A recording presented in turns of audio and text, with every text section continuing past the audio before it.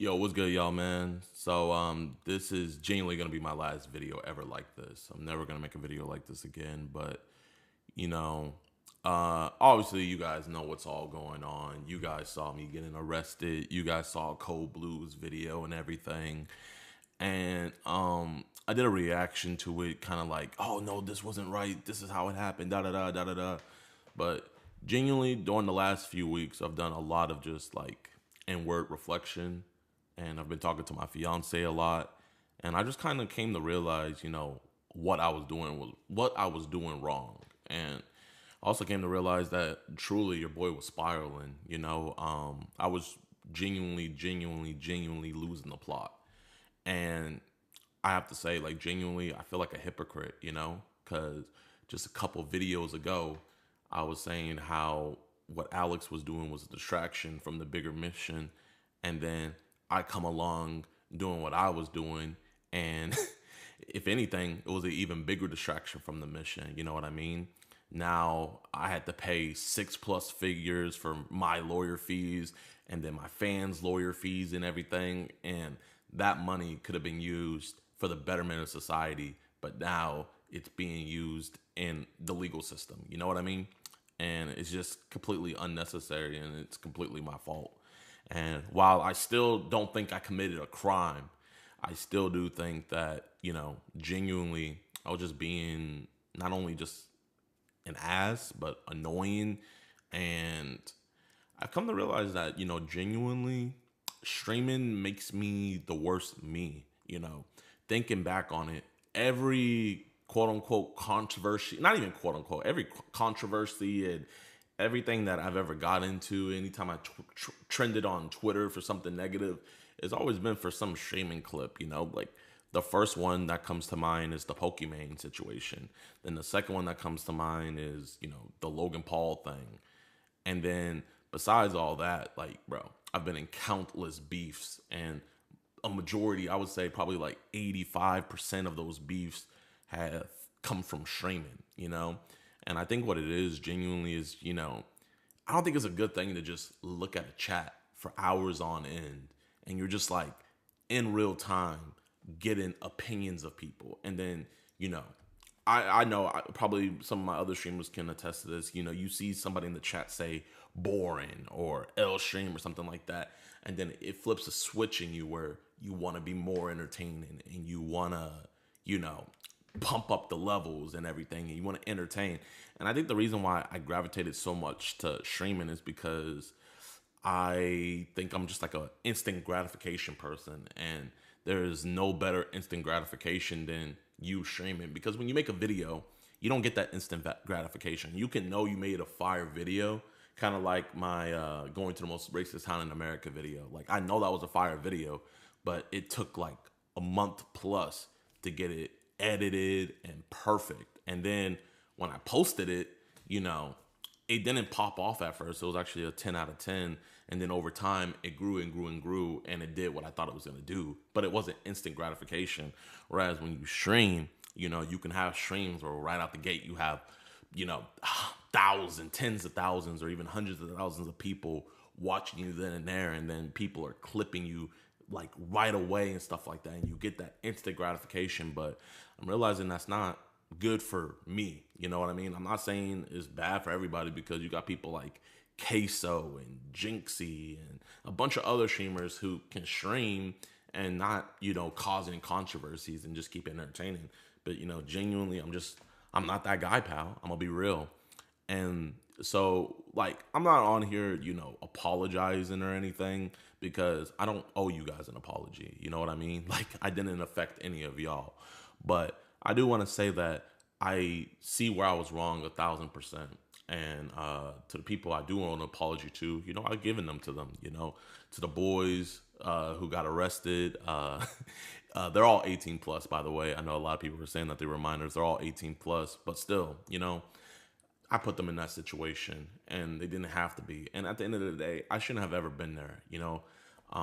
With my values as a Christian, I haven't been moving like that, man. And I've been falling back to my old self. And I've seen some of you guys in the comment section like calling it out, like, JiDion, you're going back to your old self. You know what I mean? Da da da. Like dibbling, dabbling in pranks and stuff like that. And even though Joe wasn't doing a good thing by squatting at his mom's house and stuff like that, at the end of the day, who am I to just troll and stuff? I have so many other better things I should be doing. Like that time and money I spent getting that stream set up could have been for a bunch of catches. You know what I mean? Getting bad people off the streets. And so what I'm here to just pretty much say is the shenanigans are stopping. The shenanigans are over. And genuinely, like, this was a very humbling experience that I really needed. And I genuinely think if this didn't happen, it just would have continued. You know what I mean? And who knows? It could have been something worse. It could have been something horrible that I could never come back from. You know what I mean? So I'm just blessed that God let it be something like this, that I put myself in a situation like this to where I can actually rebound and do better. And you know what? Genuinely, to the Woodhaven Police Department, I see where you guys are coming from, Like, bro, you're a small town and you got this YouTuber having fans coming all over the place and stuff like that. You guys have never probably had anything like that happen in your town before. And, quiet towns like to stay quiet. And, to Officer Mitchell, I called you out of your name multiple times. You feel me? Like, if I was a cop, I would arrest somebody too if I was getting called out of my name like that. So, genuinely, I feel like there's a lot of blame to go around. And I feel like a lot of the blame has to be pointed right back at me. It has to be directed at me. And it rightfully so, man. Bro, I'm getting spammed up with I'm a multimillionaire. And, genuinely, like, bro, keep it coming. Keep it coming. Genuinely, it doesn't bother me like that because it humbled me. It humbled me. The whole situation humbled me. And the reason why I titled the video what I titled it is because I'm never going to stream again. Genuinely, I love streaming, but it's just too much bad comes with it. And I don't know how to control myself. And so the best way to control myself is to distance myself. And so I just can't stream anymore. And I won't stream anymore because I actually want to be here for the betterment of society. And what I was doing during that stream wasn't for the betterment of society. Now, police resources are being wasted and judicial resources are being wasted. And, bro, I've dropped 6+ figures on fighting this legally. You know what I mean? And it's just all just unnecessary garbage. And it was garbage content too. And the crazy thing is, from 2024 to now, I was making good content, getting actual bad people off the streets. And it's just crazy that I told myself that wasn't enough, And I think it's just, kind of just seeing all my friends, like seeing Canel do his thing with streaming, seeing Kai, seeing people I know like Speed and all of them doing their thing with streaming. And it's like, oh man, I'm like, I want to go back. And it's like, I'm tempting myself. And then I always just like go back into the streaming stuff when really I should have left that alone, because you guys remember the video where I said that I was done bothering society. And bro, look what I was doing. Just bothering society, being a nuisance. You know what I mean? And I was blessed to find something that wasn't nuisance, actually cleaning up the streets, getting predators off the streets. And instead of just sticking with that and doing that, I got distracted and I got greedy and I wanted to go back into doing, slop content.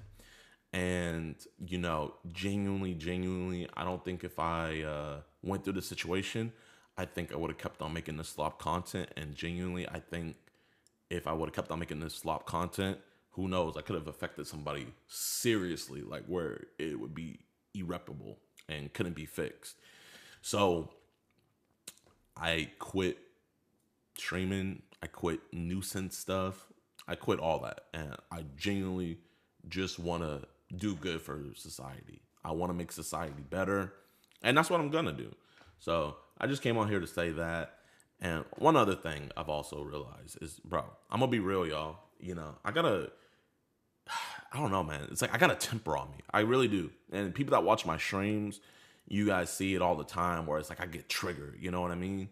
And it's like, bro, the officers were just doing their jobs and I was just getting triggered. and I was acting like a Karen. You know, I had a Karen moment. I feel like we're all due for a Karen moment, but you know, mine was on camera, and luckily, you know, I feel like we all go through moments like this in life. Not like mine, but we all go through moments like this in life where we're not our best self. But, you know, not everybody has their best self put on camera to millions of people.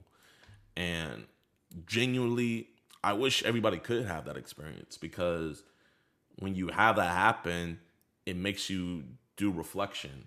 And so, you know what?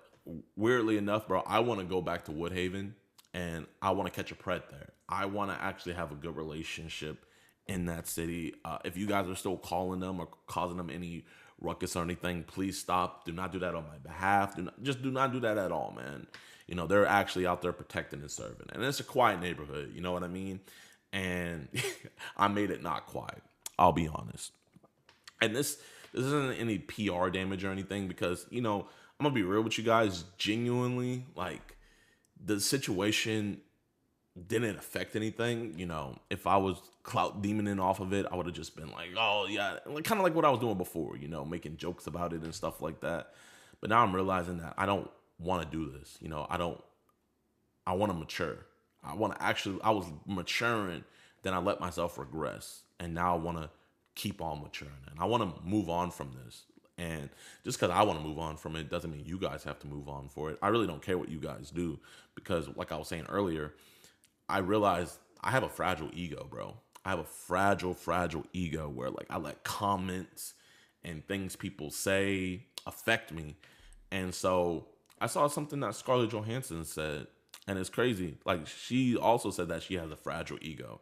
So the way she combats it is she just doesn't read comments about herself. And I realized, like, the last couple of days, I feel like the reason why I got to this point is because I haven't been reading comments. It's because I haven't been looking at videos about me talking about the situation. And it's letting me come to a more clearer view, because I feel like if I was watching that content, you know, you guys see me react to other people talking about me. You know, I get all riled up and stuff like that. And it's like, bro, why am I triggering myself? You know, no one told me to react to these videos and stuff like that or anything, you know?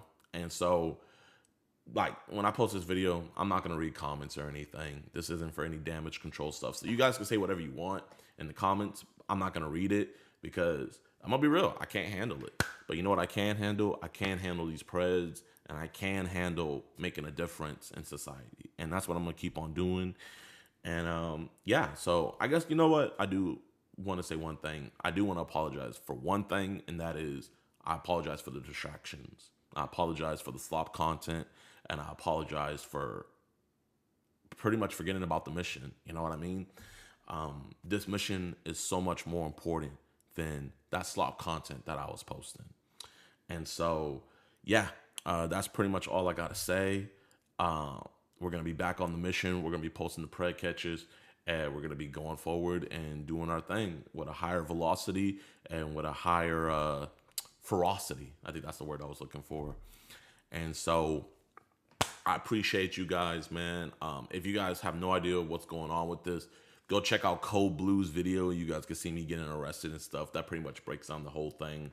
But we're on to better things. Well, let me rephrase that. I'm on to better things. I'm on to just doing pretty much the status quo, the usual, catching preds and posting it and then dipping off. And you guys are going to see, like, I'm going to if you guys see me raging in a pred catch or whatever, it's probably a old one, but I'm going to be watching myself even while I'm dealing with police. Like, if a police officer isn't taking our evidence seriously, it's like, bro, being calm, cool, and collected is way better than having a screaming match and stuff like that. And, you know, the Bible says, be harmless as a dove and wise as a serpent. And I haven't been moving like that. But I've been yapping now. I really don't got anything else to say. That's all I got to say, man. So I appreciate you guys. And no more slop content. No more streams. So if you guys have been enjoying the streams, no more, man. It's just going to be straight pred content and nothing else, man. You guys don't need to know about my life. You know what I mean? Because at the end of the day, I don't know anything about your guys' lives. You feel me? And, you know, I'm not in charge of your guys' entertainment. The only thing I'm in charge with is trying to get as many preds as I can as possible. That's it. You know, I'm not here to make you laugh. I'm not here to like, you know, I'm not here to do any of that. And I realize that now, you know, I'm not the same JiDion. And I was trying to go back to be the old JiDion, trying to go back to being prime JiDion. But, you know, prime JiDion is growing up and realizing that, hey, the stuff that I found amusing as a boy shouldn't be the same stuff I find amusing as a man. And bro, believe it or not, I'm 25. I know I look old as hell, but I'm 25 years old. You feel me? I need to grow up. I need to take accountability and I need to mature. I need to actually be here for the betterment of society and not for the worse. And the best thing I know how to do to better society is getting people trying to hurt kids off the streets. So yeah, yo, that's it. That's the end of my TED Talk. Sorry about the distractions.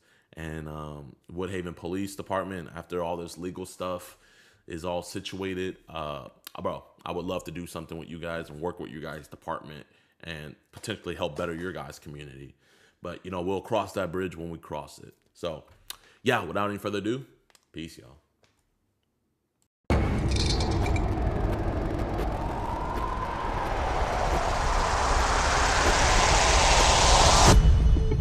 And we're about to catch Caleb. This dude is absolutely disgusting.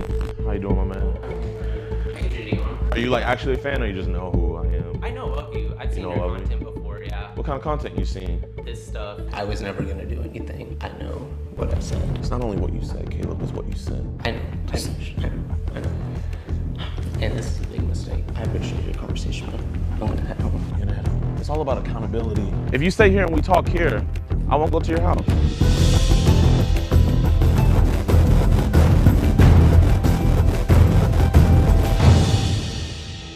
Yo, what's good, YouTube? Welcome back to a brand new episode of EDP Watch. And right now we're doing this live on Kick and we're about to catch Caleb. This dude is absolutely disgusting. He is trying to meet an iOS teen over here in Dallas, Texas. We got Avery over here. It's been a fat minute since we did an IRL decoy.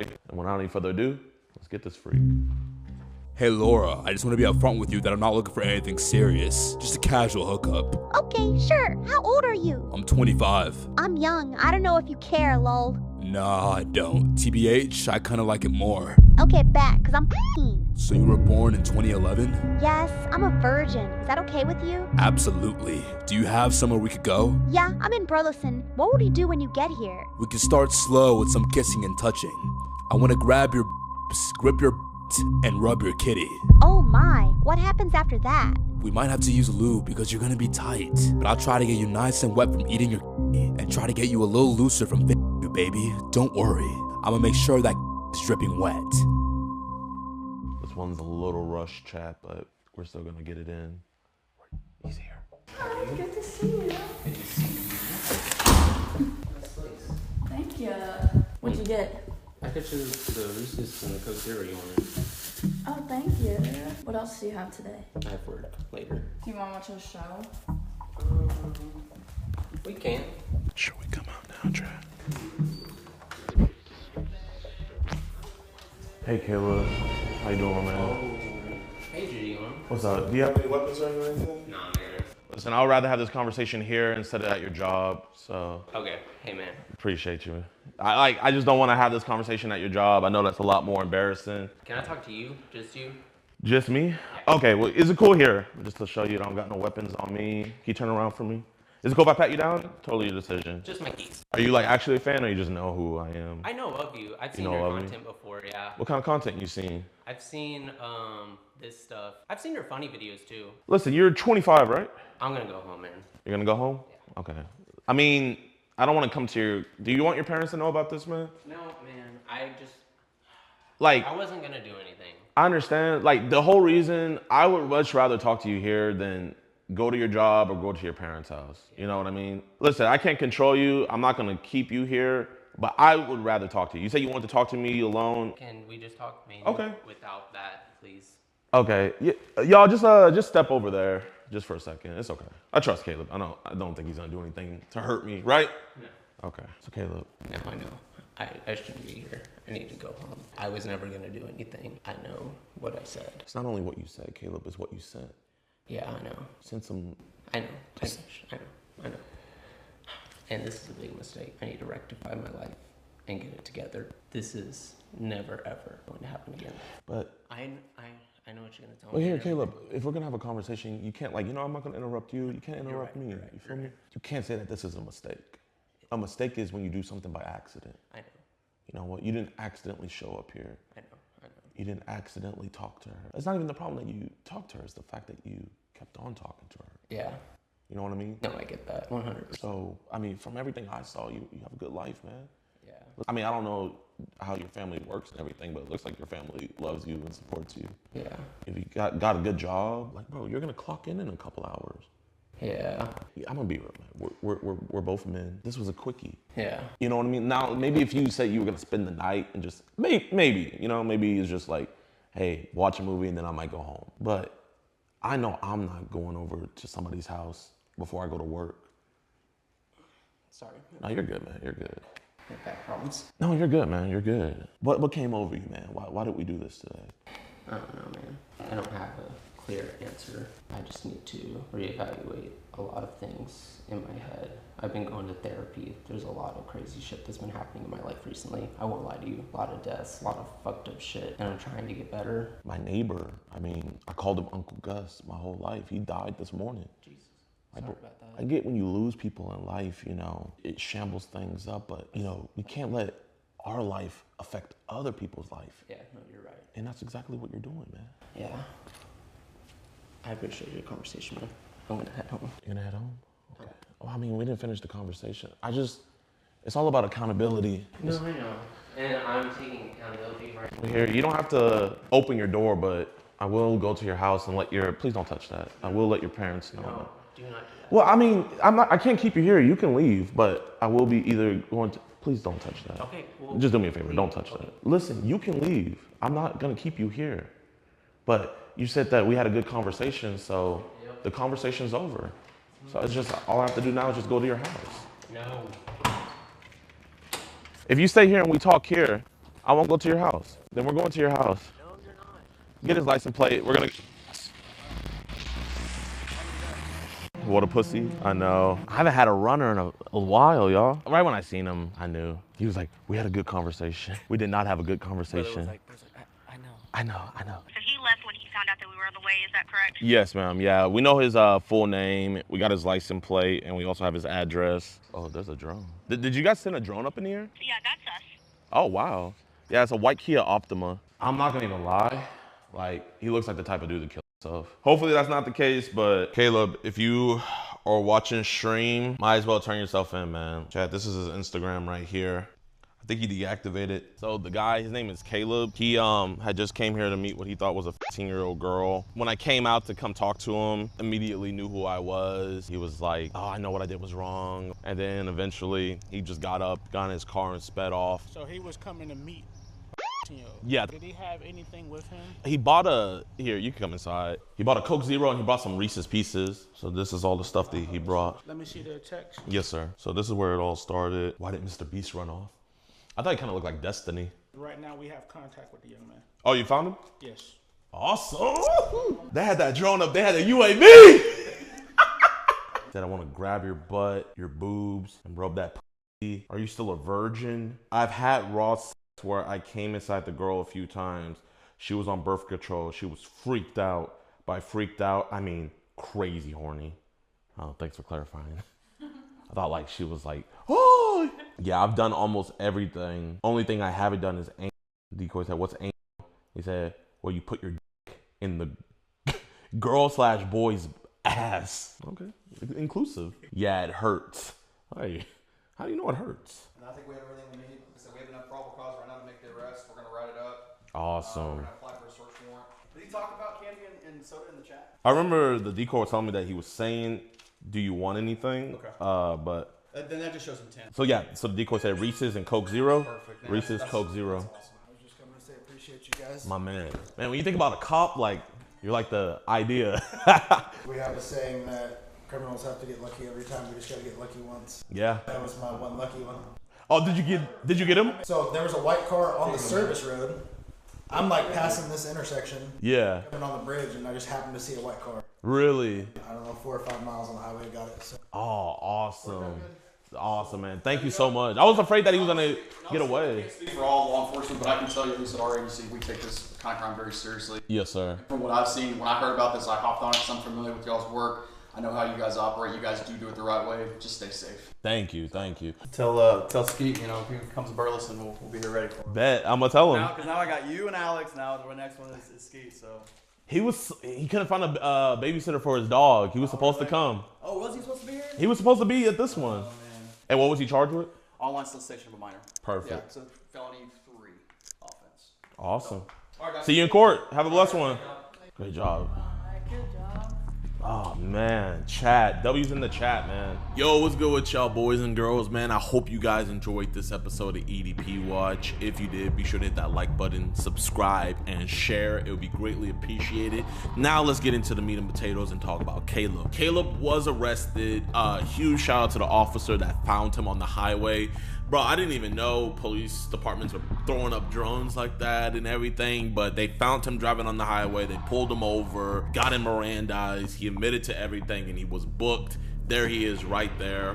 That's his mug shot. And also, one of my editors, his friend, worked with him at the restaurant, and Caleb had a girlfriend. Caleb has a girlfriend. They live together, and he's out here trying to, but not even trying, actually meeting up with minors. So it's just a sad situation all the way around, but I'm just so happy that me and my team were able to get him and you know, get him behind bars, man, because the fact that he was willing to throw all of that away for a kid just shows how deranged and how sick this dude really is. But yeah, y'all, I really do appreciate all the love and support. Just be sure to hit that like button, leave a comment on what you thought was your favorite part or interest in or whatever, man. It would just be greatly appreciated.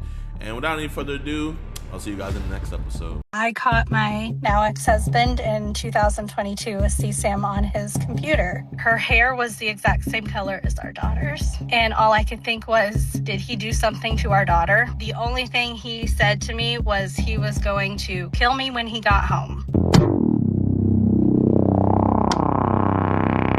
Today, we are doing a very special interview. This is Miss Sherry. I'm gonna let her tell her story. She is a strong survivor. I've caught a lot of husbands, and when their wives hear that they have CSAM on their phone, they react in totally different ways than Miss Sherry did. I'm Sherry, and I caught my now ex-husband in 2022 with CSAM on his computer. How many images of CSAM on his computer did he have, Miss Sherry? There were hundreds. I didn't find all of it myself. NCIS ended up finding way more than I did. But there were hundreds of videos and pictures. It was extensive. Did you guys have any kids at the time when you found it? Yeah, so we just had our 4th child when I found it. I can only imagine, you know, how heartbroken you were just to find that, you know, just all the lies and everything. If you don't mind me asking, what was like the mama bear instinct that like ticked off in your head that just told you like, I need to check my husband's computer? So it was actually during like the height of the Josh Duggar trial. I don't know if it had just started or just ended, but a few weeks prior to me finding if you can, all that. tell my audience, who is Josh Duggar? So we were both from Arkansas, so this was a big case. He is from 19 Kids and Counting. They had like a TLC show. He was well known where we lived in Arkansas because we lived nearby there. And he was one of 19 children. They had this show because they just kept having children.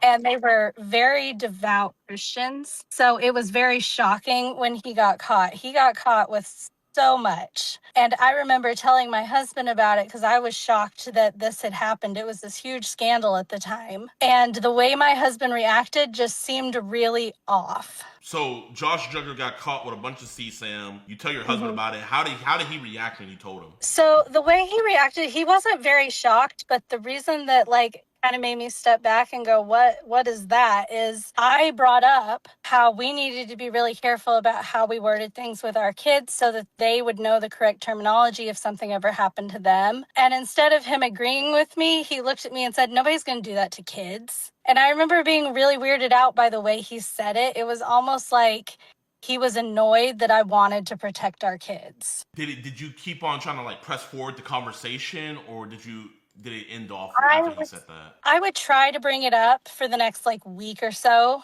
and he would just immediately shut it down. He didn't want to talk about it. He told me it was weird that we were even trying to talk about this. And did you ever like have any like signs before with your ex-husband, like where I don't know, maybe you saw him like maybe looking at a kid or just something off, or was there anything ever? I mean, looking back, I've like looked over all the images we took of like the kids when they were babies, you know, and him holding them, trying to see if there was anything nefarious that I missed. But to be honest, I didn't see any signs that pointed to him wanting to harm children because he seemed so indifferent towards children. Like even our own, he wasn't the best at being a dad. He was kind of uninvolved. Really? What do you mean indifferent? He wasn't very attached to our own children.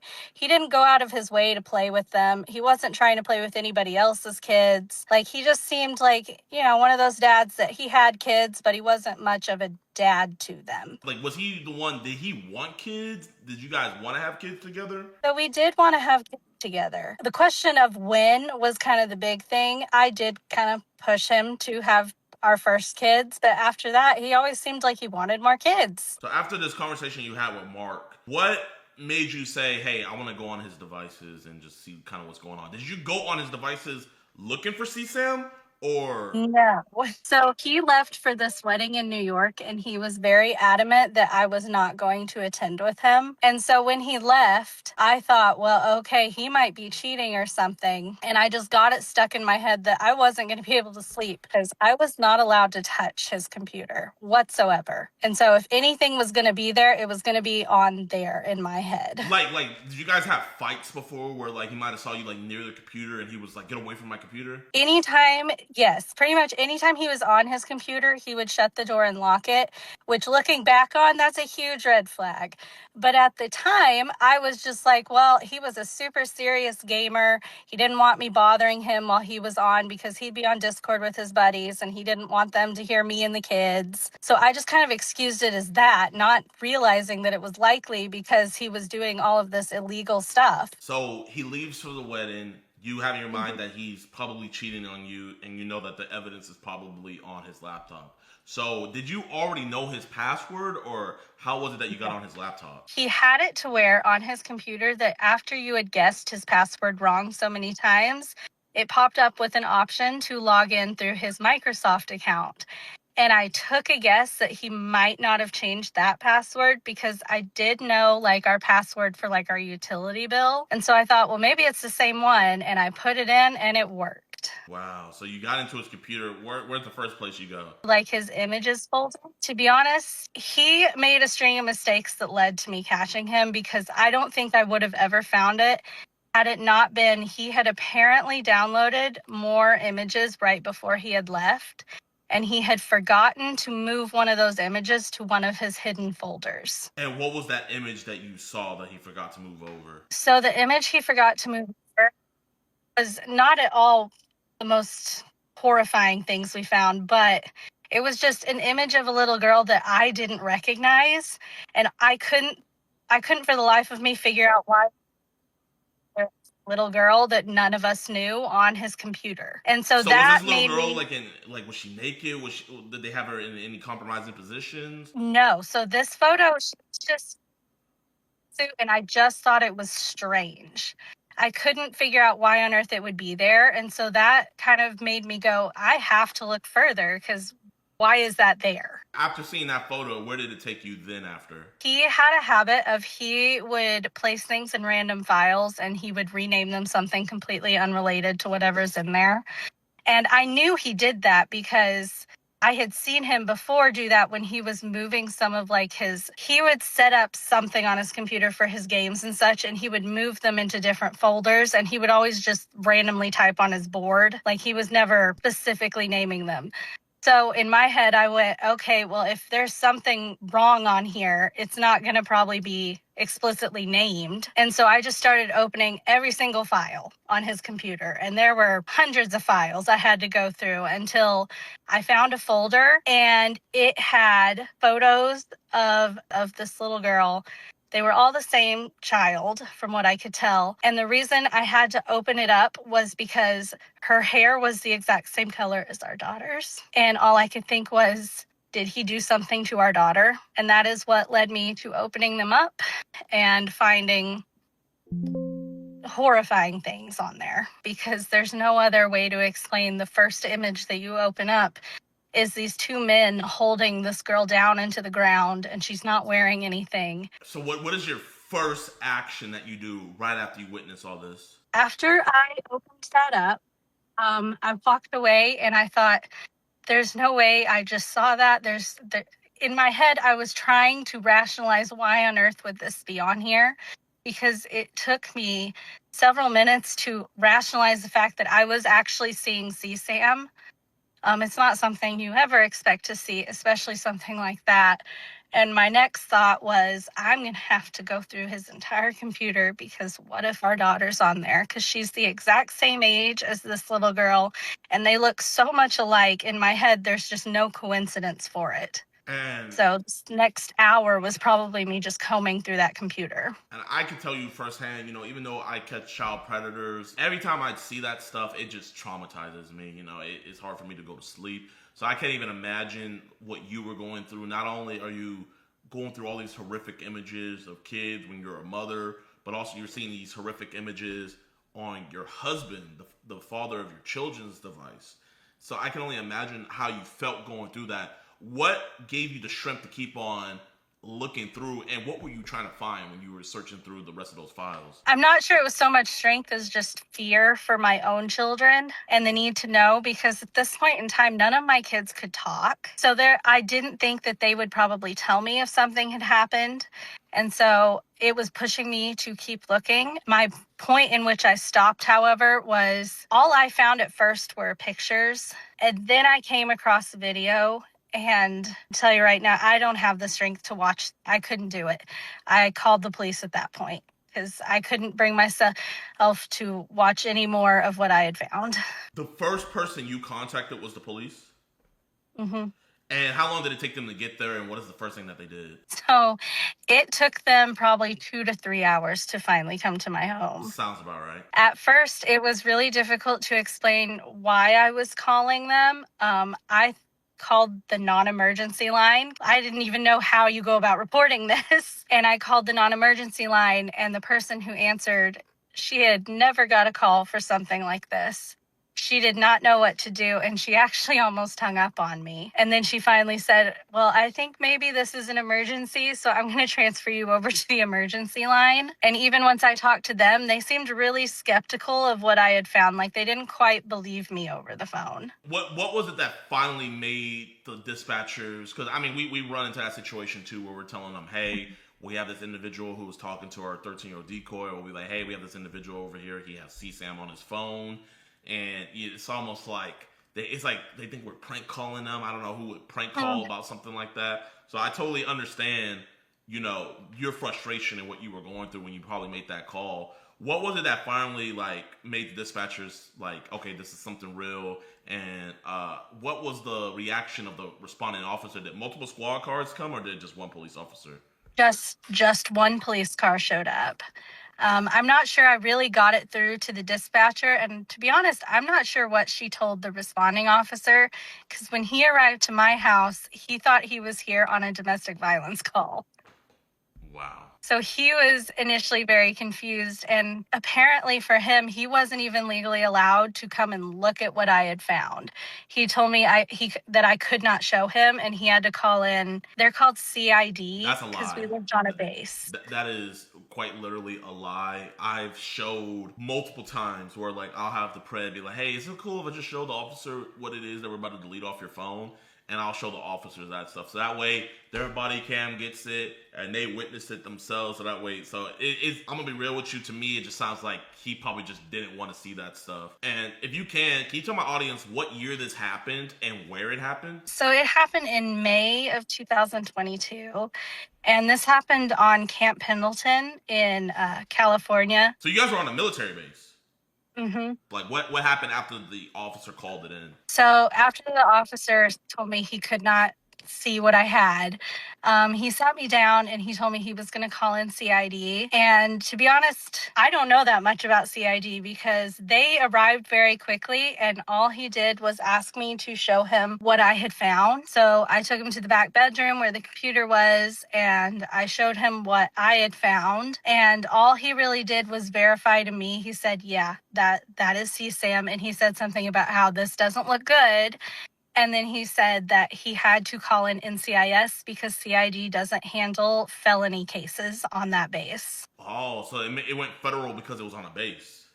Mm-hmm. Wow. Okay. So did they automatically like dump the devices there on scene? No. So when NCIS came in, they were not willing to view the computer either. They told me that they had to get a warrant and instead wanted me to come down to the station and give my statement. Even though the other officers already seen it and that's enough probable cause. Yeah, it was it felt like a game of telephone, to be honest, because except everybody's in my house and yet words are getting crossed here.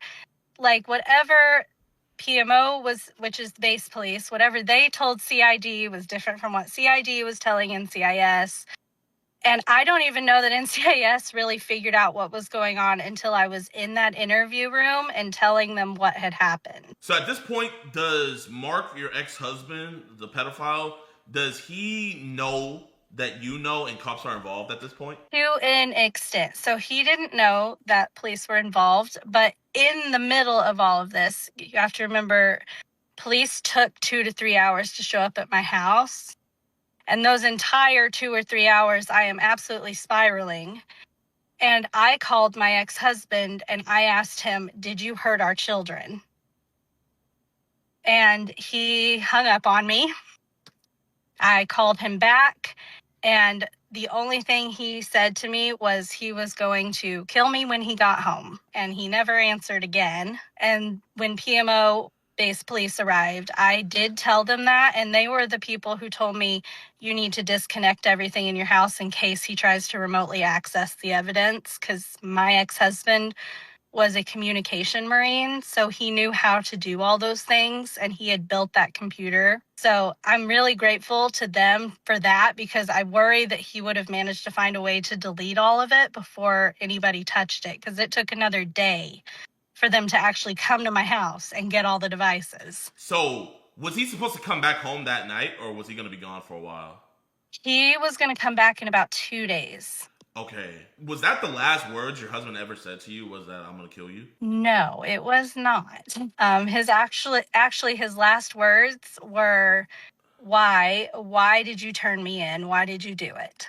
Those were his completely last words he's ever spoken to me. One thing I want to say right now, going into this, I want to say you have no idea like how strong you are, because we put a lot of women in this impossible situation that you found yourself in, where they have to, it's either do I go with these random strangers who are saying my husband has all this CP, or do I stand by my husband? And a lot of the times they choose their husbands, and you did the bravest and the most motherly and the most human thing possible. So I know you might not feel like what you did was a big deal, but trust me, genuinely, from someone that does this and has like been the orchestrator of these situations for a lot of families, you doing what you did not only saved a lot of kids' life, but your own kid's life and possibly even your life. So genuinely, I have to give nothing but props to you and just let you know how strong of a woman you are. And so, was the devices left there that night? Did any police officers stay at the house, or did you have to stay home by yourself? I had to stay home by myself. Granted, I didn't even get home. That interview that they brought me back to the station for lasted 6 hours. So by the time I got home, it was 9 p.m. and they told me they would try to have officers back at my house early in the morning. And the devices were still in there? Mm-hmm. Oh my gosh. Because how far was he from you guys when he went to this wedding? So from us to him, he was in New York, so other side of the country. Okay. So we were safe in that regard. But I mean, anything could have. He could have booked a flight and came back. Right, like there was he could have done anything, you know. So I mean, so I know that was you probably didn't even get any sleep that night, did you? I did not. I actually ended up sending my children to stay with a neighbor because I was a little concerned. They did tell me that they were going to have police driving through our neighborhood all night. But in my head, I was like, how is that going to help? They don't even know what car he's driving. He could be riding with a friend, like, because at this point, nobody knows what's going on besides me and the police. What's going on the next day? The next CIS showed up with a full, I mean, our entire block was just covered in vehicles with NCIS. They were outside, inside, they were pretty much everywhere. And they turned over our house, which means they pulled everything out of the cabinets, shelves, everything. They were looking for any devices that I might not know about. They were looking for hard drives. They were looking for thumb drives. Anything that they could link back to him, they wanted to take back to the station and look over. And did they find anything else? Any other devices that you didn't know about? I think what I found was about 10 images and 2 videos. And I thought that was the extent of it. But later on, I come to find out he's got hundreds of images, hundreds of videos, and it's been accumulating for over 5 years. And that's just from his devices in the house. There's no telling what was all on his phone. They dissect all the things. They find hundreds of images and videos of CSAM. Where is he at this point? So he was flying back from New York to California, which presented a whole other issue because NCIS wanted to use me as bait to make sure he came home. And at that point, victims advocacy had become involved, and they were the ones who told them it wasn't safe for them to use me to do that. So how did they want to use you as bait? Like, did he not know that cops were involved? He did not. He did not suspect that I would turn him in. I think he was very shocked to come home and find out that he had been turned in. How did they want to use you as bait? They wanted me to be the one waiting at home, and they wanted me to call them in when he arrived at our door. So they wouldn't even have been inside the house? No, they wanted me to let him come home. And I declined because we had guns at the house that he knew how to use. I mean, he'd built them himself. And I felt very unsafe. And I don't quite know what the rationale was because they saw the death threats he was making. So they knew that he, wasn't coming home to be nice to me. But they really were worried that if they let him know of their presence, he was going to either run or he was going to hurt himself. I mean, why couldn't they just hide inside the house and then right when he comes inside, like, oh my gosh, man, this, and I don't mean to, make this about me, and I'm not. I just want to, and they tell us we're not the trained professionals. And you have trained professionals trying to use a woman to bait out her criminal, professionally trained in the military husband, and they wouldn't even be in the... Did they tell you how close they would at least be? They told me they would be driving around the block so they could be there in minutes. And all I could was, it's not going to take him minutes to hurt me. And I'm really glad, we did eventually convince NCIS they ended up getting a warrant in which they were able to go to the airport and they picked him up at the gate. I don't know why that wasn't their first thought to do, though. I don't know why the victim's advocate had to make that suggestion to them. So they get him at the gate. Does he confess to everything right away? Does he try to lawyer up? What is that process looking like? I am told that they had the issue getting a confession from him. By that point, I mean, they had all the evidence. When they asked for his phone, he handed it in. I think he was really shocked that all of this was happening, to be honest. But all I know is that from what I've read in the court transcripts and what was said at the trial, he was very willing to come forward and tell them how he obtained all these images and how long he'd been doing it and things like that. So did you not attend any of the court hearings or anything? So I did attend the court-martial, which was his hearing for his conviction. I did not attend his initial hearing, which they had right before he was put in the brig to await trial. They told me it was a closed hearing and I was not allowed to be there. And just so you guys have an image of what he looks like, this is Mark Bernal. Now, I know this is the part everybody wants to know. But before we get into that, I was gonna ask you, so he told you he was gonna kill you.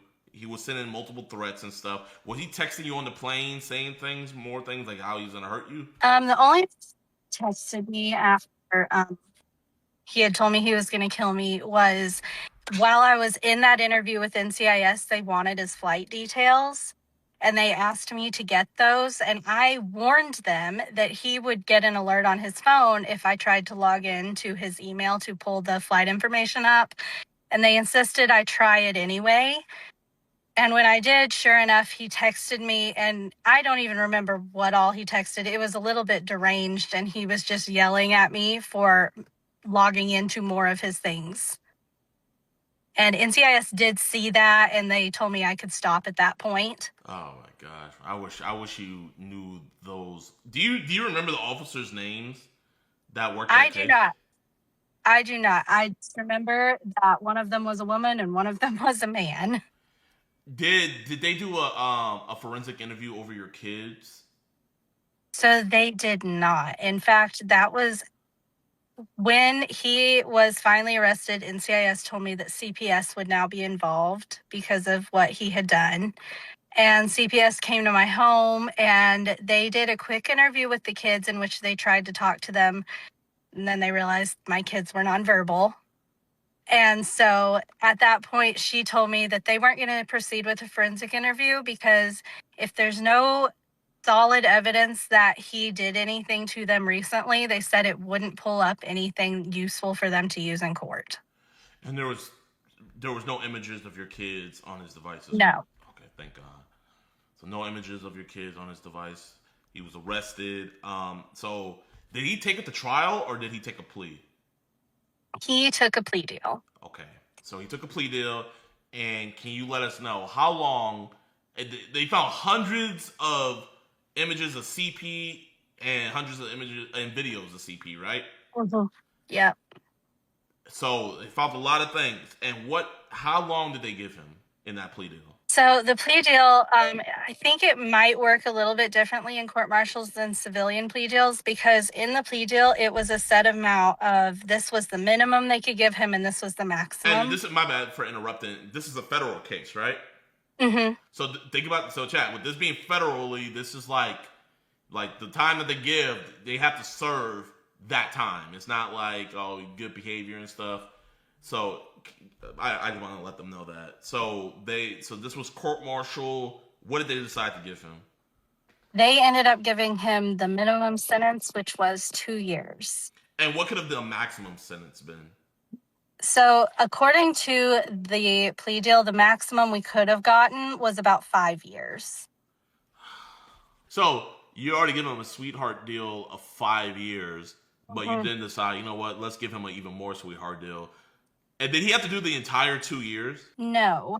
So they ended up letting him count all of his pre-trial credit towards that 2 years. So he got 171 days knocked off immediately because that's how long it took to finally get to the court-martial. So he was in the brig for 171 days before he was sentenced. And then he gets 2 years and he was out walking around Camp Pendleton within 8 months. And did he get dishonorably discharged? He did.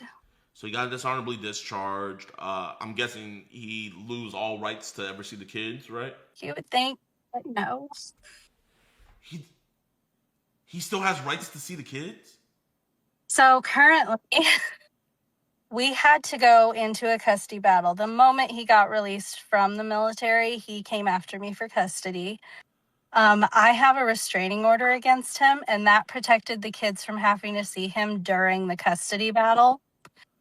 But during the custody battle, the judge herself said them being biologically his might protect the children from being harmed by him. I absolutely disagree with that assessment. And I actually, at the advice of my lawyer, because I had moved back home, he suggested I try to close the case in California because we were doing custody case in California and try to move it to my home state because he was very concerned that that judge was going to give him visitation. And so that is what I did. And once we moved it to my home state, the next judge still let him fight for custody. But thankfully for right now, he's lost his visitation rights, but he got to keep his parental rights. Here, I'm gonna let you know this. Genuinely, so are you still in a custody battle with him? Yep. Mark, your money don't run as deep as mine. Sherry, I want you to know, genuinely, you have my number. If this goes further and you think you need a better lawyer, hit me up. I will cover everything. And I will make sure that we get the best. That way he doesn't have a chance. Because I don't even want to give him a chance of even ever being around your children again. So you have my word. If it's not looking good or anything like that, let me know. And me and my team, we will help you get the best representation possible, all on me. Thank you. Of course. No, I don't want to, I can't handle that. That's unacceptable. A judge telling you that maybe them being his blood. I mean, we've caught dudes doing things to their blood. We've caught multiple men doing things to their daughters, you know? So blood doesn't stop a monster. A monster's going to do what a monster's going to do. So he's at least a registered sex offender, right? So that's the other thing. He is supposed to register, but he never did. So isn't he breaking the law right now by not registering?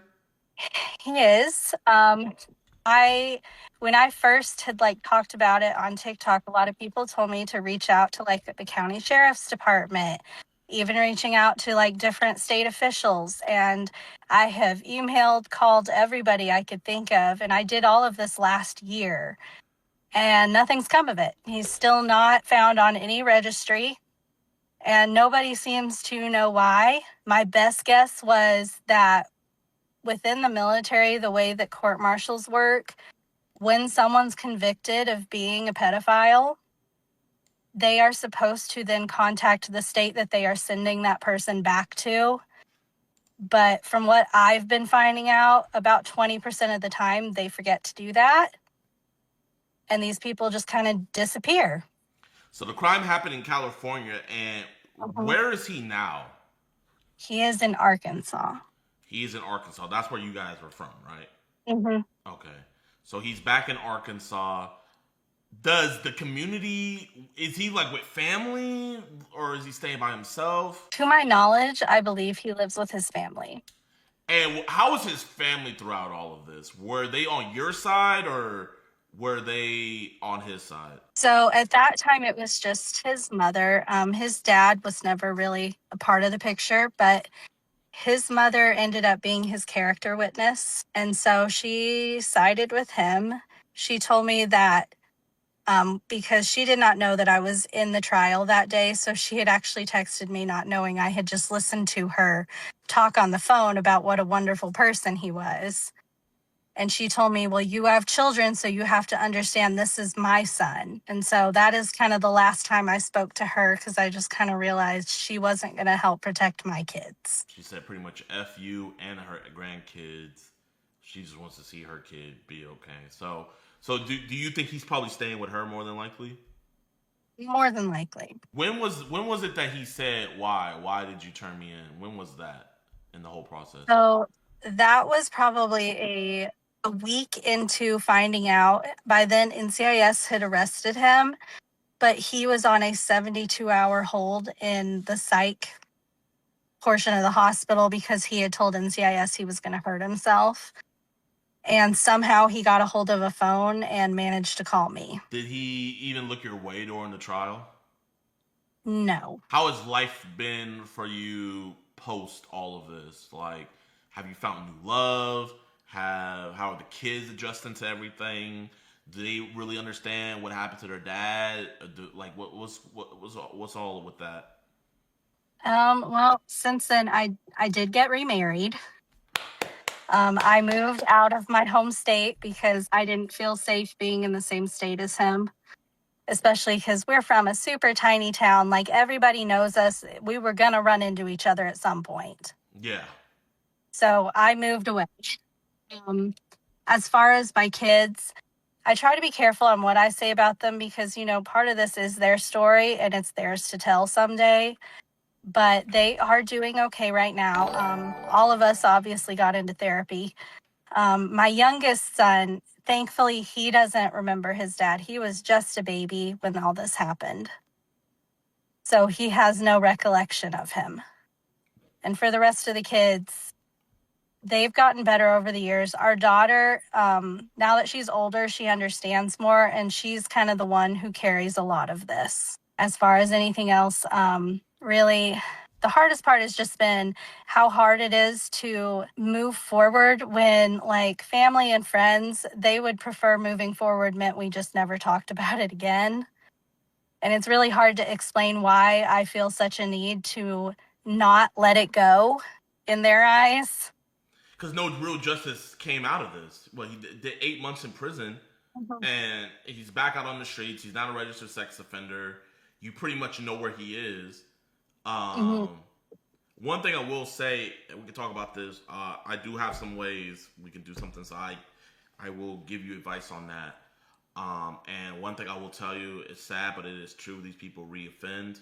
I would not be surprised if he has a new collection, because it is straight up an addiction for them.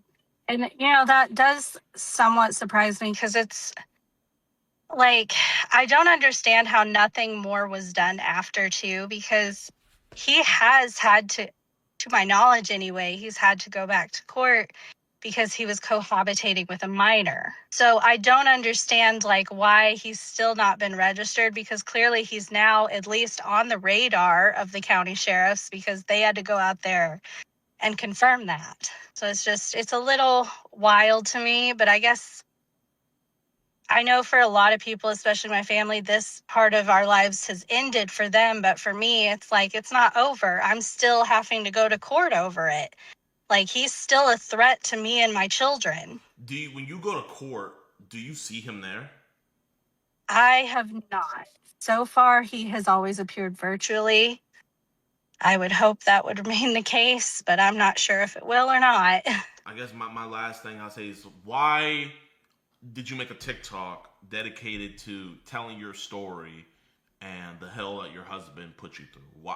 Why is it that you keep on going and talking about this? And what do you want to come out of this? And what do you want to change from all of this? I mean, I'm talking about it because I know when I first found out what he was, I tried to find other people who had to report their husbands and what their lives looked like after that.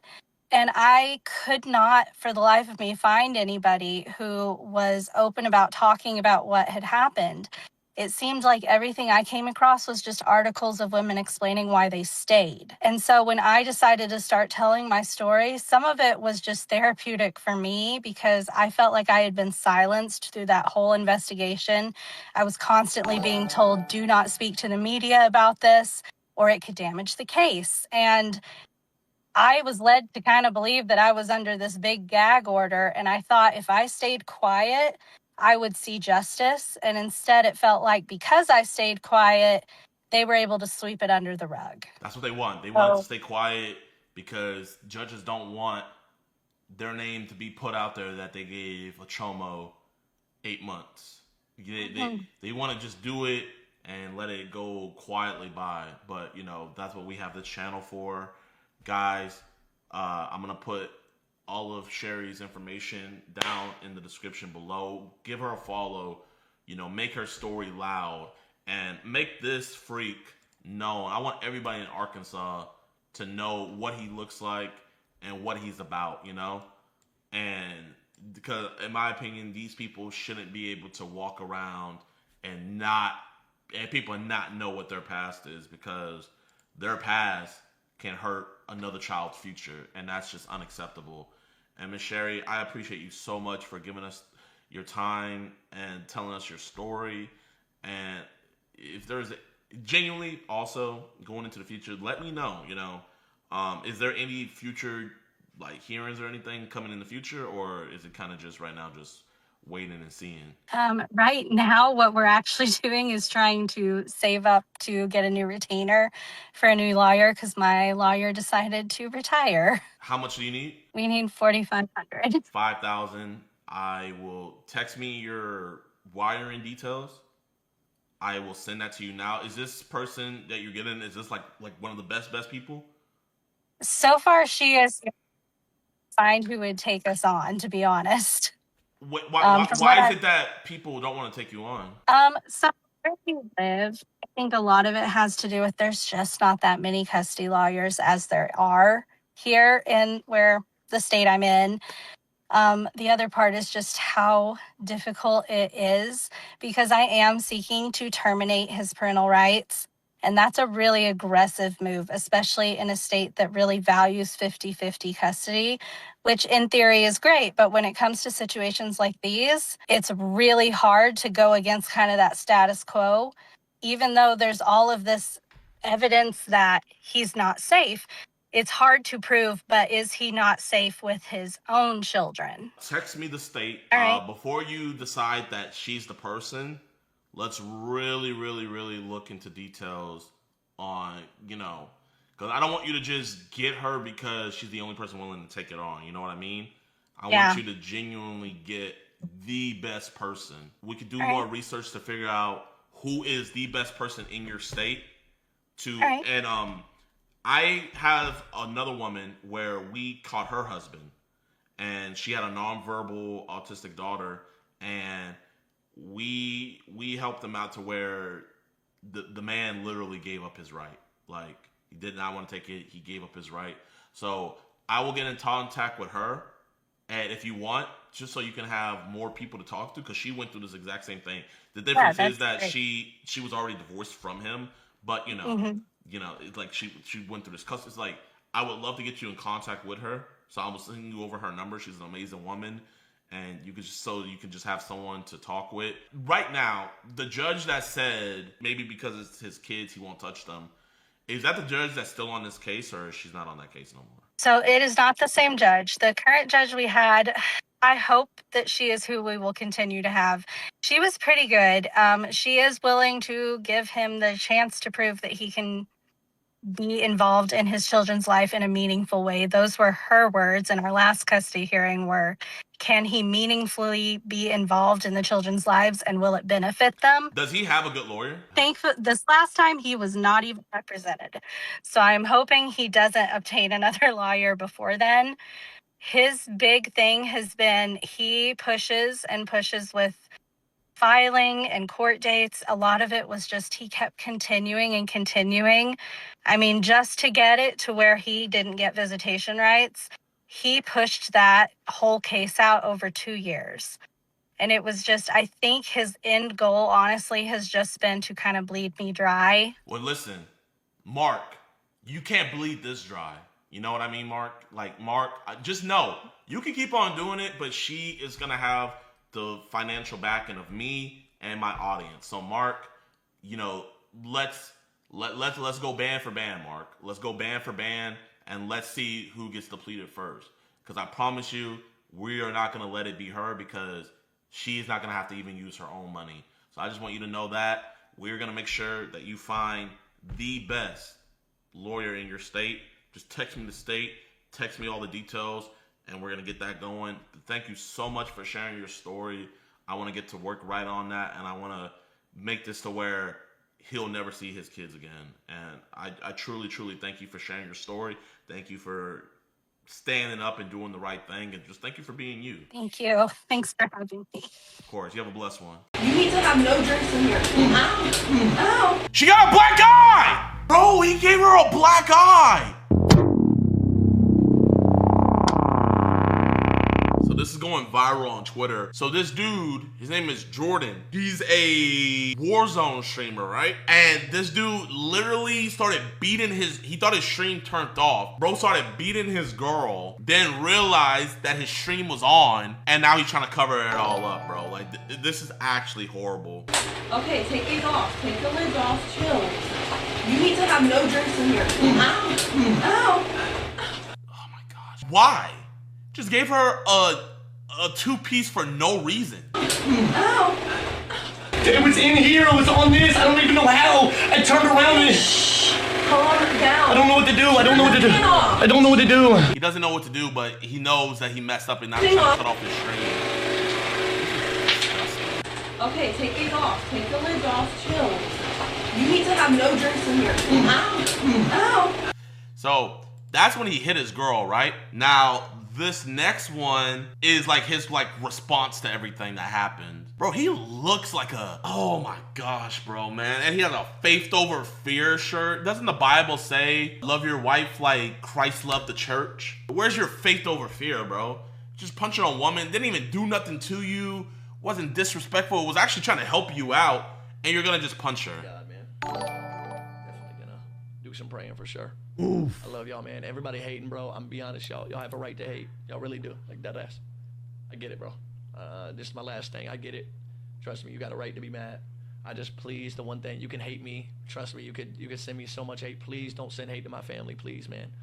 My family is amazing. They are absolutely amazing, especially my wife, my parents. That's his wife? Send hate. You can hate me all you want. You can cancel me. What was he saying? Is he saying?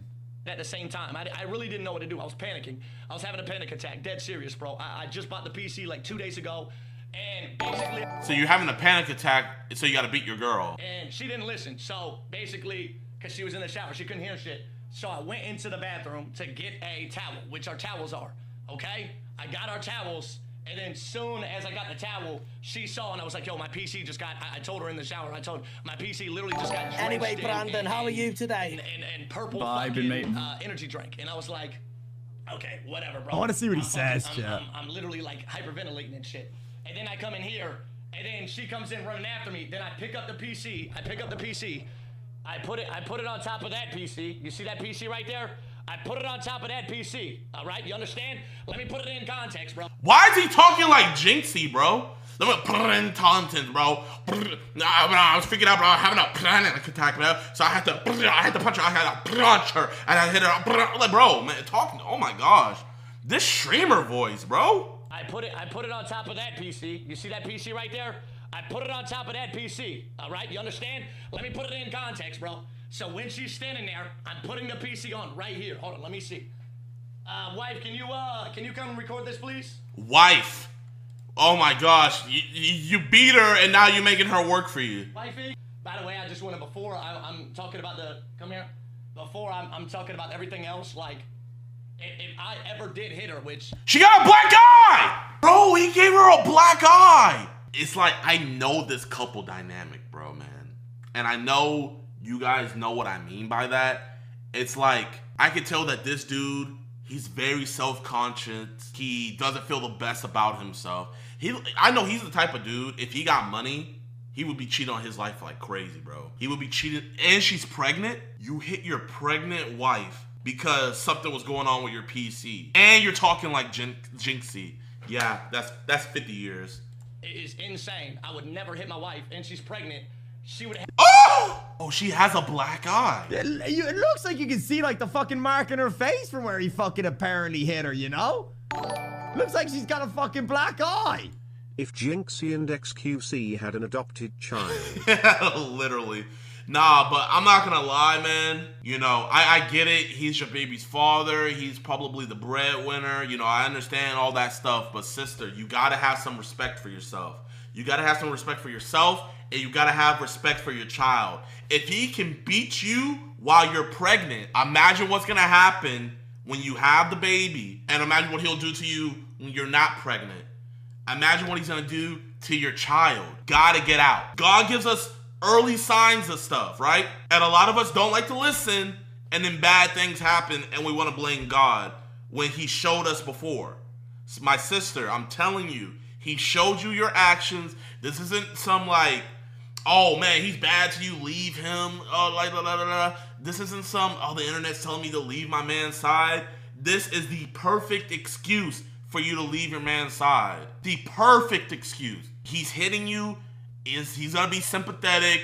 He might try to baby you the next couple weeks. Start buying you stuff. Start coddling you more. Start trying to be there for you more. My sister, he does not love you, bro. I could tell. I know this archetype of dude. This is the type of dude, he thinks about himself and himself first. Because no way is he thinking about you if he's gonna hit you while you're pregnant. The first time, it was in the eye. What happens if it's in the stomach next? Get out of that relationship. Stuff on her face. I mean, you can. So you guys can W stream. Literally see, like I have shorts on. There's nothing on. I don't know what else. My sister, I know you're trying to protect him and everything. I just don't know why he would bring her out there when he's... Does he not think we're gonna see that black eye? To say, I mean, I don't know what else to say. And basically, she was trying to help. So can you hold this camera so I can show them? And basically, with the cords attached, I was trying to pick up this PC. It's easy to say have some respect for yourself, but it's hard for a woman like this to leave a relationship. Most relationships like this have a lot of manipulation involved. I understand that totally. I understand that. I know it's gonna be hard, but you know, she has to do it. This isn't some stuff where it's just her. She has a child now. Anything that's gonna happen in the future, this was her warning. If she stays and something happens to that child, it is just as much her fault as it is his fault because she stayed. She needs to leave. She needs to leave. Oh, is that a piss bottle? Oh my God. And I was putting it on this PC. You understand? On this PC that I just had. Okay. I think it just shut down on accident. Whatever. So you put it on that PC? She was trying to help me. She was trying to help me right here. It flipped up. I was laying down. Okay, so where did the punches come in? Nobody saw anything. Like it was insane. This. So like this. So where are the punches? Then it got on her fingers. Then it got on her fingers. You saw it. It was in the corner of the screen. By the way, nobody saw anything. Like it was insane. Man saw me use one arm. So is he saying that her finger got caught under the PC? I feel like you're judging, bro. You don't know the full story of everything, so quit judging. I'm judging. Okay. This is what I'm judging on. You need to have no drinks in here. Ow. Hey, I'm sorry. I'm sorry that you don't have eyes at work, bro. You're the target audience that he wants to believe that her hand just got caught on the PC and that's why she was saying ow. Look at that. Drinks in here. One, right after you hit ow. Two, ow. The only time you hear that sound is when meat hits meat. That's not no metal, even if it was something no, he hit her, and you're saying I'm judging. He hit a pregnant woman, coming up with this lame excuse. Motion and thought I hit her. Like it's insane. It's insane. Listen to his story, chat. I'll show you the clip. Hold on. She had her fingers right here. She had her fingers right here, and she literally, that's when she was like, she couldn't get it on the PC. Lying. I pushed her, and she. Where's the faith over fear? Where's the faith over fear, Jordan? She literally was saying ow because of the fucking shit was on her fingers. It was. Okay, so this is what I'm trying to figure out. Then why are we hearing smack? If the thing was on her finger, why are we hearing noises? After we see you doing motions like this, we're hearing noises. Bro, man, this is some pred level explaining going on. And whoever subbed this day, unless it was a recurring sub, bro gotta get out of here, man. It was literally on her fingers. This lies. I don't know how much it weighs, but it was on her fucking fingers like this. Alright, chat. So she's saying it was on her fingers, and that's what she's saying ow. And then watch the clip, chat. Like, watch the fucking clip. You need to have no drinks in here. Ow. Does that sound... Yeah. She's just giving him advice on what to do. The way I'm seeing it, his PC's open, and he got piss bottles everywhere. She's giving him good advice. Bro, if a grown man raised his voice to my wife, let alone my pregnant wife, I'd be locked up. I don't get this. He don't love her, bro. That wasn't even a slap. That was What's a punch. the hand motion? You need to have no drinks in here. Ow. Hey, wait. Am I tripping? Like, where he's reaching? Like, because if she's standing this way and he's reaching that way, that would be her left eye. And that's the eye that has the black eye. And it's up. Oh, yeah. He hit her in the face. You hit her. Fingers like this. But I wasn't even He can't sugarcoat that shit. Bro thinks we're stupid. And it went just like that. If I'm her dad, if I'm her brother, if I'm her cousin, uncle, any male figure, even if I'm a female figure in her life, her mom, her sister, anybody, after I see that clip, I'm pulling up to their house, I'm packing her bags for her. And if he tries to stop, I'm gonna be like, either you get the fuck away from me, or I'm sending this to your local police station right now. And watch how fast he fall back. Watch how fast he fall back and not chase after her, not even say a word. Literally, I didn't do anything to her. Like, which is kind of crazy that y'all are saying that I abused her, which is a crazy stretch. You can hear, you can hear the grunts when he did his watch. Chat, can you get homie emo off, please? Can we get emo off? So any questions y'all have, chat, any questions for her? Because y'all are saying she's abused and everybody's checking up. By the way, last thing I'm going to say before I leave. Chat, I get where y'all are coming from. The people that are trying to be defensive, I get it. If I saw somebody and getting abused, yeah, exactly. Then who the fuck did you slap? I'm not. I swear on my life, on my soul, I'm not a. Oh my god. On my life, on my soul. Faith over fear. We are in a happy relationship, a very happy. We're literally married, and we've been together for 5 years. Whoa. Trust me, if there was something up, our whole family would know about it. I'm telling you. Whoa. Guys, hey, we're literally married. We've been together for 5 years. How could I possibly hit her? Bro, people would have known about it way sooner. Hero saying ow, ow. I'm telling you, we are in such a happy relationship. She's going to be talking about herself, by the way. I'm going to be out of the room because I want y'all. I don't want y'all to think I'm being like that. The skin contact that you guys are talking about, where you're hearing it, Jordan was so freaked out in that situation, and I love him, and I've been with him for 5 years. Like, when Jordan flips out, like, I mean, y'all have seen him many, many times. I mean, if he punched me, I mean, it would be very obvious. Yeah, it would be very obvious. She probably put some makeup on there too. I'm very pale. It'd be very obvious if he, like, literally hit me or something. So. Right. Someone in the chat said you're an idiot too.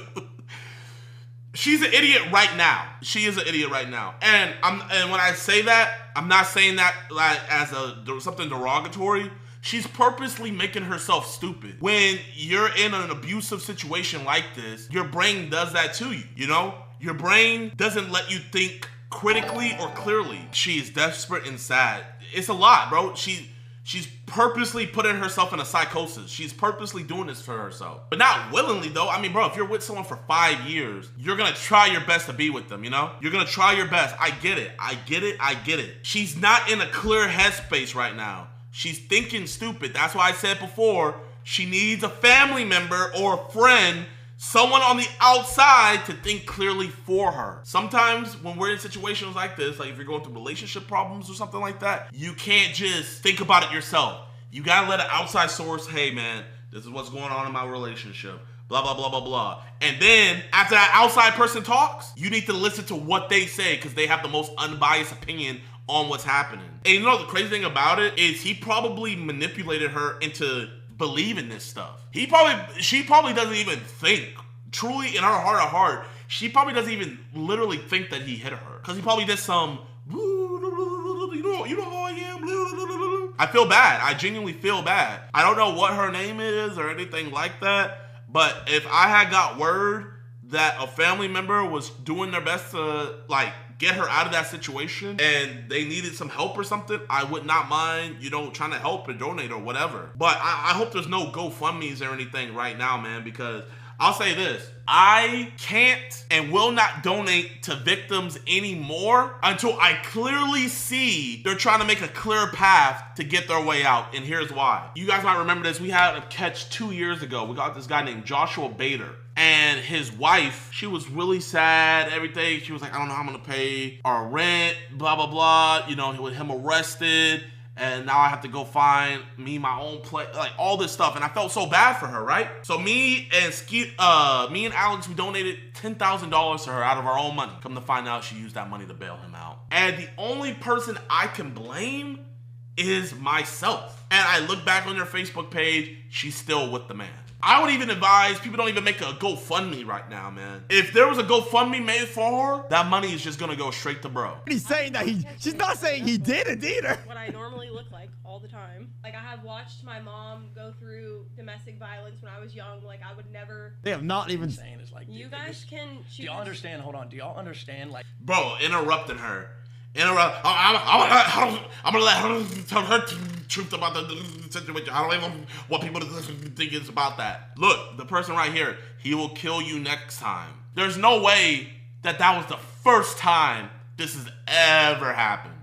In 5 years, he did it so casually. So this is something that's probably been going on for years. I wouldn't be surprised. A family member needs to come in and get her. If she doesn't want to be got, don't save her. But keep a close eye on that kid, and you find out anything happened to that kid, boom. Because the thing about it is, with domestic violence cases, if you have no victim, you have no case. There's a lot of times where like cases are about to go to trial, but then the victim will change their mind and be like, actually, no, I don't want to press charges on him anymore. And they have to drop the whole case. literally, like. Oh, he got banned.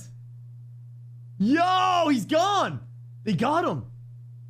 Is he banned? Yo, I think he's done. I think they got him. No, he didn't. Or he took down the VOD or something.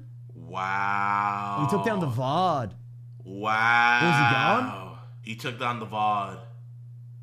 Ooh, something's up here, chat. He ended it. Yeah, the VOD. It looks like the VOD's gone. Yeah, he took down the VOD. Oh my gosh. Is he still out here? He still has his YouTube.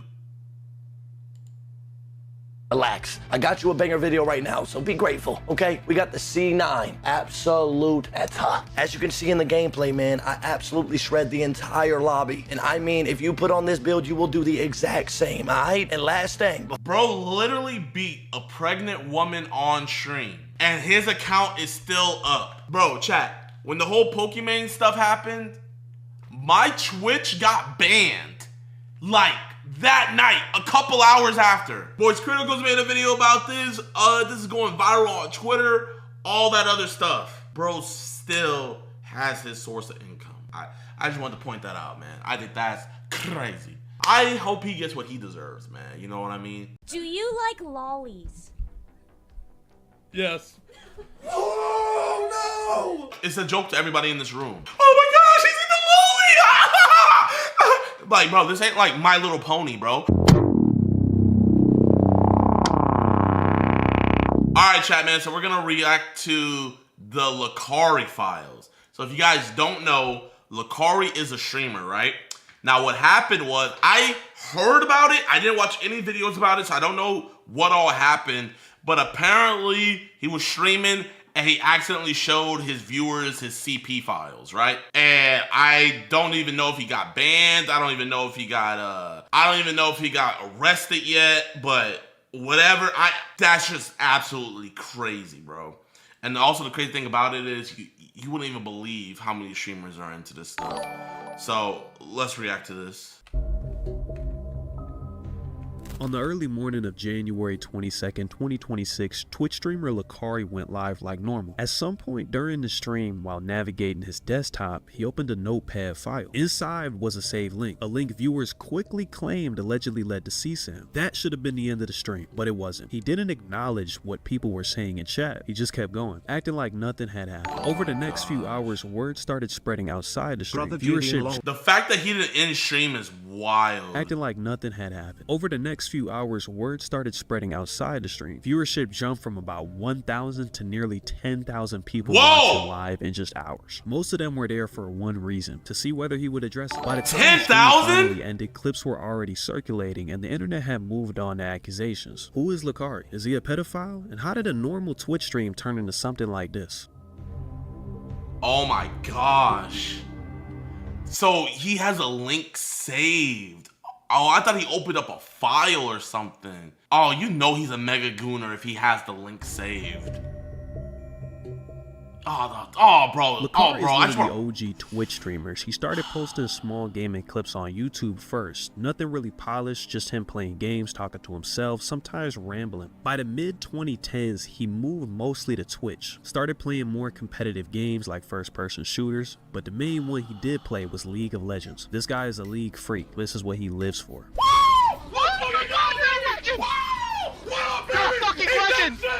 He was also friends with figures like Miskiff, Asmongold, Emaru, only to name a few. They usually appeared in each other's streams, did events, crossovers, and occasional collaborations. That exposure also helped him reach even more viewers without having to change his style. You're here because you want to be here, right, Sure For? No, Lakari said he would let me see the lolly folder. Behind every joke is a little bit of truth. For you guys that don't know what lolly is, Alexa, what is lolly? A lolly is a sweet treat, usually a hard candy. Alexa, stop. Lolly is a Japanese term for a young or young-looking female anime/manga character, often used to describe characters with juvenile physical traits. Is an abbreviation for lolly. Okay, so pretty much what it is a character that looks like an 8-year-old girl, but they'll say that, oh, she's actually 3,000 years old. So she's actually like beyond the age of consent. But it'll be an 8-year-old character and they'll draw them doing sexual stuff. That's what it is. And I'm gonna show you guys this. I'm gonna be putting it on a list to show you guys how bad this stuff is. Watch. All I'm gonna do is just type in lolly. All I'm gonna do is type in lolicon, right? That's the whole thing. Look what pops up. Caution. Child sexual abuse content is illegal and harmful. Get confidential help.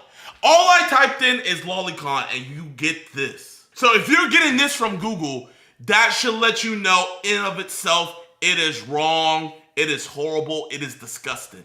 And I actually had some lolicon people on Twitter get mad at me for catching one of their own. I might make a video about it. But yes, that stuff is disgusting. So let's go back real quick. You're right, Sure For? No, Lakari said he would let me see the lolly folder. All I'm gonna say, man, is there's always some truth in jokes. I have to mention that Lakari also built a rather distinct online persona. He was a self-proclaimed god-tier gooner, who by his own admission was interested in lolicon content. Do you like lollies? Yes. Oh no! Bro, chat, did we not just look up and we got this notification? Everybody in this room is just cool with it? It's a joke. It's a joke to everybody in this room. Oh my gosh, he's in the lolly! Like, bro, this ain't like My Little Pony, bro. Oh my gosh, he's a brony! This isn't no brony stuff where it's just a joke. I don't care what anybody says. If you're into lolly, you are no different than one of the CP guys I catch. In my eyes, you're no different. Because why are you wanting to consume that content? For them to think that this is a joke and this is all funny? But not like Wait, ain't that the cat abuser? that. For those unaware, lolicon is a term that comes from Japan in the 1980s. Short for Lolita Complex, it refers to media, mostly manga and anime, that depicts sexualized portrayals of fictional underage characters. It became a recognized subgenre in Japanese comics and animations in the late 1980s and early 1990s. Often controversial even in Japan. I mean, it's about kids, so why would it not be controversial? Over time, it spread internationally through fan communities and online distribution. Legally and culturally, it exists in a gray area. Some countries ban possession of it entirely, while others restrict only real abuse. Unbeknownst to Lakari, lolicon is actually banned in Texas as of September 1st, 2025. Texas is CP, bro. There's no other way around it. It is CP. And they think it's funny. Are you in the... Who freaking said all that? Let me go back. Who asked? He was a self-proclaimed god-tier gooner, who by his own admission was interested in lolicon content. Do you like lollies? Do you like lollies? Yes. Oh my gosh, I can't believe that. Chat, did you see that, chat? Somebody clip that. Oh no. But not like that. For those Not What other way can you like it, bro? What do you mean not like that? Are you addicted to OnlyFans? Are you addicted to Bonnie Blue videos? Yes, but not like that. Like, what do you mean not like that? He still has illegal material on his computer as of September 1st. I guess this never raised any real suspicion from those around him or his chat. I mean, people in these communities are known to be freaks. Not everyone, of course, but chat. I mean, people in these communities are known to be freaks. A whole folder, bro. A whole folder had to be, bro, man. Bro, you know what? I think for my next decoys, we just need to be in the Twitch streamers chat with a profile pic and just see how soon. It'll only be a matter of time. Not everyone, of course, but yeah, I mean, a lot of these guys, man. By 2020, his audience had grown a lot. Streams that used to pull a few hundred viewers were actually pulling a few thousand now. All of that sets the stage for the fateful day of January 20. Bro, like, in groups like this, man, it's just always just one black dude, and he's always, like, the weird black guy, man. I just never see a normal black dude in groups like this. You know what I mean, chat? It's always that black guy where, you know, and then when it's like, what do you mean I'm racist? I have black friends. Token?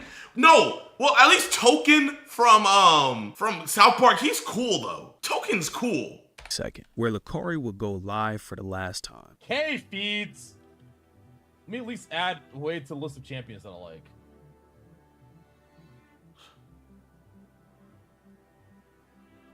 And he just went quiet. And he just went quiet. Fuck, what was that? What was that tab? What the fuck? Everybody knows. Leaked goon list teams. Oh, there we go.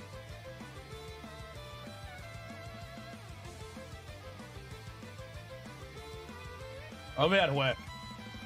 Just ignoring every chat. I have no idea why the fuck that was there, I'm gonna be honest. Oh. Viewers of the stream would immediately clip and go back to check what they had just seen. Some people took it among themselves to actually visit the link. What it contained was seemingly 1,700 files worth of, but not limited to, family nudism, JBT, bestiality, of course, lolicon material. Instead of ended, Lakari. Wait. What is JBT? Hold up. What is I've never heard of JBT. Jailbait? What is jailbait? Jailbait is a slang term for a person using a minor who is below the legal age of consent for, oh my god, but appears to be older. I'm gonna have to make a video about that, man. This video is just pissing me off, man. JBT, bestiality, of course, lolicon. I don't know why, bro. Most CP dudes I catch, they're in the bestiality. That's why you should not watch corn, bro. I always say this. I feel like recently every stream, if you get into corn and stuff like that, it will eventually lead you down to this rabbit hole every single time. Material. Instead of ended, Lakari would stream for multiple hours on end after the incident, assuming he could just play it off and stream through it. Meanwhile, his chat for hours was spamming things like release the Lakari files, you're a PDF. Pedophile, pedophile, pedophile, pedophile, pedophile, pedophile, pedo. You hit r/Sean. Every Reddit in America is going to wake up to the undeniable proof that you're a fucking freak-ass pedophile as vile as you look. Pedo, pedo, pedo, pedo. You know he's stressed. One of the mods left this message. End your stream, dude. This isn't funny. This isn't a joke or something you can laugh off. I hope that this somehow was a mistake or a virus, but it's looking real bad. You need to get help. I'm unmodding myself and unassociating with you. W mod, man. A mod with actual self-respect. A mod that's not coming up with excuses. Xenoda, W. That is a W mod. That one mod did the smartest thing, and in doing so publicly, they got 5K witnesses showing they aren't complicit with them. As Gold texted Lakari whilst everything was still playing out, saying how he should have had a different PC for that stuff. Asbin messaged me and said, bro, you need a separate PC for that. What the What do you mean by that, Asmin Gold? Asmin Gold's like over here like, rookie mistake. Rookie mistake.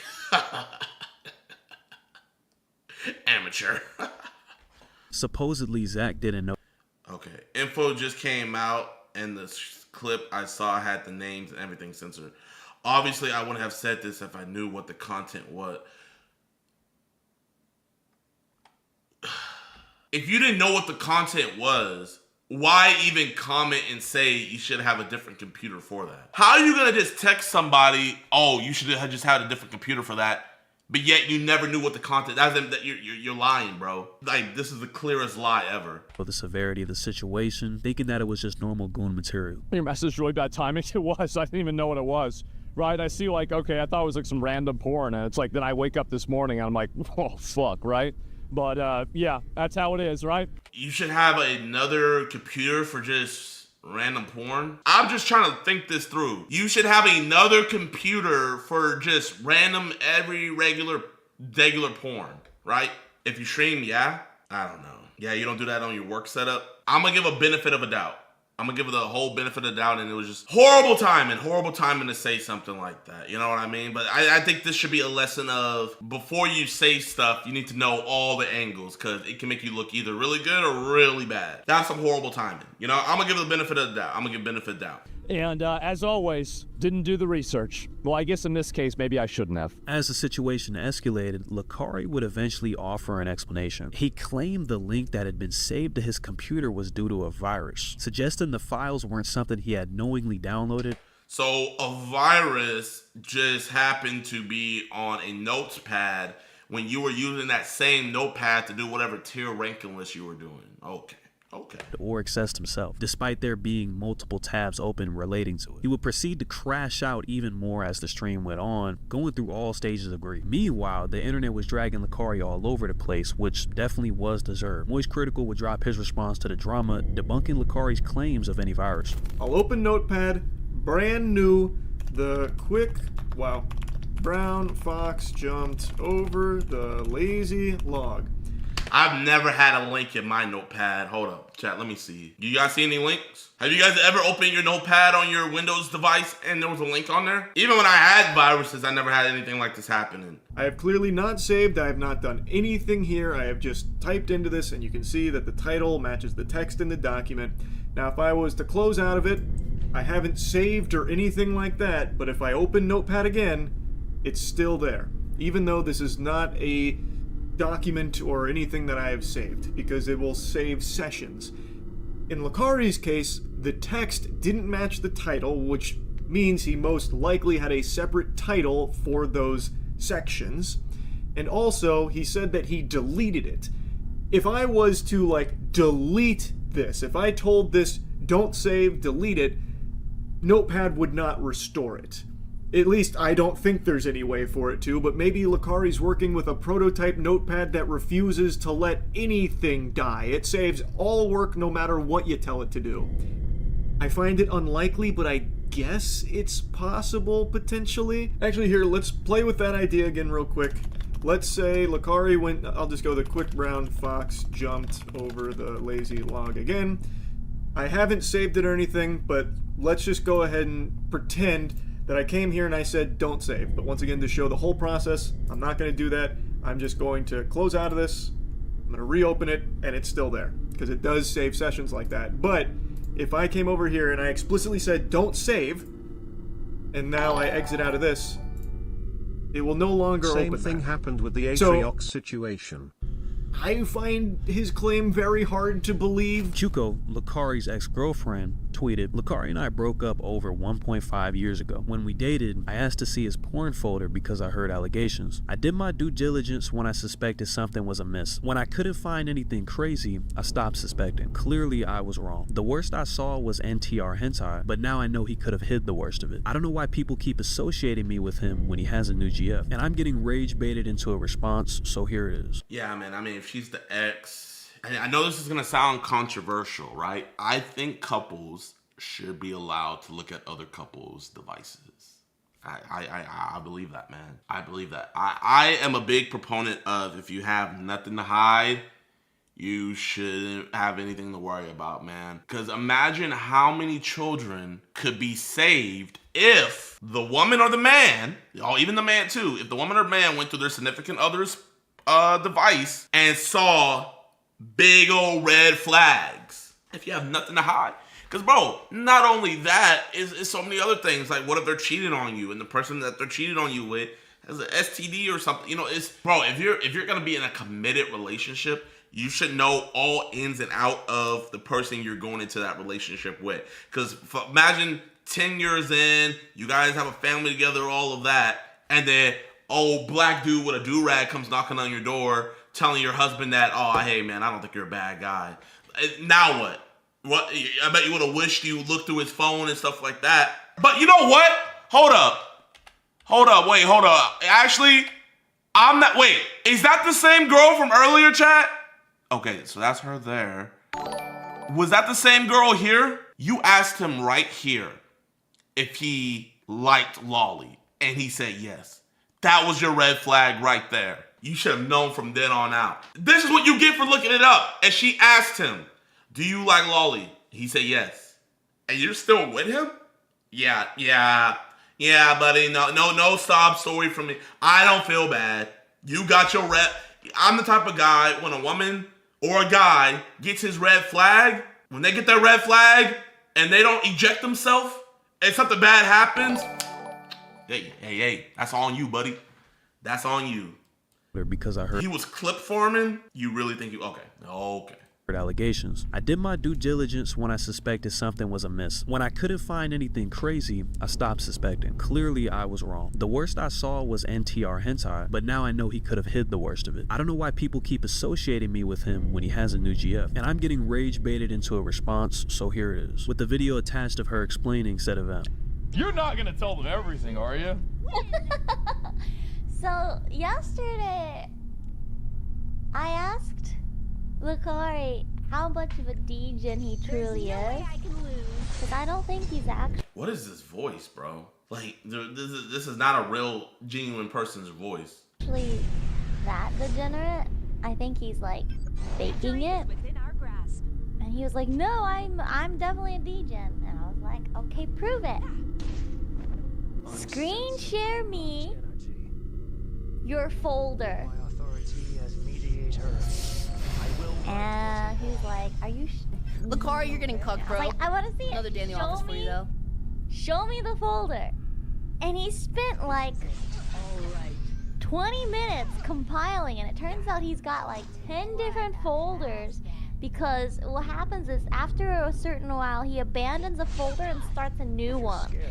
Women and men, do not marry somebody if they have a corn condition or a corn addiction and they're not making steps to remedy it or get off of it. Leave them. You have a partner in of yourself that you can have for yourself, and you still need to watch other people. Like, there's actually something wrong with you, man. Like, genuinely. And that's okay. But if you're not making steps to remedy that and fix yourself, then your significant other needs to leave and find somebody else. They have to. So he has pictures from like 6 years ago that he doesn't even remember he has. And so I'll deal with we spent like an hour or two going through 6 years of pictures. Asmongold revealed that he had just recorded an episode of his podcast, Allcraft, with Lucari just the night before. And we're gonna go through everything, man. We are. And yeah, what's this here? Sorry, look alike? Yeah, Lucari, I know. I just, bro, we just did a podcast with him. Oh my God. I remember last night, like, I didn't know really what was going on, right? But so we literally did a podcast with Lucari. I'm not even kidding you. It was not yesterday. It was the day before. It was literally the day before yesterday. We did a podcast with them. And like last night, I was like, oh, we need to for sure upload this. But now I'm looking at what happened. I'm like, oh, maybe not, right? And this is what I mean by, like, people don't really, it's like, people just look at this like, oh, big streamer got it. It's like they care more about it being a streamer caught up with this stuff, man. No, I just look at this as like a dude caught up with this. It's sick. That's disgusting that you want to watch children being hurt. What's wrong with you, bro? Because I look at it like this. If you're watching that, you have no control over yourself. You have no control over your mind nor body. So what's gonna happen when you have a kid and you're all alone, nobody's watching? That kid can't verbalize or remember what's gonna happen to them. They're not gonna be able to control yourself. And so, yeah, wow, holy shit. Well, I mean, if he gets investigated, they're gonna find out all of his links, and so I say, you know what? I welcome that. You know, I have nothing to do with it, so why would I be worried? So that's my outlook on it. It's not a big deal to me. Obviously, I'm not involved, and so I had nothing to do with it. So yeah. Bro, what are you yapping about? Like, obviously, I'm not involved. So I have nothing to do with it. Like, no one's saying you're involved. Yeah, sure. They talk whatever shit they want. But anyway, yeah, you gotta farm it like a crop. Well, Maybe someone's saying he's involved. You know, I know a lot of people on Twitter don't like him. I'm not gonna really farm this one a lot. I mean, I've known Lucari 8 years, right? And it's just like, I'm gonna be real, like the shit just really stresses me out, man. No, that's nah. F all that. F all that. Now, Asmon, if Hassan got caught up with some shit, if some links popped up for Hassan, we're gonna see on Asmon Gold clips, video after video after video. What do you mean I'm not gonna farm this? I'm not gonna really talk about the BS. No. What you mean, bro? Expose that. I want it to just be done with, bro. I look at it like this, man. Like the Bible says, do not be a respecter of person, right? If someone close to me that came up, man, you know what? I'm gonna be real, man. I would probably cry. I would probably cry on stream, cussing them out. That would be me, man. But I ain't gonna just, you know, oh man, I don't want to talk about They it. care about the image of themselves and not the real problem. I feel like the way he is talking about it. It's because bro, people don't care about this stuff, man. It's all a front. It's all a front. People don't care, man. People don't care, bro. It sucks. It does. It really sucks. XQC criticized Asmongold for his response not being bold enough. I don't know what else to say, right? I mean, like, honestly, it does. Like, I don't really fuck. It's heavy. Yeah, it's heavy. Like, and I don't want to get involved in it. I don't want to make, and I'm... Well, you don't want, okay, I don't want to get involved with it, but I'm going to text him while he's on stream, giving him advice. Now that it is a risk to my brand, I don't want to talk about it anymore. Now that it's going to hurt my pockets, I don't want to talk about it anymore. Now that it was actually somebody that I was cool with, and I actually messed with, and I actually feel bad for, I don't want to talk about it anymore. I'm gonna be real, guys. I've already got one defamation lawsuit in the chamber. I don't need to be double barreling this shit, okay? I don't need to be dual wielding these. So I don't want to talk about whether something is, what happened, what... Check, I don't even have a social... So now we're worried about getting sued. Okay. Read on this. I can really normally like read people. I don't know what the fuck he's saying. I mean, you're not gonna get sued if you watch a clip for what the clip is and just say, yeah, that's bad. Like, you know, I mean, you know what I mean? Like, didn't happen. You won't be... What's involved? What's not involved? I'm gonna be real. No, now free speech is gone. Now, all of a sudden, now we don't have no more free speech, man. Now we can't speak our mind anymore, chat. Oh. Like, I don't want to have anything to do with this shit. And so, yeah. Now that it's hitting too close to home, why can't it have been Hassan? What the frick? What if it was Hassan? You know, we would have been good. But it hit too close to home, and now I can't talk about it. Anyway, all I'm saying is, you know, I don't want to have anything to do with this shit at all. And it's his friend. I don't give a fuck. Why the fuck would I care, bro? What the fuck? Yeah, you know, I hate this, like, these people, when people make the defense, like, oh, dude, this is his close friend, this is his girlfriend, this is whatever. Yo, can I be honest with you? I'm not receptive to that at all. You can still hold somebody accountable without like dogpiling like a bitch ass. Based XQC. If you're a bitch ass and you're uncharitable and you assume the worst out of everybody, out of somebody, and it's your friend, yeah, it's weird. But if something is really bad and you cannot run away, it's just bad. You can say, yeah, this is fucking awful. And that person, that friend would still be wrong if they were mad at you. because you're being impartial. You know? Like you can still hold them accountable and want them to do better, but this is like I hate to say it, guys. Asmongold will respond. Yeah. I don't know what the fuck he's saying. I don't want to get sued for saying somebody committed a crime and then advocating for them to get banned, because I'm literally getting sued for that right now. I think it should get investigated, of course. Absolutely. Duh. Obviously seeing a link that he has and knowing his prior goonery, like, because you're not unfamiliar with his goonery. It'd be one thing if, like, this dude's like, you know, it'll be one thing if it's like, oh man, bro, I could never see him doing all this. You know, I could get it then.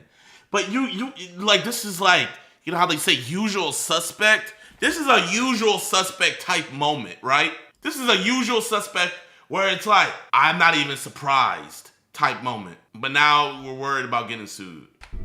Of course. If that's not enough, I've got a feeling like, I feel like this is what's happening. I think that some of the people in XQC's chat don't like me.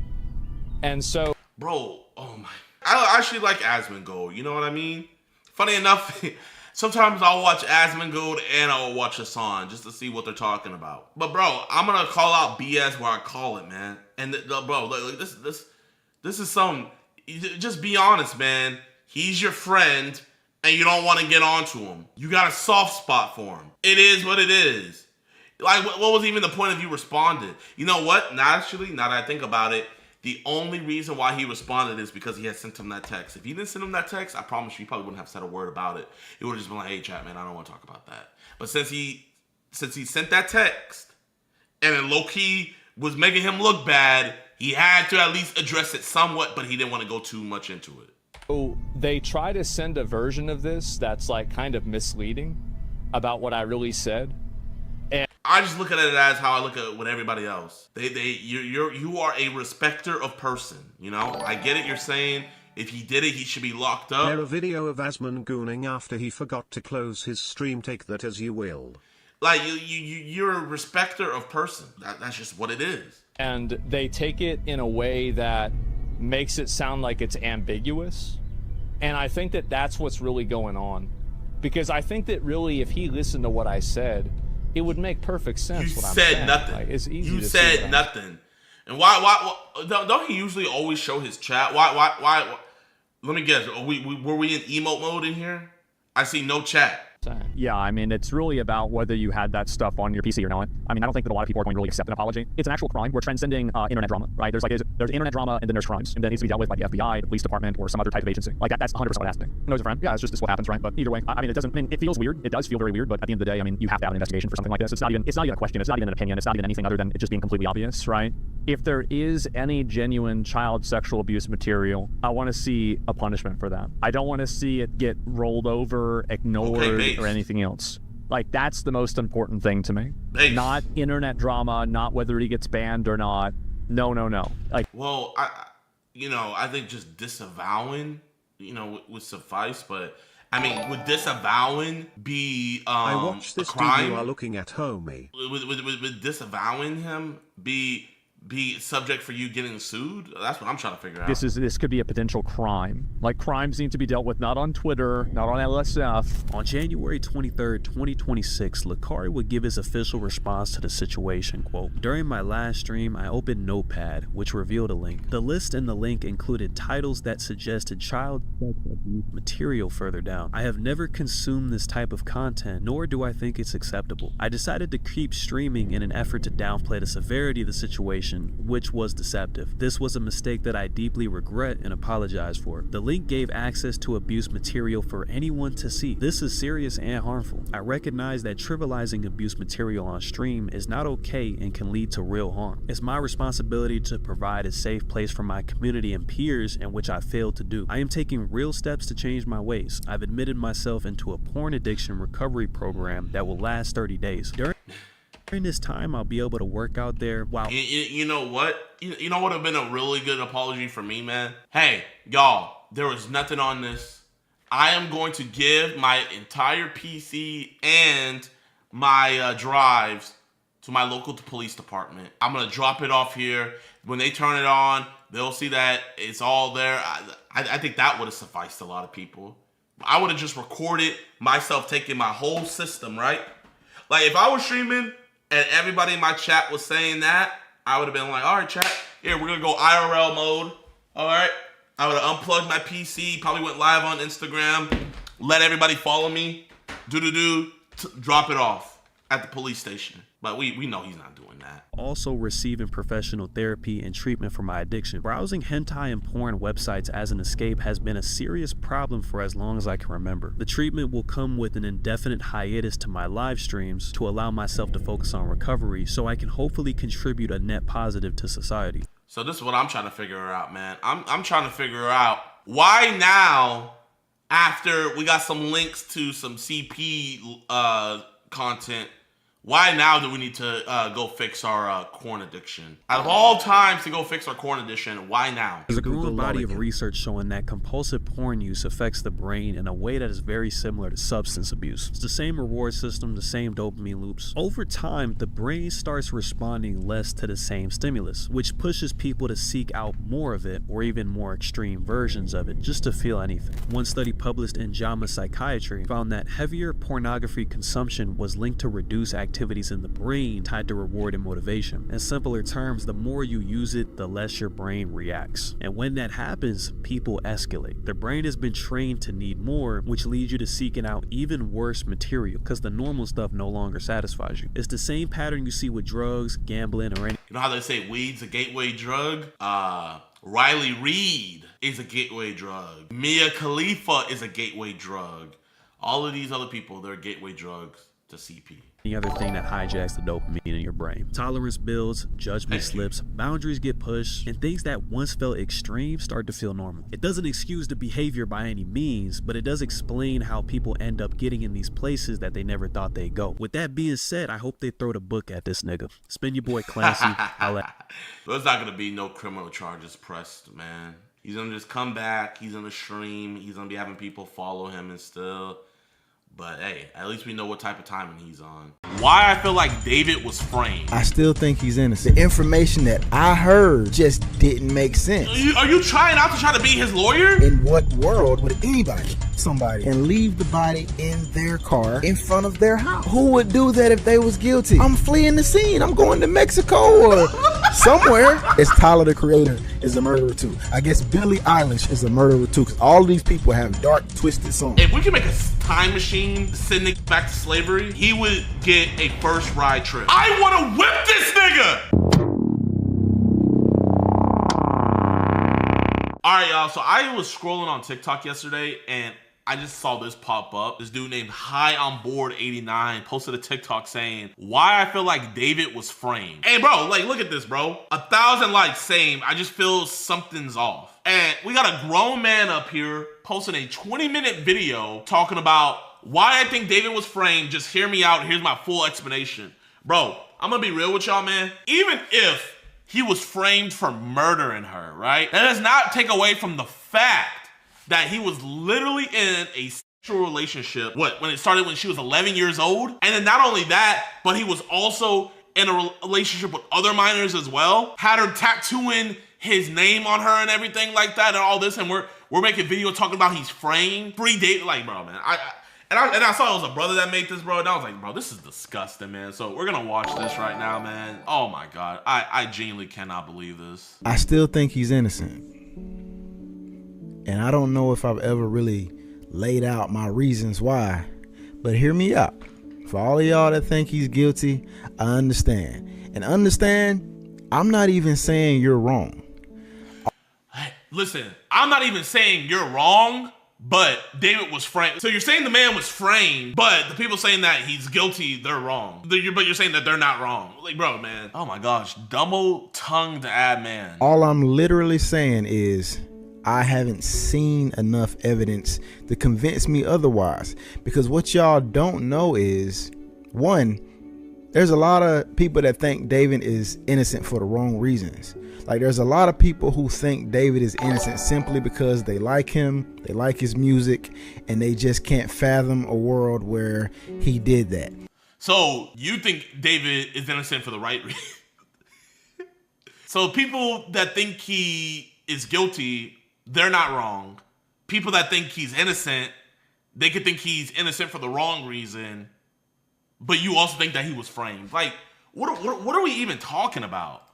I'm not one of those guys. I know anything is possible. And again, I didn't know who David was until last year. Because honestly, when I first heard about, the case, when I first heard about the girl being in his car, my first thought was, oh man, that's crazy. He really did that. But then as more information came out, and then I, found out that the body was left in his car at his house, in his neighborhood, in his driveway or whatever, and that he was across, the country on tour, that's when I started thinking, hold on, that don't make sense. Bro, because she was in there way before that. You see, if you're going to say somebody was framed, at least do a bit of research. The prosecutors have just put out there, and this isn't some new video. Like, he just posted this video 2 days ago. So all of this information, if he would have did just a little bit of research, he would have known. The prosecuting team is saying that she was murdered on April 23rd, way before he even went on tour, right? So it was never because of who he was. I've only ever thought he was innocent simply because the information that I heard just didn't make sense. So if you think he's guilty, just let me ask you some questions and feel free to leave your honest opinion. So now I gotta answer your questions. Bro, are you trying not to try to be his lawyer? Are you trying to be on his legal counsel? In the comments. This is not for those people who are not open-minded and can't take it if you have a different opinion than them. If that's you, then you can go ahead and leave now. This is for those logical thinking people who are completely fine hearing somebody else's side of the story and taking in new information and having a dialogue. Okay, what new information you got? That's all we're doing. Let me hear it. At the end of the day, none of us know what happened. I'm only giving theories and my personal stance on this whole situation. Let's hear it. So check it out. The main... Yeah, the crazy thing about it, man, is he's not wrong in thinking, hey, there could be a possibility that he's innocent. I'm gonna just wait and see how the trial pops up, right? That's what an actual logical thinking person would do. But no, he goes on the internet to proclaim somebody's innocence before, when all the evidence is already weighing against the person, he's still out here proclaiming somebody else's innocence, someone that he doesn't even know, and then he's saying the burden of proof is on you. Hey, I know all the cards are stacked up against David, but listen, you have to prove to me, bro, you're not a juror. We are literally in the same boat. This right here is fueling those weirdos out there that are out here defending this man and taking away from the fact that an actual little girl was killed, murdered, and also, a lot of people are forgetting about this, sexually abused by David. But I bet you he will not go anywhere near David sexually abusing Celeste. I bet you one is only going to be about the murder. Watch. One reason I feel like the man could be innocent is because nobody deletes somebody, puts it in their car, leaves it there, and goes on tour. That's the main thing that's throwing me off in this whole case. If they have found the car in the woods somewhere, or if they have found the car in the river, then I'd be like, yeah, he did that, man. He was trying to hide that car. But nobody does that and then leaves the body in their car in front of their house.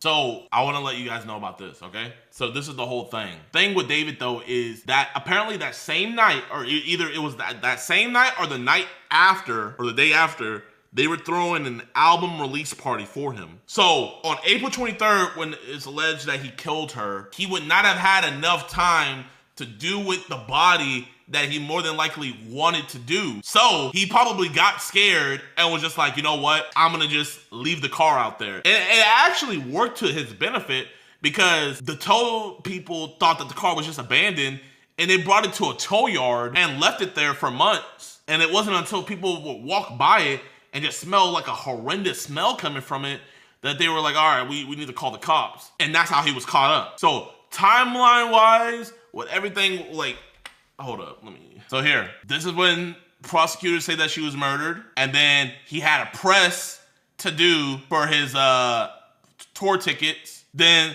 the next day, he had to fly from his house all the way to New York. Didn't give him enough time to get rid of the body. They're saying that he killed her on the 23rd, and then he had to get a red-eye flight. So, if you guys don't know what a red-eye flight is, that's where you pretty much, you leave at night, and when you get to the place, it's in the morning. So, if he took a red-eye flight, he probably took a 12 a.m. flight from LA to New York, right?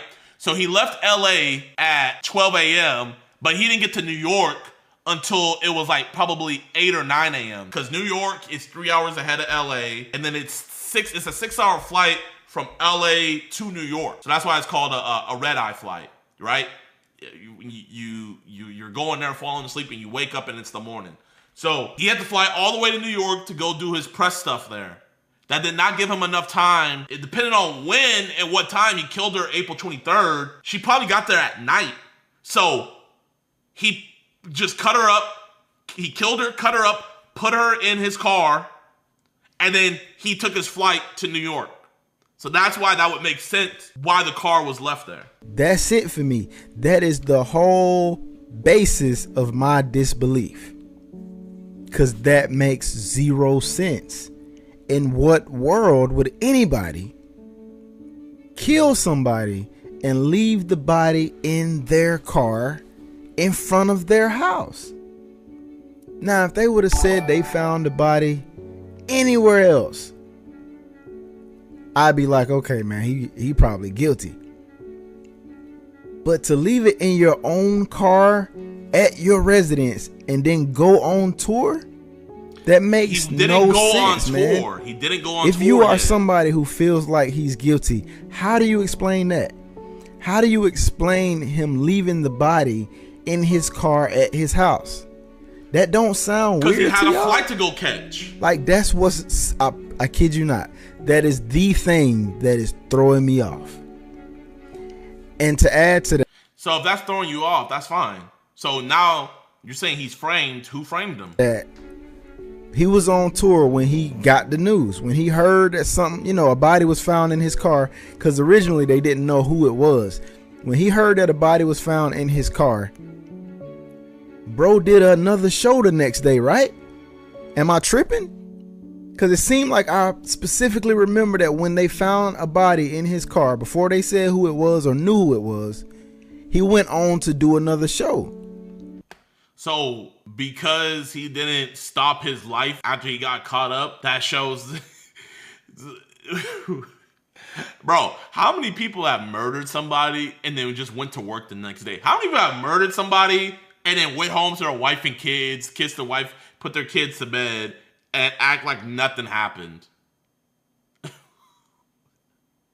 Oh, bro, he performed another song. How can he possibly do it, bro? How? So what that said to me was, okay, I don't know who this. And you know what? You know what's crazy? When I think about it, it makes even more sense because it all depends on what was the Tesla at. Like, I have a Tesla, right? And when your Tesla dies, you can't track it anymore. You feel me? Like, you're not able to track it. You're not able to see where it is anymore. So what I'm thinking, it could be two things. Either he knew it got towed and he saw where it was at, but he just thought it'd be too risky to go and get it. Or his Tesla died when he had flew out, because that stuff's happened to me, and the Tesla got towed and he had no idea where it was. I can see that being a possibility. I can see the Tesla getting towed and he genuinely having and it died, and he genuinely had no idea where it was, and so he just went on about his life and just was keeping up with everything, making sure nothing was coming out, nothing was being reported. I wouldn't be surprised if that happened, man. Now that I think about it, his Tesla probably died, it got towed, and he had no idea. This person is they found, but I know for a fact I haven't done anything, so I'm just finna do my next show. I assume they will get all this sorted. No, chat. regardless, I think the tow companies would have gotten in contact. I've had my car towed before. Tow companies do not get in contact with you. They don't. Like literally, when I got my car towed, I had to call around to a bunch of different car companies, like tow yards, and just say like, do you have this? This is the license plate, blah blah blah blah blah. That's how you have to find it. You have to go and find your car. They're not gonna go find you, because eventually they really actually don't want you to find it, because after a certain while they'll be able to sell your car. You know what I mean? It's all a business. It out, but I know I haven't done nothing. That's what they said to me, because a guilty person that know they, killed somebody recently, they not gonna go and do another show. They gonna be sweating bullets. They gonna be like, oh, hold on, dang, I'm about to get caught. I know what I did. I need to leave. I need to, I need to get my alibi together. I need to do something. But they don't go and perform another concert, bro. He did no research. He has no idea what he's talking about. Hear me out. No, we're not hearing you out. I know there's a possibility that he could have done it. Yes, I know it does not look good for him. But it's just those things right there that just had me feeling like there's no way. Bro, chat man, genuinely, David hired this dude, man. He will get you off. He genuinely, if you have him on your legal team, you will be walking free with us, and you will be doing another turn, bro. David, get him on the team, dog. There's no way he did it, but there's no way anybody would kill somebody and then have the behavior that he's had. Like, bro has just been super calm through this whole thing. Like, think about it, man. It's been 7 to 8 months. They've been investigating this guy the whole time. There was talk of a grand jury. There was all kinds of investigation and people online saying he gonna be, he going to jail. And dude stayed in LA the whole time. Who would do that if they was guilty? Let's be real. Like, bro, I can only speak for myself. But if I was a killer and I knew they were on to me and I knew that there was a great chance, they were going to find the evidence that shows what I did, I'm gone, bro. I'm not sticking around. It's been 7 months and nobody's came for me yet. They ain't even told me they ain't even told me that I can't leave. Like, I'm free to do whatever I want. I'm not even a suspect for several of these months. And I'm just gonna sit here knowing I'm guilty, waiting on y'all to come get me? Nah, bro. If I know I'm guilty and that I know y'all gonna find something that shows I'm guilty, I'm fleeing the scene. I'm going to Mexico or somewhere. So it's just like the fact that he didn't go anywhere, that's another, that's another strange thing. No. You got framed. Your camera didn't die. Your camera didn't actually die. Bro, you really want us to believe that your camera died? What idiot would make a video and not charge his camera before the video goes on? Bro, if I was that dumb, I would just delete my TikTok if I couldn't charge my camera before I recorded a video. No. I'm up out of there, man. For a guilty person to do, in my opinion. It's just so many things that make me feel like he must have an airtight. It is kind of odd to be chilling with a 13-year-old. And what? It is? Oh, hell. No.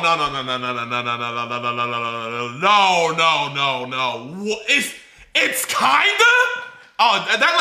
Oh my, I wish I could see this man's face.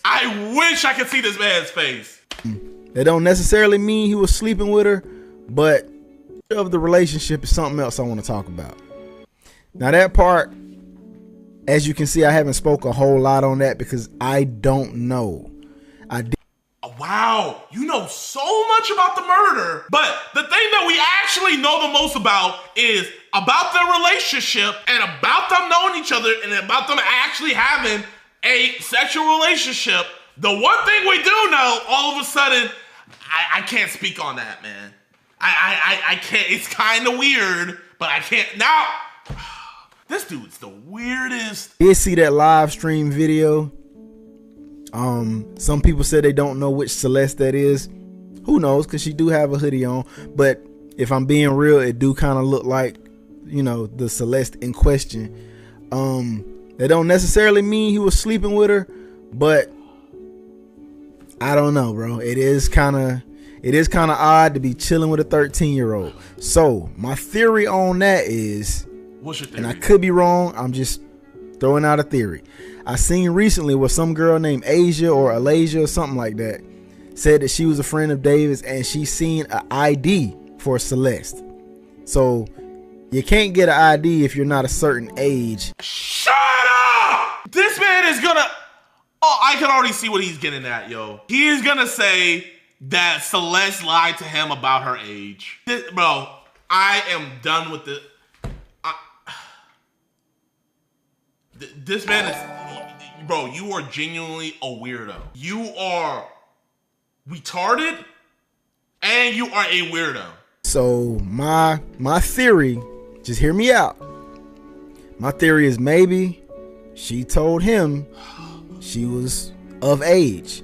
Maybe she had a fake ID to support that story. Maybe he thought she was older than she was. I do not know. Don't come for me in the comments.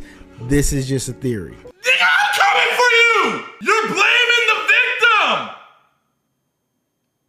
So, not only is he getting framed for her murder, but it's not his fault that he was sleeping with an underage girl. Just say you want to be on David's payroll. Just say that. But at the end of the day, if he knew how old she was and he still was hanging out with her, that ain't something I can defend, bro. I'm not saying you can't be friends with somebody, you know, younger than you, but I would not have them at my house. Especially... I'm not... Why would you be friends?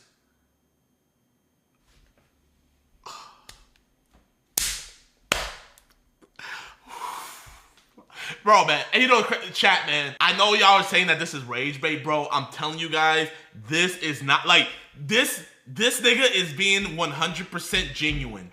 Like, cause I hear this, bro, he is being 100% genuine. I'm telling you, bro, chat, I am telling you, bro, this dude is, bro, I am telling you, he is being genuine, bro.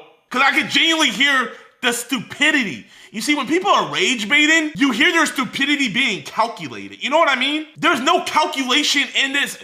Each sentence that this man says, he genuinely believes. Like, listen to everything he says and tell me that you guys think that he's calculating this and rage baiting, or do you, bro, he is being genuine. A female.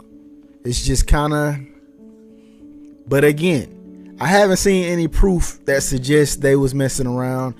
I've seen the same clips and pictures y'all seen. Okay.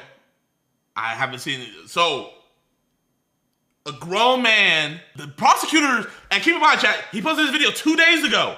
The prosecutors already have evidence that he had her come over to his house without telling her parents anything. So, according to bro, this is cool. That's cool that, hey, oh, you know, I wouldn't do that, but like, you know, if you have a 14-year-old girl come over to your house, like, it doesn't necessarily mean that they're sleeping together. Yeah, like, she has you know, his name tattooed on her ring finger, and they have matching tattoos together, and they were seen together a bunch. And yeah, you know, there was CP just found on his phone, but I mean, that doesn't mean that they were having a sexual relationship, you know? Like, I just don't see the evidence. Bro, man, if we could make a time machine to send niggas back to slavery, he would get a first ride trip. Doesn't look good. I can be real about that. But at the end of the day, I haven't seen any proof. For all we know, he knew her and he thought she was of age. I don't know. But anyway, going back to what I was saying, bro. A lot of y'all confusing me with some of the delusional fans. I'm not one of those delusional fans who's just like, nope, I like David, I like his music. He didn't do it. I'm not one of those delusional fans. Everything I'm saying. Oh gosh, no. Bro, I am actually so mad. Bro, I am pissed. I am genuinely pissed. That's not what I'm saying. Matter of fact, if you go to the very first video I posted on this whole situation, in my first video, I said, listen, I'm not saying the dude is innocent, but I'm also not saying he's guilty. Said Yo, that Hannah, since day thank one. you for the 5 I'm not gifted. saying there is no possibility that David did this. All I'm saying is from what I've seen, it looks like a setup to me. Because this is just too perfect. All of those pieces to that puzzle fit together perfectly. All? What are you saying? The shit's adding up too much. Everything's listen, everything's pointing at David. Her being in connection with him, and her being in his car, her knowing him, all of this is too perfect. It can't be him. That is literally what he's saying. If this nigga saw a giant paw print, if he heard roaring, if he saw a mauled freaking zebra outside his door, this nigga would come to the conclusion that there's a duck outside. All the evidence is telling me that there is a lion out there ready to hop on my dumb ass. So it has to be a duck out there. You got a guy who already makes songs about gory stuff, and it's just, you know, he makes some really dark references, and he's got some really dark, you know, images and visuals in his videos. Then you got the fact that it was in his car, the car is registered to him, it's at his house. It just seems to me like somebody said, you know what? I can pin this on David and the whole world would definitely believe it. I can make the whole world believe that David was sleeping with an underage girl. I can make the whole world believe that David killed this girl. Nigga, who?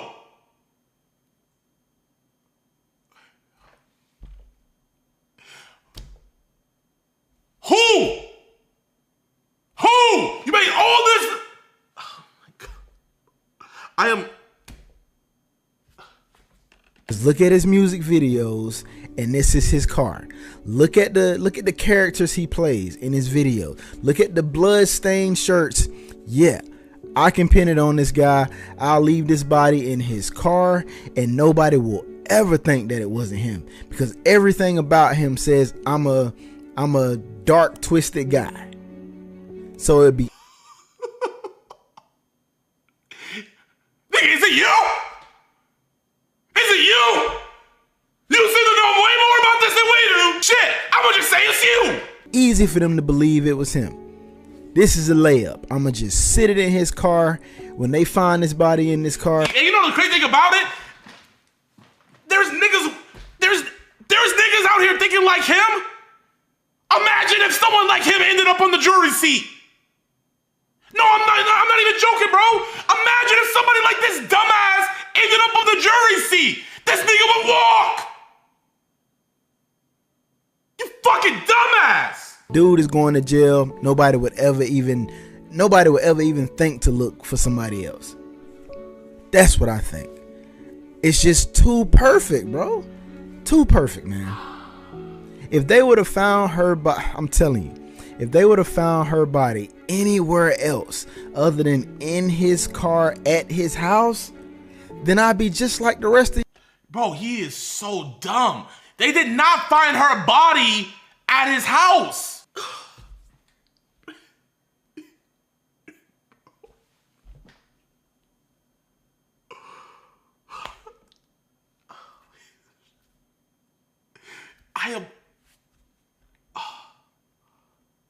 Bro, not only is he trying to disprove a child murderer, but he's also trying to disprove that he is also a child molester.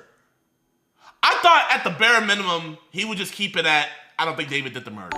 He did maybe have a sexual relationship with her, but I don't think he murdered her. But no, he went a step further and said, no, they were just friends. Bro, this is the type of man where, had he done a pred catch, he sees all of the evidence. He sees the pred talking to the decoy, saying all these sexual things, yada, yada, yada. Meet up at the spot.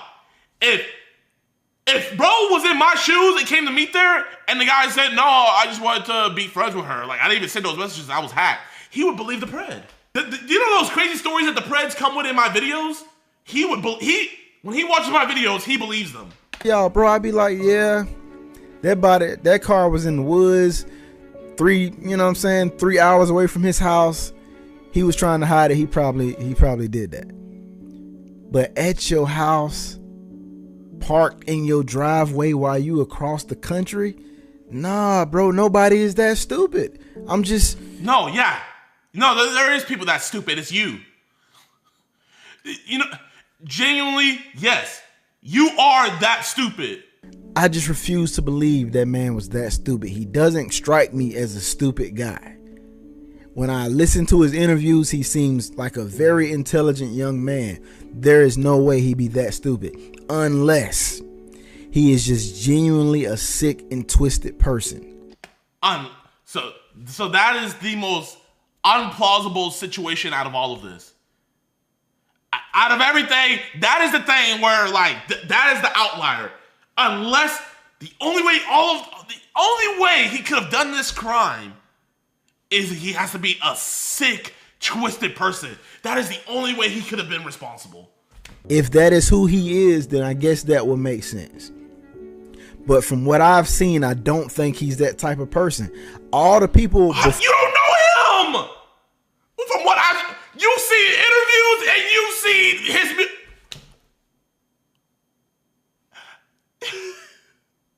Oh my gosh. Bro, I want to whip this nigga. Before this case came out, all the people I've seen speak on this guy had nothing but good things to say about him. I'm not saying nice guys can't be twisted, but it just seems like every interaction this man had up until this case seems like everybody thought he was a very likable guy. He was a very nice guy.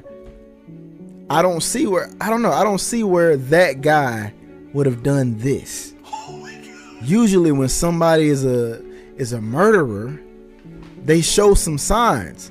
And usually when somebody's a murderer, they show some usually there's signs that let us know that somebody's like this, you know? It's not like David had full-blown music videos of him killing people and him wanting to make a manga where he's trying to solve a murder, but he's actually there would have been clues to all of this. There would have been clues. He would have told us in his music. There was no clues. He was a nice, genuine guy. Yeah, he had bloody imagery and stuff like that. Yeah, he talked about killing people in his songs. But hey, everybody that was around him said that he was a good dude to be around. I'm not talking about the music, because if you're going to say the music is a sign, then I guess Slim Shady is a murderer too. I guess. We're bringing up. Now we're talking about Marshall. If this was rage bait, this is the greatest rage bait of all time. Genuinely. If this is rage bait, this is the greatest rage bait of all time, hands down. But bro, I will bet my entire bank account this cannot be rage bait, bro. It can't. It can't. It can't. It can't. He is serious. And I know you guys hear it now. Bro, nobody's gonna make a 20-minute video. It's Tyler, the Creator, is a murderer too. I guess Billie Eilish is a murderer too, because all of these people have dark, twisted songs. I just don't see where that guy shows the behavior of somebody who would have done something like this. Now, I don't know him personally at all. I know a lot of y'all think I do, but understand something. If he goes to prison, it literally means nothing to me. I will not lose any sleep if the dude is guilty. I'm not a diehard fan or any of that. I just found the guy's music last year. I think he's very talented, which is why I'm like, bro, I really a grown man listening to David. This is a 30-year-old man listening to David. Like I said, I just found the guy's music last year. I think he's very talented, which is why I'm like, bro, I really hate to see you go out like this if you didn't do it. If you didn't do it, man, this is terrible, bro. But if he did it, by all means, lock that man up, throw away the key. And there's one last thing I want to touch on. The DA said something like he was interfering with an investigation. Now, they said they got strong evidence and forensics and digital evidence that's going to prove that he did it, right? So here's what I'm saying. Everybody's like there was a prior investigation going on and he interfered with that investigation. But that don't make sense either. Because if there was an investigation already going on with him, you know... Nigga,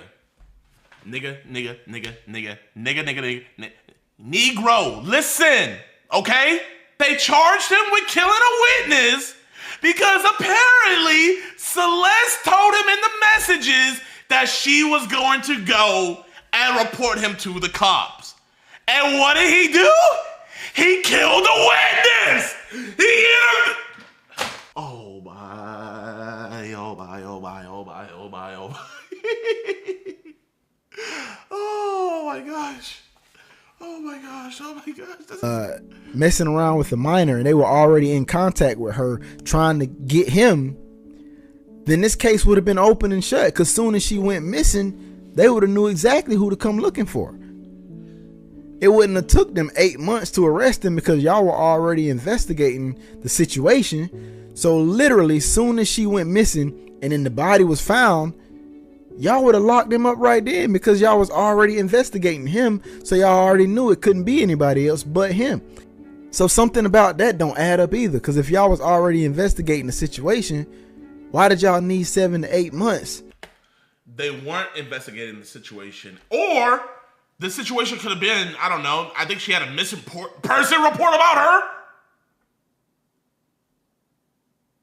The arrest the dude. If y'all already was investigating him and her. I could be missing something in there. I don't know. You're missing a lot. It's just so many things that don't add up, bro. Because you're dumb.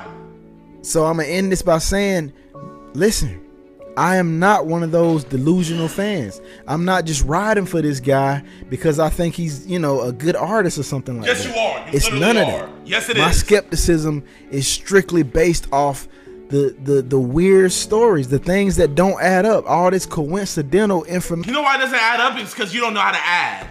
You don't know how to do addition. You don't know 1 + 1 is 2. You're like Terrence Howard out here. You're out here saying 1 × 1 is 2. That's what you're saying. Like, I don't understand how anybody with a functioning brain or anybody who thinks logically could see all of this stuff and not be skeptical. I don't know how everybody's just like, yep, he did it. Because you're dumb. And you're seeing the same things I seen. Because you're I'm dumb. not saying he didn't possibly do it. It's very possible that he could have done it. I'm just saying from what I've seen, too many things don't make sense. You are the dumbest of dumbasses. Now, if he get in that courtroom and they come up with some evidence that I cannot deny, then I'm just gonna be like, all right, he was. You know what? Even though I already did all this damage by victim blaming and all of this, if they come out with some evidence I cannot deny, I'm just gonna be like, all right.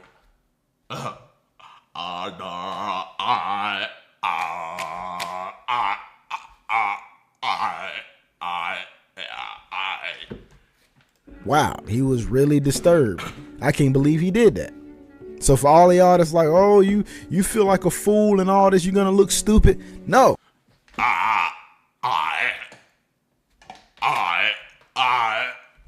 No, I'm not.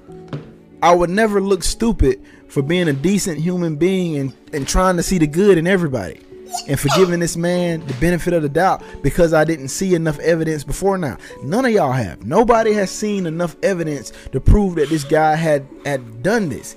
If that was the case, he would have been locked up months ago. But because there hasn't been enough solid evidence, that's why it's been 8 months. Because there was no evidence. So for everybody saying the internet solved this case months ago, no, you didn't. Everything you know about this case is just something you read or heard somewhere else. You have not seen any proof. You are just like me. So I don't understand. I am not like you! Don't not disrespect me!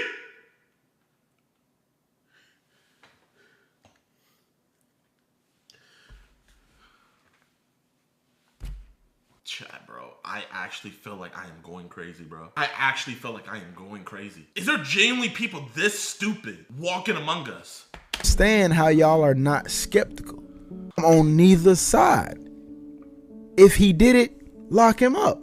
I'm just saying, for the last time, nothing I've seen has proven to me beyond a reasonable doubt that he is the guy. I am open to new information, so if I see something that suggests otherwise, I am not going to debate that. I'm going to look at it, take it in, and say, you know what? Okay, cool. I didn't have this information before, so I thought he was innocent. But now that I've seen what they have, okay, I think he did it. But until that day comes, as of right now, I just feel like too many things don't make sense. And that is why I don't think he did it. So, like I said, man, be respectful. Leave your comments down below. But tell me, if all of this makes sense to you, and you can just say, yeah, you think he did it, explain that to me. Explain that to me. I could fall off completely, but I could fall off being so happy and so blessed knowing that I did it. If you could just glimpse into the future and see what your life could be if you didn't give up, man, nobody would ever give up on their dream. Like, bro, I'm gonna keep it a buck with y'all, man. Let me tell you guys this, man. I didn't have YouTubers interact with me until I got to almost like 1 million, right?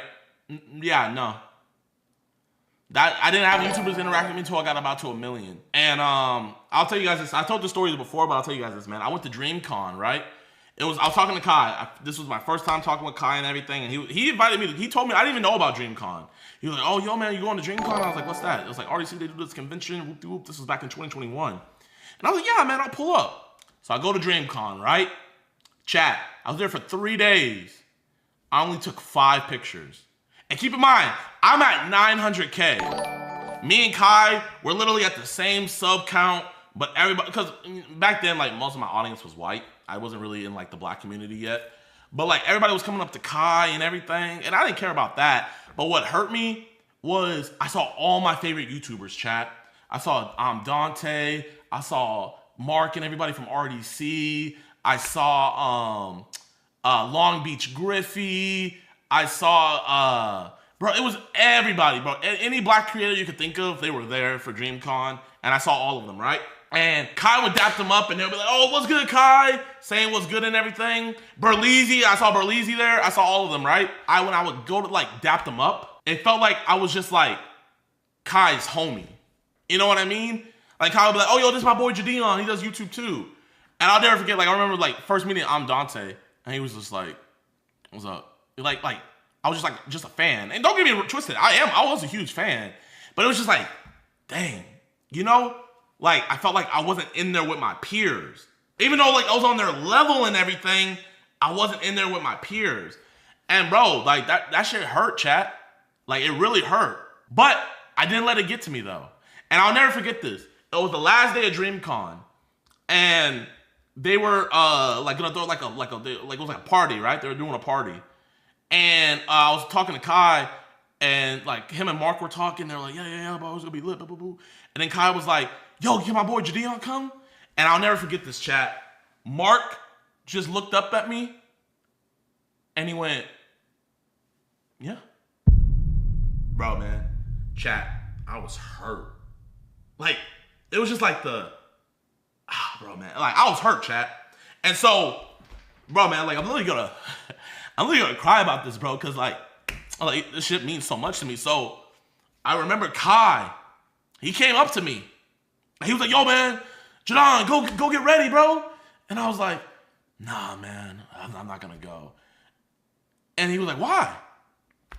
And I said, like, bro, man, I wanna deserve to go. And I was just like, I got a lot of work to do. So I left, and I'm going to the hotel room, and I'm in the elevator, right? And then one of the members of RDC, he gets in the elevator with me. And so we're going up, and I'm just talking to him. I'm like, yo, man, you guys did a great event, bro. This is fire. Y'all killed it. Whoop-de-whoop. I'm like, man, this was amazing.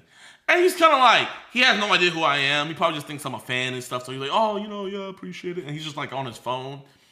And so like the elevator stops for me to get off on my floor, but he was still going up. And I got off in the elevator, and I'll never forget this, chat. And I promise you, you guys can think I'm making this up, but you can ask him this. You can ask him this. This all happened. That elevator felt like it stayed open forever. And I looked at him, and I said, next year, I promise you, you all are going to know who I am. I looked him dead in his eyes and said that. And like he just looked up from his phone, and he was like, okay, yeah. So, bro, man, I kept that with me. I grinded so hard. Chat, that beginning of 2021, I was at 400K. I think it was July when DreamCon happened. I still have the necklace from DreamCon 2021. In July 2021, I had 900K, right? Nobody recognized me there. I took like 5 pictures in 3 days. Chat, the end of 2021. So January, 400K. Guess how many subs I was at that next January, chat? I was at 4 million. I started the year at 400K. And then in the next year, I was at 4 million. And, bro, it wasn't just me. It was like so much hard work went into that. So, fast forward. Keep in mind, every single person who didn't recognize me at DreamCon, they all followed me on Instagram by the end of the year and would say how much they love my videos and how much they rock with my videos and everything. Every single one of them.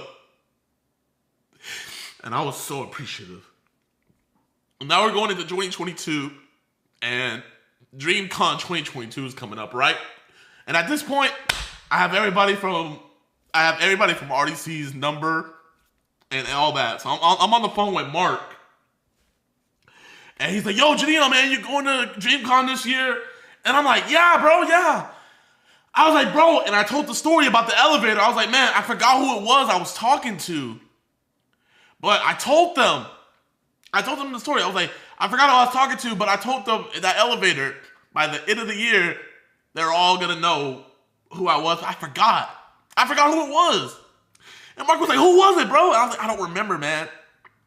I just remember I was talking to one of y'all. So, it's DreamCon 2022. Bro, I'm in the green room with everybody. Bro, freaking every time I walk out, man, I'm taking a bunch of pictures. Yada, yada, yada. I'm in the green room, right? Chilling. And Desmond just walks up to me. And he was just like, it was me. And I was like, wait, what? I was like, what are you talking about? And he was like, it was me, man.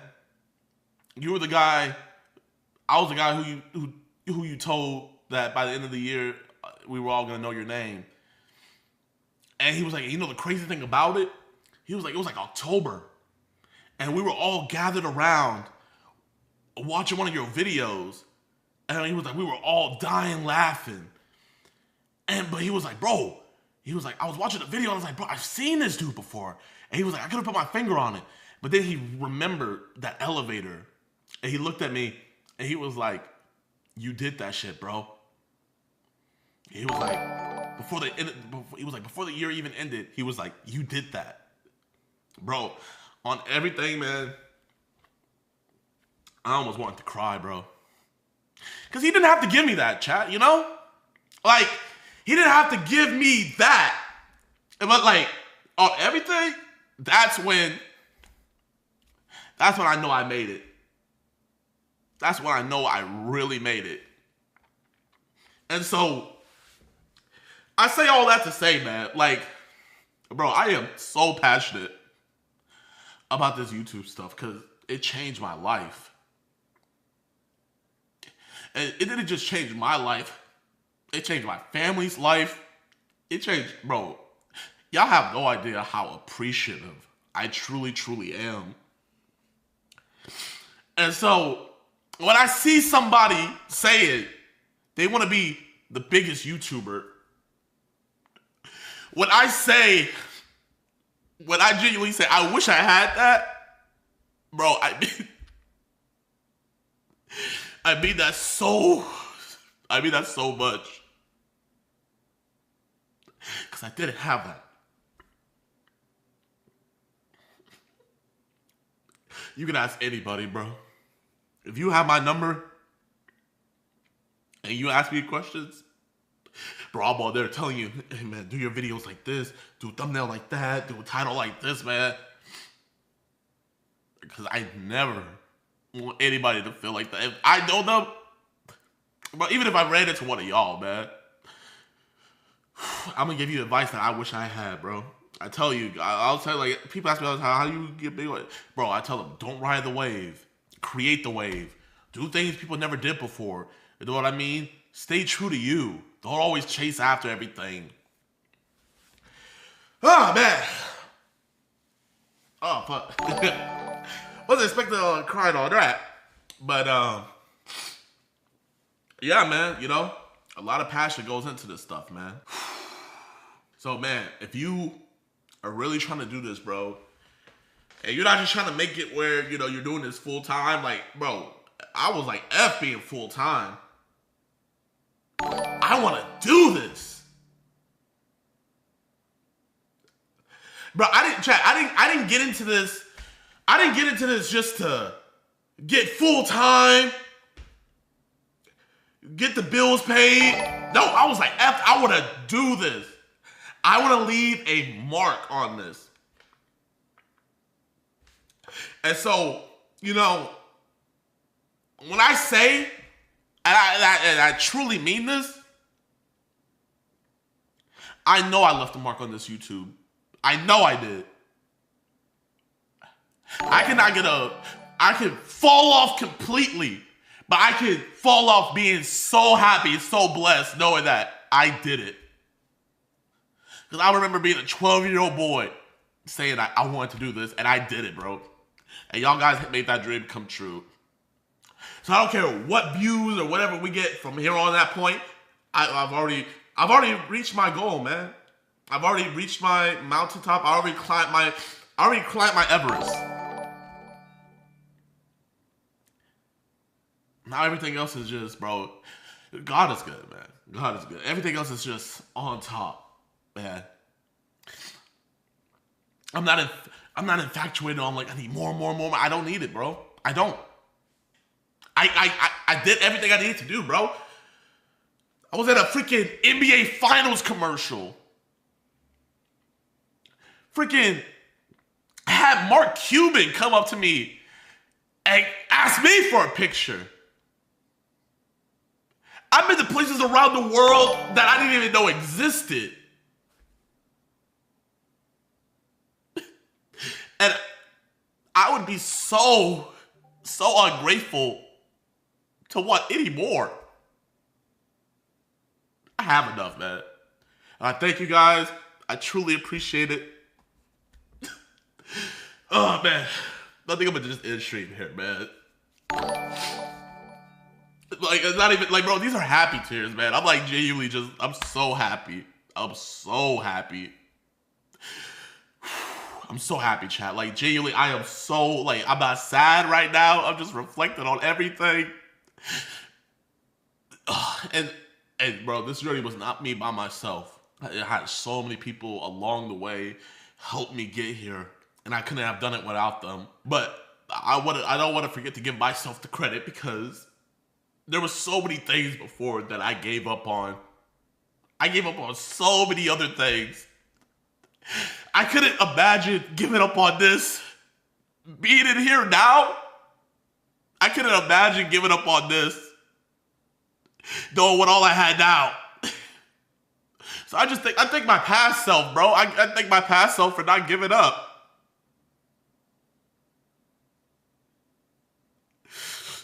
So, man, for all y'all that are on y'all grind, Whatever dream you have, man, I want you guys to experience this happiness I have, truly. Don't give up. Don't give up on yourself, man. Because if you could see what you could truly do, if you could just glimpse into the future and see what your life could be if you didn't give up, man, nobody would ever give up on their dream. And so that young man saying, I'm trying to diminish his dream, I am not, bro. I want you to succeed, bro. Genuinely, I say this, I want you to be bigger than me. And I would have no ill will, no nothing. I'm just trying to give you what I didn't have. But yeah, man, I appreciate all you guys for just chilling with me. And truly, man, thank you guys, man. All glory to God first. All glory to God first. But man, thank you. Thank you, thank you, thank you, thank you, thank you. Because y'all make my dreams come true, man. I'm going to talk to y'all later, man. I'll see y'all tomorrow. One woman wanted me to penetrate her husband and then beat him while she watched. I'm good. Nope. I'm good. Yeah, that's a little weird. Yeah, that's a little weird. Yeah, those. So this one's called I Expose a Nordic Tribal Couple. Let's watch it.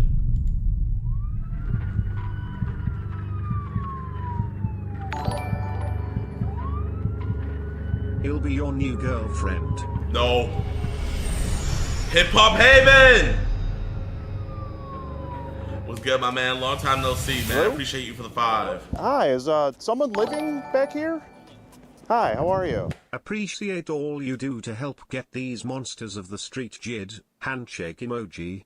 Appreciate you, my brother. Appreciate you. Hello? Hi, is someone living back here? Hi, how are you? You were on your phone, looks like talking to it just looks like a girl female here. Not a chance. I'm into older girls. You're Can you married. show 'em your chest real quick. Oh my Tattoo I gosh. put here. Bro, they're in the cold with a tent like that in the snow? Just I had that like on record. mommies. I You like like MILFs. TMI. That's I like fine. Whoa. Would that be a picture? You do know she's only been ag for a year and they've had those files for a decade. But the judges who let PPFEDFS go are Soros back. I don't care how long. This is the administration that's supposed to get it done. F all the other ones. They should be locked up too. She was the administration that's supposed to get it done. Get it done. Had I that like on record. mommies. I You like like MILFs. TMI. That's I like fine. Mommies. Would that be I like a mommies. picture of your No. So, not to TMI here, but someone's balls haven't dropped, and I'm bigger than that. Not to TMI. You're bigger than this. I'm big. 'Cause this is pretty big. 14 inches. He's 14. Bro, get out of here! Get out of here! Get out of here! Don't cap for your man. Chat, do y'all realize how big 14 inches is, bro? Don't have your mommy cap on you like that. 14 inches? A picture of your No. So, not to TMI here, but someone's balls haven't dropped, and I'm bigger than that. Not to TMI. You're bigger than this. I'm big. 'Cause this is pretty big. 14 inches. He's 14 inches? Man, Bro, hold up. Hey 1, JiDion, I live in 2, Bay Area. You know 3, Sacramento is 4, trying to release 5, the EDP out of 6, jail early. 7, 8, 9, 10, bro. 4. Let me look up something that's 14 inches.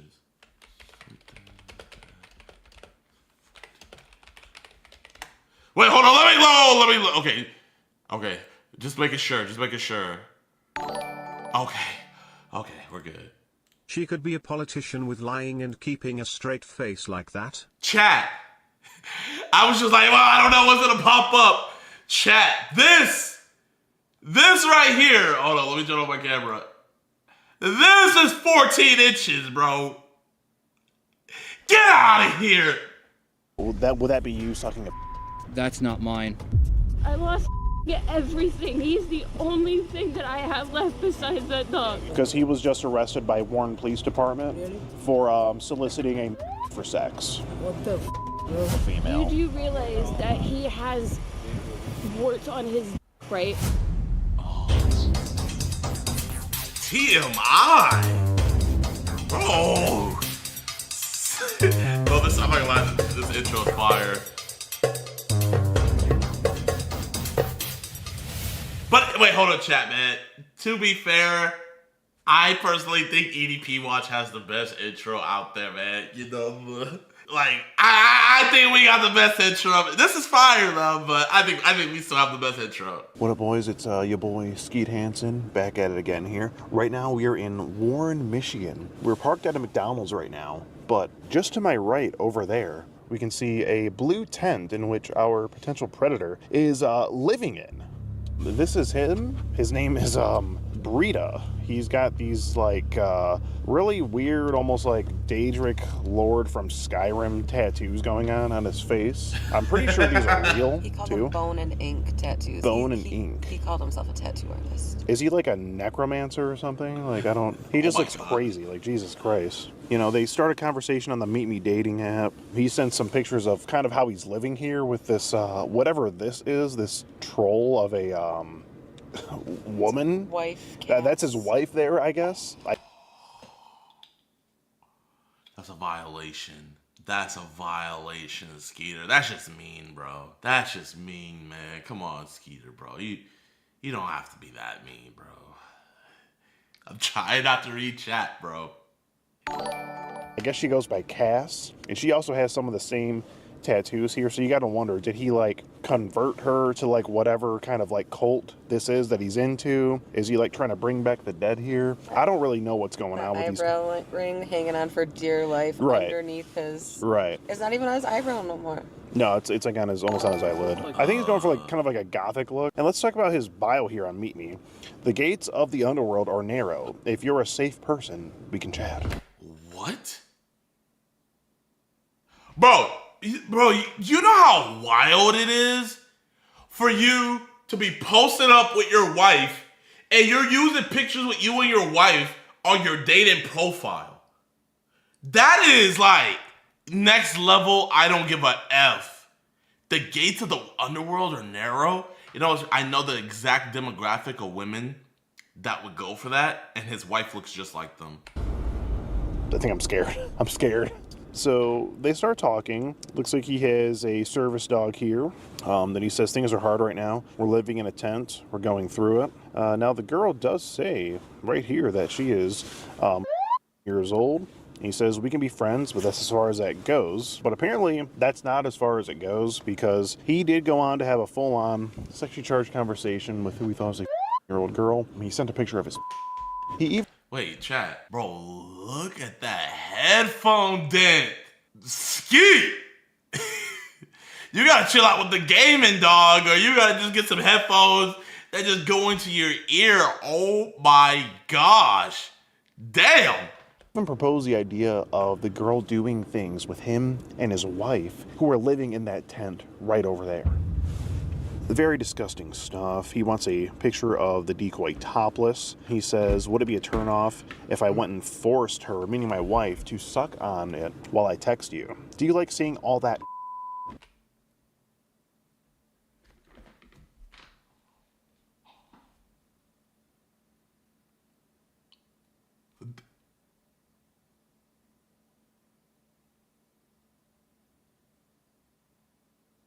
I gotta repeat that. I did not just hear what I thought I just heard. Picture of the decoy topless. He says, would it be a turnoff if I went and forced her, meaning my wife, to suck on it while I text you? Do you like seeing all that? While your wife is trying to please you, you're going to text them.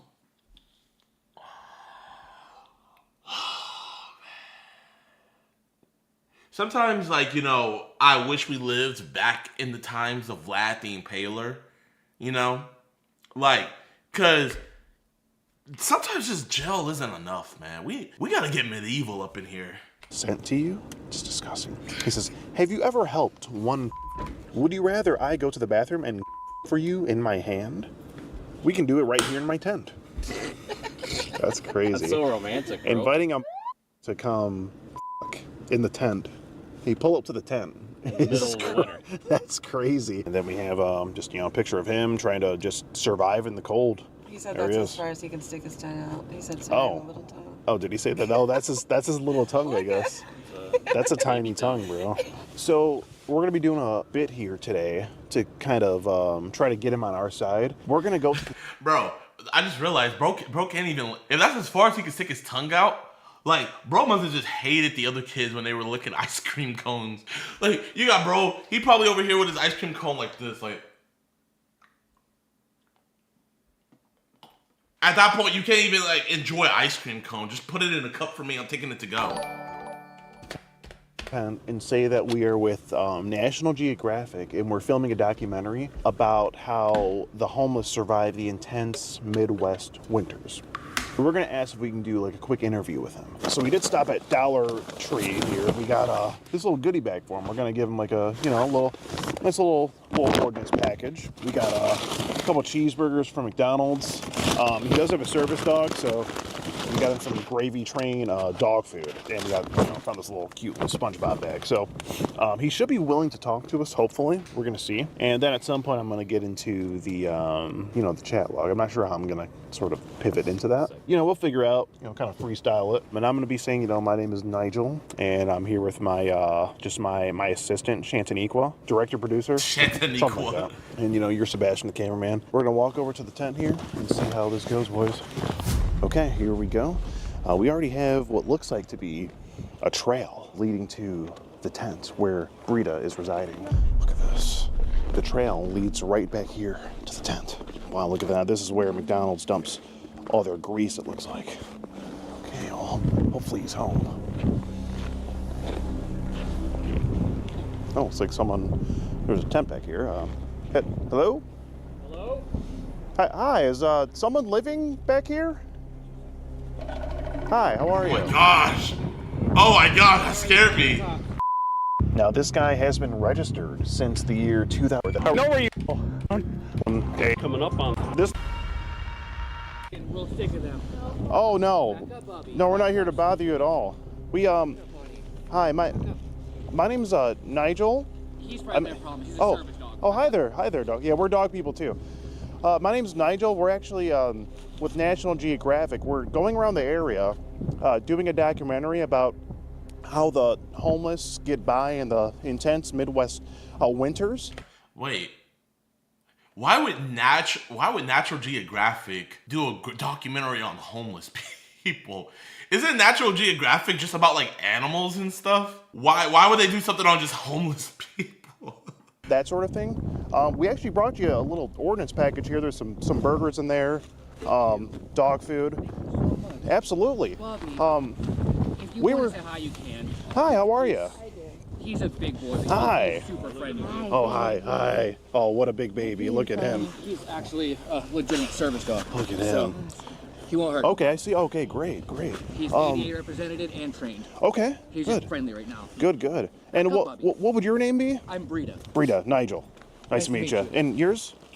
Cassandra. Hi, I'm Nigel. Nice to meet you. But yeah, like I said, you know, we're just sort of going around, just sort of getting insight on, you know, how people are surviving in this intense Midwest winters, basically. Can we ask you a few questions? Go for it. Do you want us to come out? I can toss my shoes on?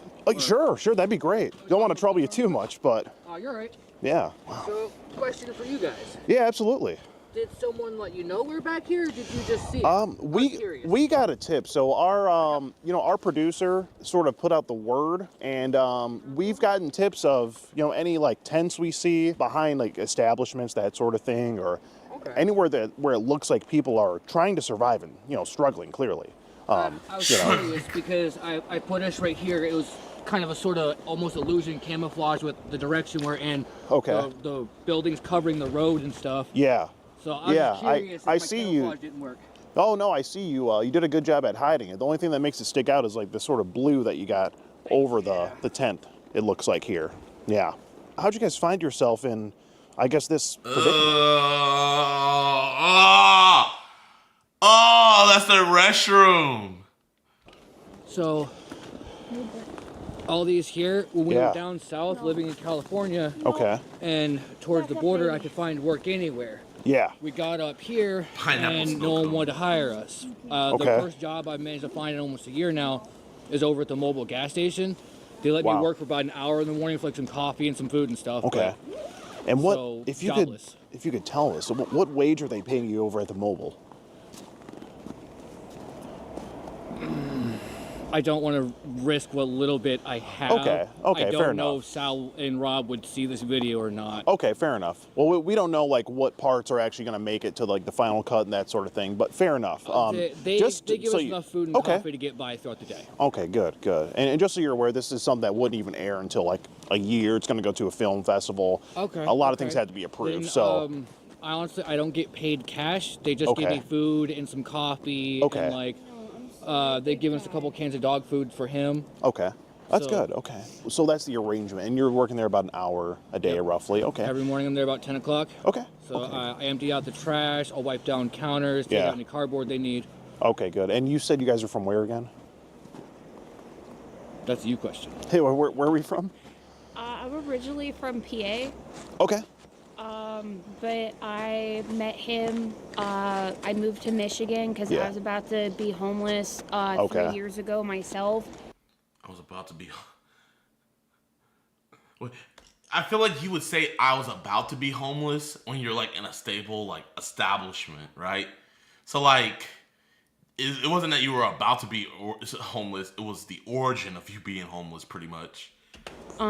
Because I'm also a mom. Okay. I was working my butt off trying to support our daughter and everything. Okay, and I see. I was 4 months behind on rent, was about to get evicted, and with us being together for a few years, he's like, why don't you just come up and live with me? So Okay, and you guys were live with you. So I was about to be homeless, and luckily I ran into him, and he was like, "Hey, come live with me and be homeless." Are we together when you were living in PA and you were living in Michigan? How did you two connect? as silly as it's gonna sound, TikTok. That sounds great. TikTok, wow. Okay, social media these days, right? I was doing a health and fitness page, like gym stuff and whatnot, and she found my page. So, okay.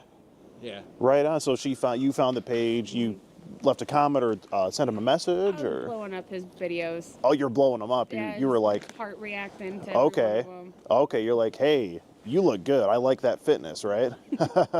Yeah, right. but then okay. he sent the first message. A lot of no offense to you guys, but like a lot of guys with those of mothers who are a single parent, they're usually like, hey, how are you? You know, you want to get up and connect sometime. Unlike him, he's like, I got a question for you. How would you feel if I took your daughter, sat her down in front of the TV with some snackies and some juice boxes and watched like Spider-Man or My Little Pony or something? So So other guys were trying to get at you, and the predator was talking about your daughter first. This is why, like, not everybody should have children, man. Like, you know, genuinely, it's just not everybody is fit to breed. He was more interested in our daughter than anything. So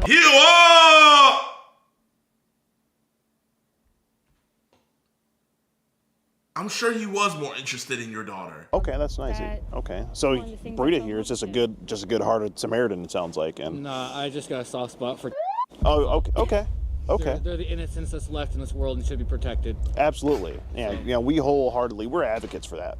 Absolutely. Okay. Yeah. Okay. Absolutely. And he actually helped me out a lot with our daughter because she was autistic, and I didn't know that. So he actually opened up a whole new parenting world for me about autism and how to help her understand and to calm down a little bit more on why are you upset, sweetie? Come talk to mom. So that was mainly from him. Okay.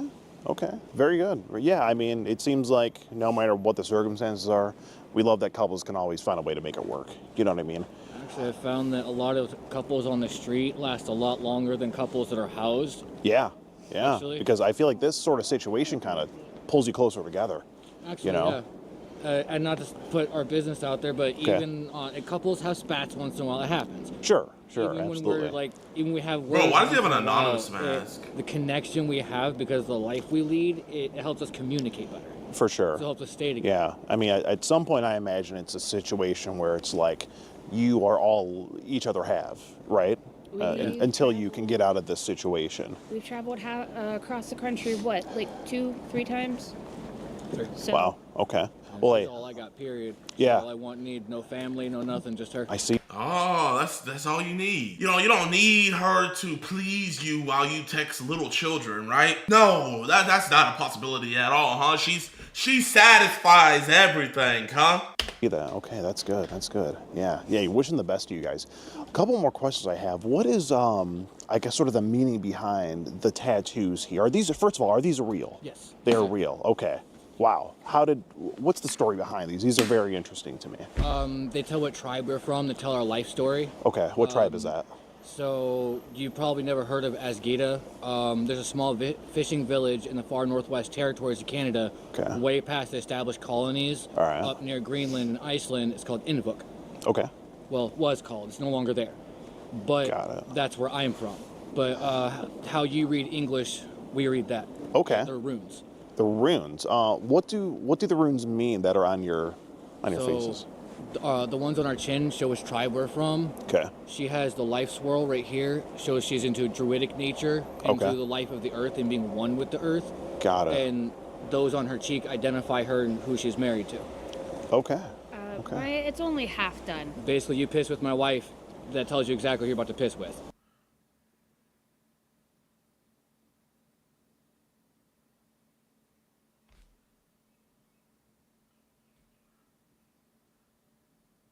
You know what? Maybe in these rune tribes or whatever, maybe, you know, you have the older wife and then you have the younger wife, and then the older wife helps guide the younger wife until the older wife dies, and then the cycle repeats itself, you know? Maybe, I don't know how Norwegian tribal, you know what? They're not homeless. They're nomads. That's what they are. You know, the earth is their home. So the back of this McDonald's establishment was promised to them 3,000 years ago.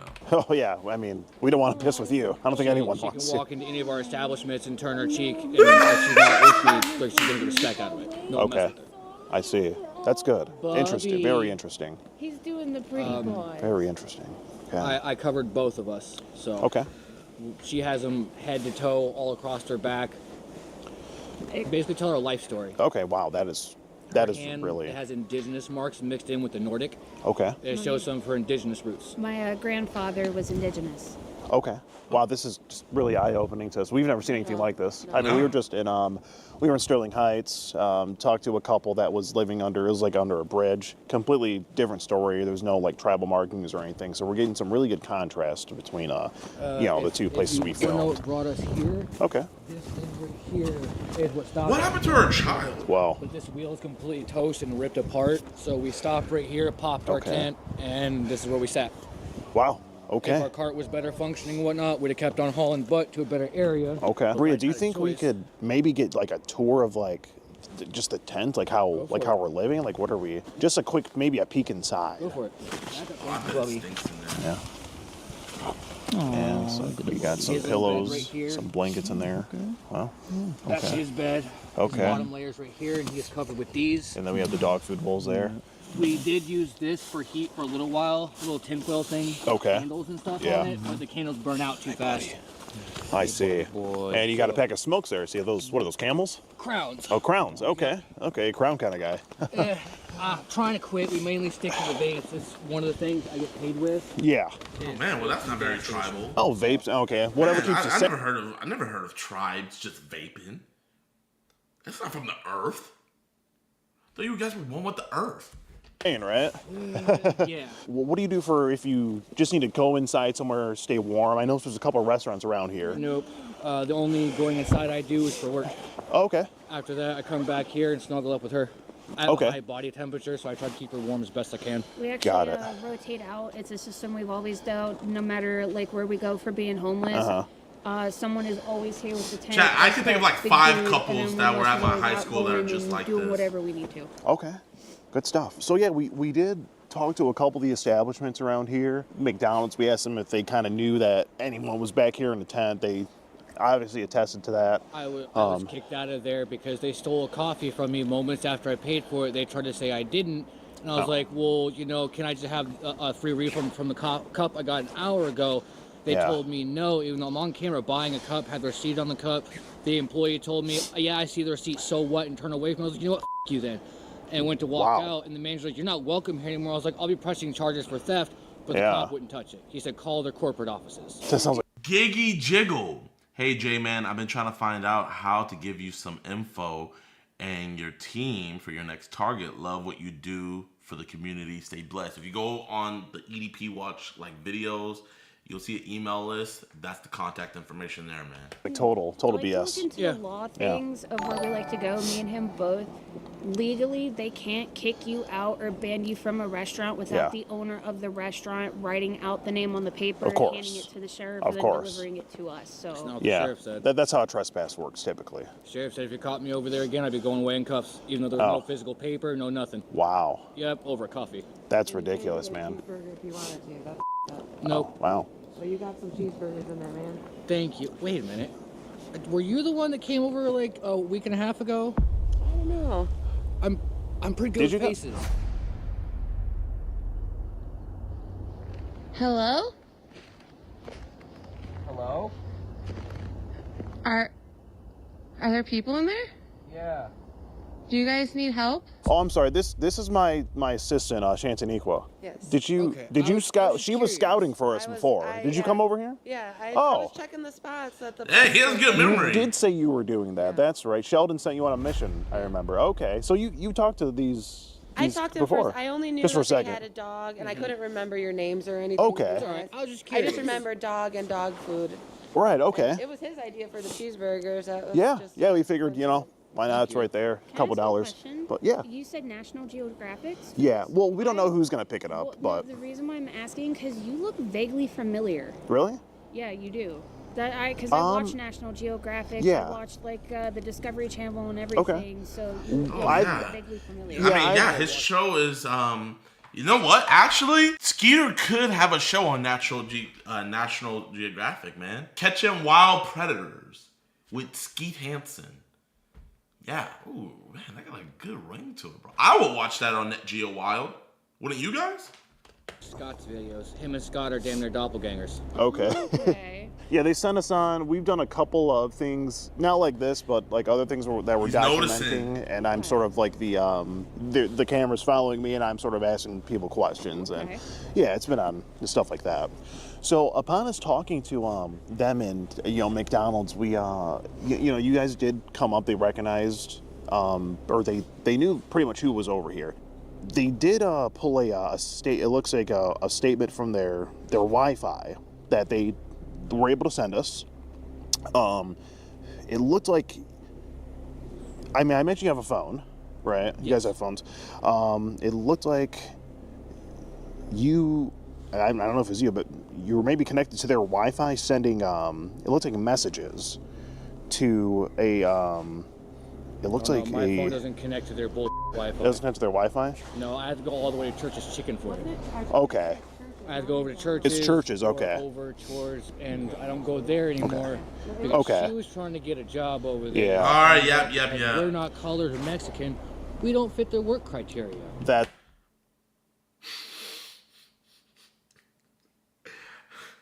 I've never heard anybody say that before. What, you know what? Okay, if you said Popeyes, okay, I can get it, man. You don't fit the criteria.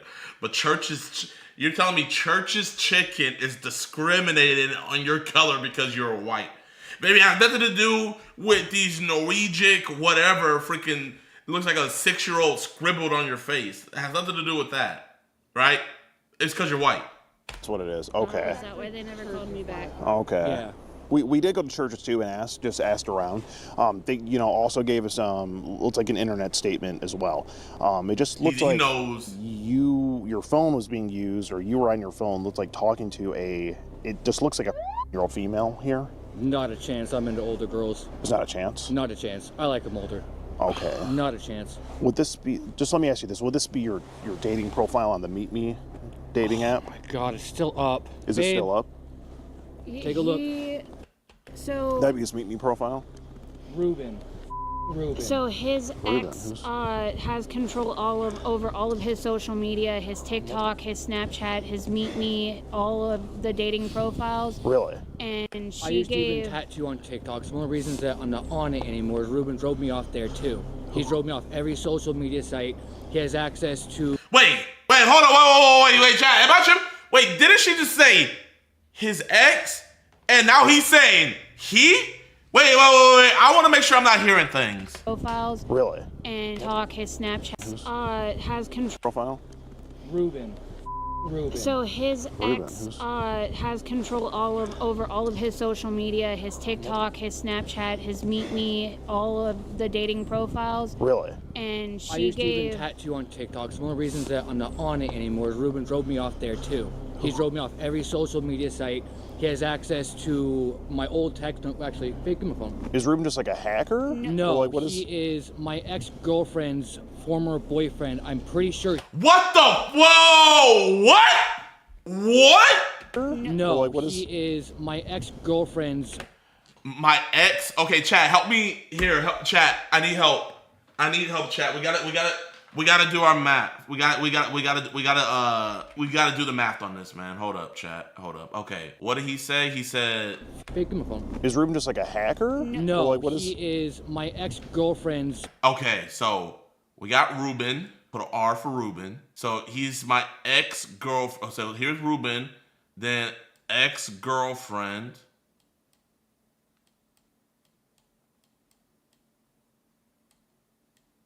Okay, so Ruben, ex-girlfriend, former boyfriend.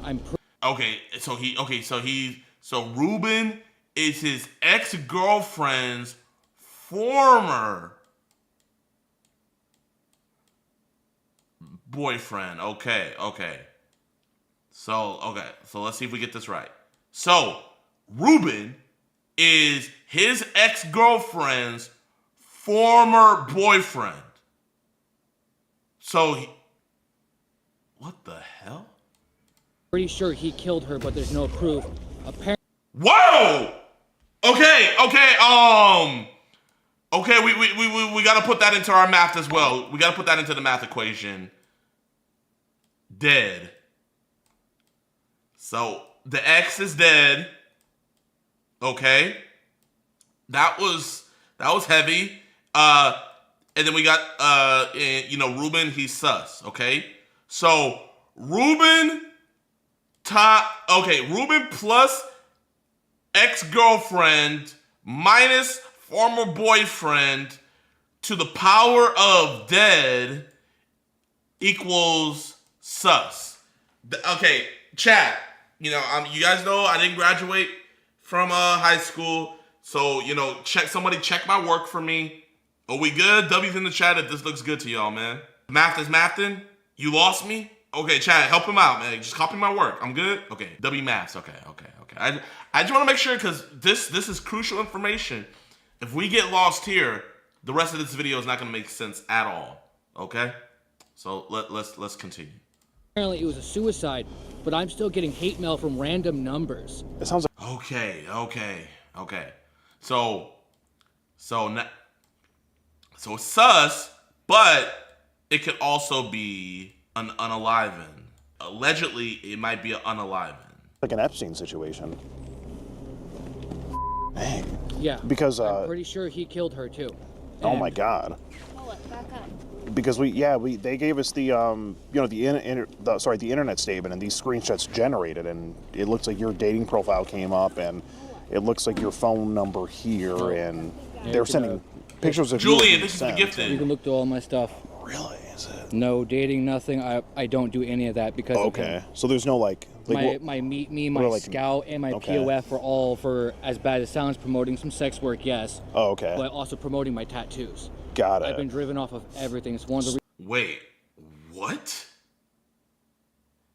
So you're married, so you got on dating websites to promote your... So you you do 1 hour shift at the gas station, and then you're a full-time sex worker.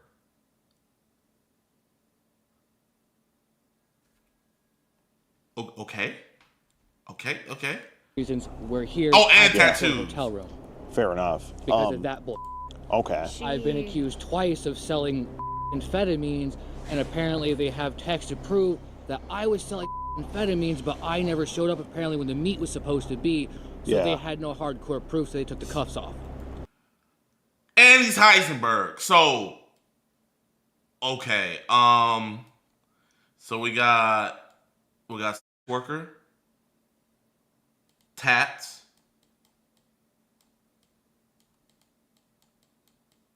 and Mr. White.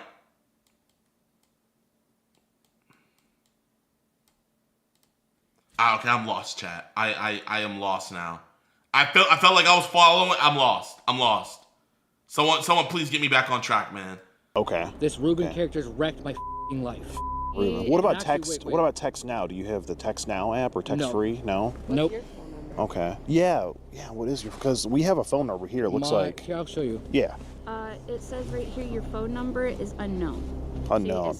Try calling this number. See if that phone because rings. it's been out of service so long.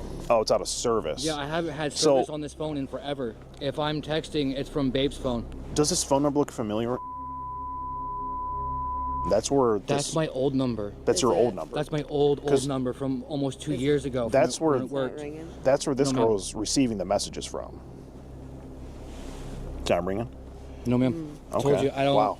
Those are all on my old profile. Yeah, this is from when we got here in the spring. Because that looks like. There's some. So they're sending these pictures of you? That's off There's my some profile. photos from Ruben? inside here. Yeah, they were like literally inside there. The If you look. Actually, The fire. got this So there's a there's a picture of the bonfire. That's Is that not? Here, no, here I'll show you. That's not Actually, right here? I have that picture. You do? Yes, sir. Hold on, I'll show you. That's from years and years ago. What about? And there's a picture of the dog here too. Those are all on my profile too. On your profile too? Yes, sir. All of Okay. them.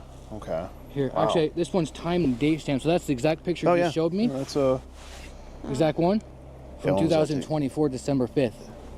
Yeah, that is an old photo. December 24th. We were at our old spot. We were in Joliet. What about this picture here? Would that be you? I mean, that's was you months clearly. ago. That was months ago? Yeah, that was in our old spot, and that again was on my profile. Oh, that was on your profile too? Yeah. I So was that- on live doing that. She was sitting right Oh. next to me on live. So this same blanket isn't in your tent that you have there?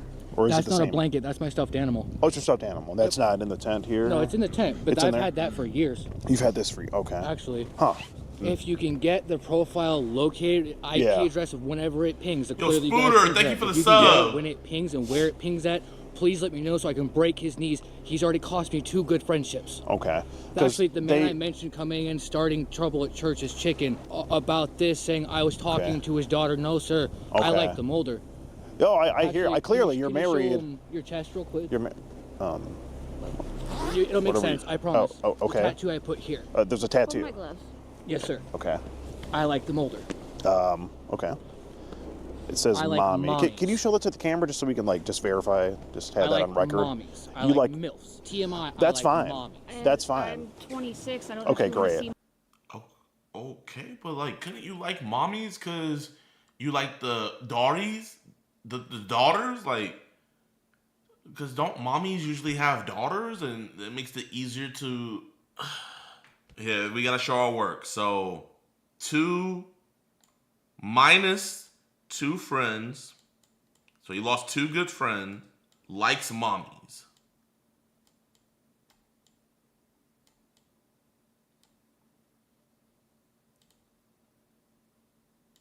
Okay.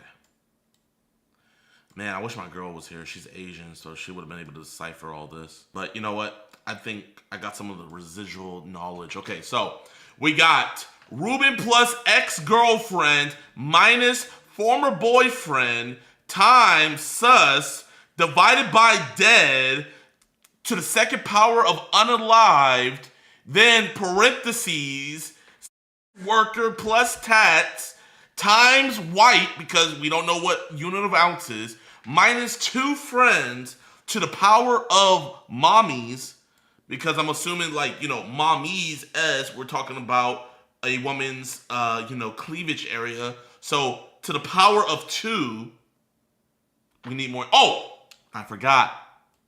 14 inches. But we gotta wait to figure out, are we adding or dividing 14 inches? We got to figure that out later. my ID or anything. No, I believe you. No, clearly. But just let me ask you one question here. So this was sent, looks like from your phone. Would that be a picture of your? No. That's no, not. and actually looks like someone's holding from the left hand. Yeah. Not a chance. Oh wow. Not Yeah, a you chance. have. Yeah, you clearly have a tattoo. So, oh, Not a you're chance. missing. Oh! Okay, wow. And this ring never leaves his finger. Want to see the tan line? Okay. Oh! It's Okay, minus a finger. Minus one pinky. This guy might actually be the most interesting man in the world. his own little spot around that finger. Wow. So this couldn't have been you That's not holding me. And this. Wait, can you hit it again? Yeah, yeah. So not the TMI here, but someone's balls haven't dropped, and I'm bigger than that. Not the TMI. You're bigger than this. I'm big. 'Cause this is pretty big. 14 inches. He's 14 inches? 14 inches. Wow. I've never heard of, wow. Okay, so she added in the 14 inches, so it's gonna be plus 14 IN minus one pinky. So, Alexa, how big is the pinky? The average pinky finger is about ½ an inch wide at the nail. That's roughly the size of a jelly. Alexa, stop. So, he's actually, we're rounding up, but we're actually at 13.5 inches. Okay? We gotta show our math. We're at 13.5 inches, because we minus a pinky. Okay, chat, you following? And Not the TMI, but that's actually why I go for older girls. Younger Okay. girls, I tried a 19-year-old one time. And she couldn't handle it? Or Not the TMI here, but I couldn't fit it. It was too. Couldn't get it up. You were too large. She ended up leaving, crying, saying I was trying to just hurt her with it. It didn't. Okay. Wow. Doesn't end well. That sounds like a terrible experience. Yeah, definitely. And they Can were. I see the picture again? Or the female? Oh, the female? Yeah. The female. So this is the female in question. Not a chance. Nope, Not a she's too chance. skinny. She's too skinny. Hey, babe, I you like don't my go coffee like I like my women. Want to explain? black. Thick, white, and creamy. Oh. I like them Okay. thick. And sweet. Okay. I see. Okay. I don't think he's really getting the definition of TMI, right? Can somebody please let him know in real time what TMI actually is? Okay, so he thick, white,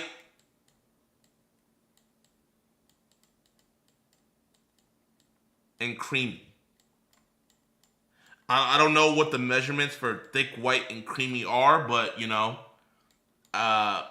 maybe we can figure that out later. So This please, is just. if you can ping this IP address and find Yeah. who's ever sending these, please let me know. Yeah. Or contact somebody that can deal with it. This guy's wrecking my life. I'm pretty sure he killed my ex Abby because she was gonna leave him and take his Jeep and come here and turns evidence on him because he's a dealer. Holy. Take that information. Sheldon from corporate. Yeah. Give him a call, and let him kind of know that we ran into Please. this. He's wrecking my So- life. My tattoo studio went down the drain. The LLC I was trying Okay. to start went down the drain because of this. I tried buying my own building to start a landscaping LLC. I can show you my business card. Yeah. I wanted to get off the Oh, ground. it's fine. That's fine. No. No, I mean, No. this sounds like an evil person, Ruben. I had the SWAT team in the DEA, Drug Enforcement Task Force, kick in the front door. Get out of here, bro! You ain't have no Hank Strader on you. Now you're gonna tell me Hank Strader is on the case? Okay, yo, bro, I can believe the stuff about Ruben killing Abby, taking the Jeep. I can believe the 14 inches and the sex work plus the tats, the -2 friends. I have to believe the missing pinky. But now Hank Strader's on the case? You must think I'm an idiot. Building I had just purchased. Oh my God. Because apparently I was some big bad dealer. What the hell? No, you don't strike me as that whatsoever. If I'm a dealer, I'm the worst in the world. Clearly, I mean, this is not. So this isn't doesn't even surprise me. This isn't the first time something like this has happened. Okay. Yeah, this is crazy. I mean, she says she's Actually, right there on the app. Sorry, it said we can be friends, but that's as far as that No. goes. Nope, sorry, that's not happening. We choose Yeah. to seclude ourselves from Okay. people. We don't make friends for a reason because That's of not problems like happening. this. So Okay. even I choose not to have any friends. Nope. Gotcha. And does this Ruben character know that you're Coming into that at Does- that point, I'm not a friend. Does he know that you're living in a tent here? I hope not. Okay. I honestly, because I would love to say yes or no to that. I don't know. Because I'll tell you what was said here. They say in this message, I'm charging my mobile battery up, as well as my phone, warming up a bit before I got to head back to my tent. Let me come up there and use the Wi-Fi. And Yes, you say he this is did. my fur. Yes, Does he he did. know? And this is a Because picture of your dog. I did an That's from experiment. Greyhound. I have that picture. Greyhound? That's on my profile. He says, I'm trying to save up enough to get a place, but things are hard right That's now. not going to happen. No, Yeah. we're leaving. We're not getting a place. Leaving. Let me show you one more thing that was sent. They sent their exact location. It is it looks like the Church's Chicken right over there. And right here would be the McDonald's that we're at. This is the ping location that they were at. Can I see what time? This was at, I don't have the timestamp right here, but this was very recent. It says they're at Church's Chicken. They said they were using the Wi-Fi. I haven't been able to go there for almost a month or so. A month? Wow. Almost a month or so. Because Yeah. some dude walked in saying that I was talking to his wife and daughter both sexually, and I was like, whoa, who the f are you? Okay. And he Yeah. randomly attacked in churches. I got exited. Well, this was sent about, it looked like a month-ish ago, maybe a little more than a month ago. They know a lot. They say, I work at the mobile gas station on the corner here. Does he know I work there? He just got this job, not even a month. He Not hasn't even a month ago. No. Barely like 2 weeks ago. Are you Can serious? talk to my boss. I just got that 2 weeks ago. How does he know this? I don't know. Because How does Ruben, does he live over here too? No, he's in Illinois. I've tried to talk to the sheriff about it. Okay. Apparently, I don't have enough evidence. Ruben 2 texted seconds. him out of the blue saying, Yeah. oh, I know where you're at. Actually- You're on the east side of Detroit. See you soon. These are what Wow. I get from Ruben all the time. So Abby, the girl I mentioned, Yeah. she's dead. He's on her profile. Okay. He said all the time, I get this, I'm gonna find you. The last place we're at, somehow he got where we were at in the Red Roof. What the I hell? get this all the time right there. And she's yeah. dead. That's his ex-wife. Chat, man. AI could never come up with anything even close to this good. This is how I know AI would never have the creativity of humans, because this is just turning into like a murder mystery drug novella with a side of Chris Hansen. This is cinema. This Ruben sounds like a bad guy. He really is. I think we got to find. We might. It gets do a documentary better? on him. Please. They do go into great detail. They say, "Have you helped one?" He says, "Oh my God!" And he talks about doing things in the tent with this That's not presumed gonna happen. year-old girl. That's not happening. It's way too close for even the wife to do stuff. It's even talked about. He proposed the idea of putting on her face, meaning his wife, the wife. I think he was referencing you. I don't even Clearly, like he knows. I don't like spit on my face, let alone. I'm just. even knows that. Suggested. I'm just going off what was said here in the messages. And he. Anyhow, we'll go to that. He then proposes the idea of the girl licking that off of the. Oh! I don't like other women. I'm not accusing you. Yeah, not accusing you of anything. Clearly, just going off of what I have here. It doesn't even sound like anything we would do either. It doesn't matter how much money you would pay me in the world. No. No. Yeah, you would probably never do it. But when is it gonna click in her brain, bro? When? Oh my God! I get it. She's a victim in this. She doesn't know. But bro, this like. You are stupid. I'm sorry. You are dumb. You are When is the light bulb is going to click in your head? Not taking a money shot? No. The only thing I touch anyone else for, it maybe as bad as this sounds, is we were doing sex work when we first hit this spot, trying to get out of this this lifestyle. How a tag team sex couple? Successful were you with that? I mean, when we were at the Not Red really. Roof, I Even was with a little bit. 14 inch. Whoa! Wait, she was at the what group?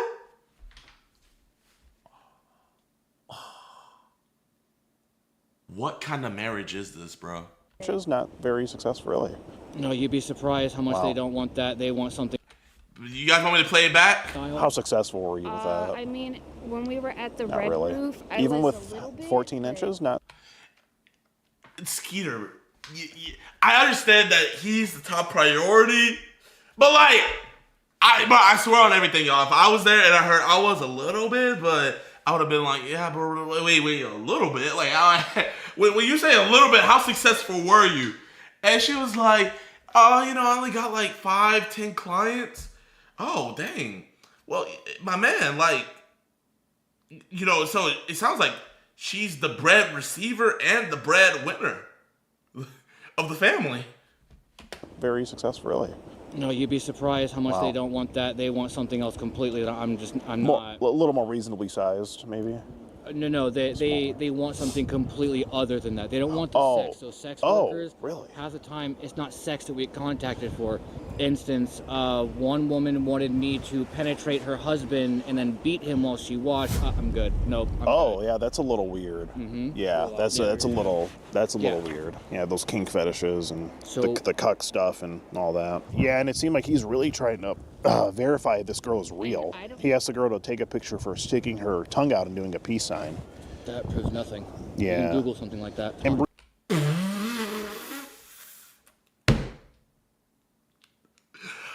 oh my God!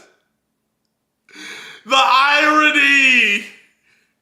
The irony! Rita, do you actually have this? Is this the most you can stick your tongue out? They say that's the most they can stick their tongue out. No. They say they have a short tongue. Okay. No. Okay.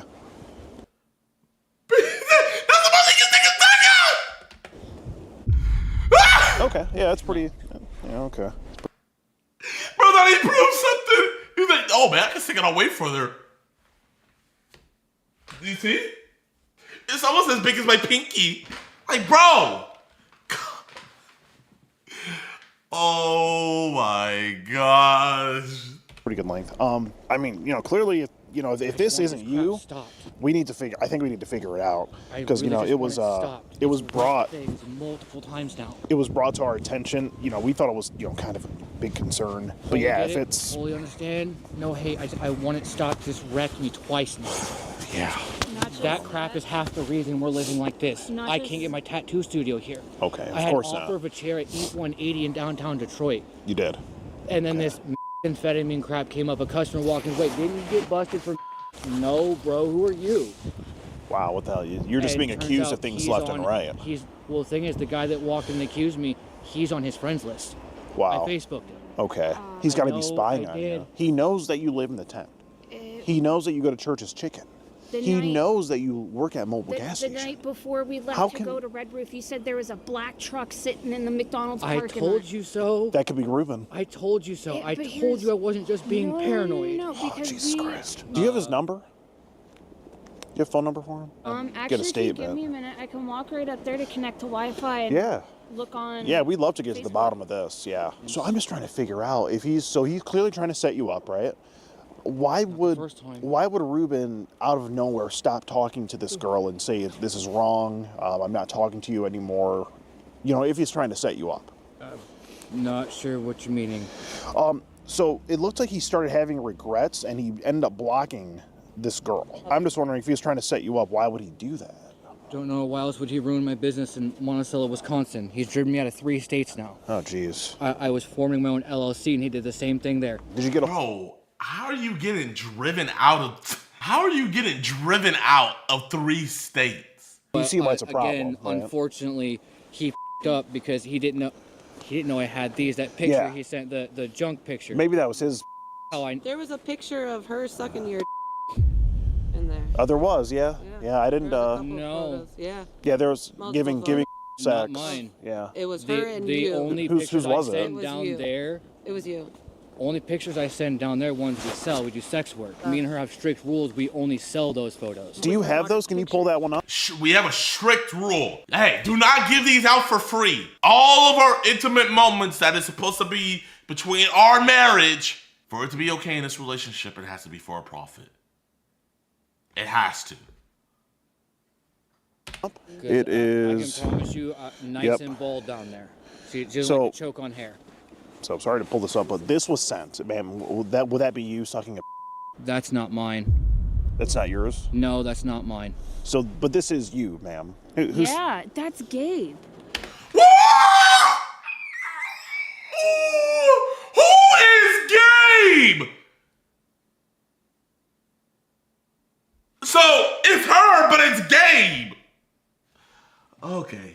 right, chat. I haven't been adding in my work. Okay. We got Gabe. Gabe is in the equation now. Okay. And also -3 states.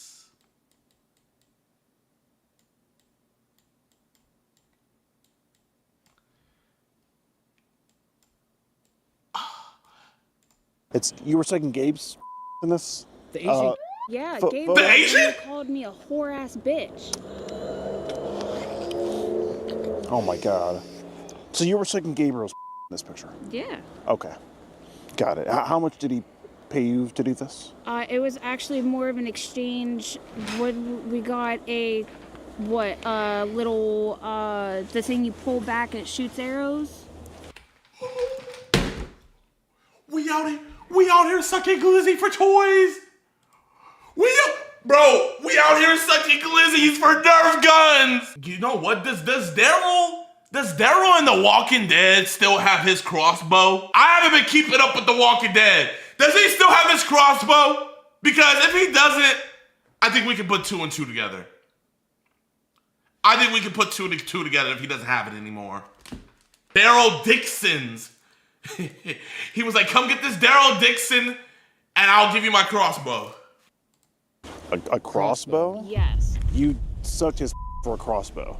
And For Slab, And it's... food. No, the crossbow is to get food. Yeah. Oh, okay. And Slab, it's a barter, Okay. trade, I or see. work deal kind of thing. In Slab, what is Slab? Slab City is a desert community, and it's in the edge of the Sonoran Desert, probably about 200 miles from LA.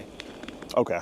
Actually, I wow. have pictures. I can And this show is you. normal practice to exchange sex for Yes, goods in Slab. unfortunately. Wow. We're not proud of it, but we gotta Yeah. do what we gotta do to get Understood. Understood. And were you two together at this point, or was it Yes. before? Okay. by. No, we've been together for Long almost time. 4 years now. Okay.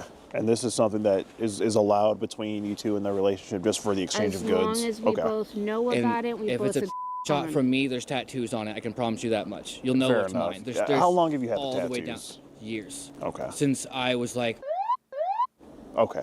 Wow. I've How'd always you been get a tied up. tattoo when you were... I do myself. Oh, Bone okay. needle. Oh, boom. Okay, got it. Wow, that's brutal. Okay, we'll check in, see what's going on. We'll be right back, okay? We'll be right back. We'll check All out right. you guys. Okay, so it's like 10 degrees out right now. We were just talking to Brita and his wife for...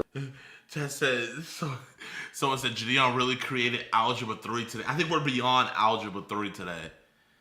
This Skeeter is on a generational run. Like, I thought the HIV dude was like the craziest. This is like on a whole nother level.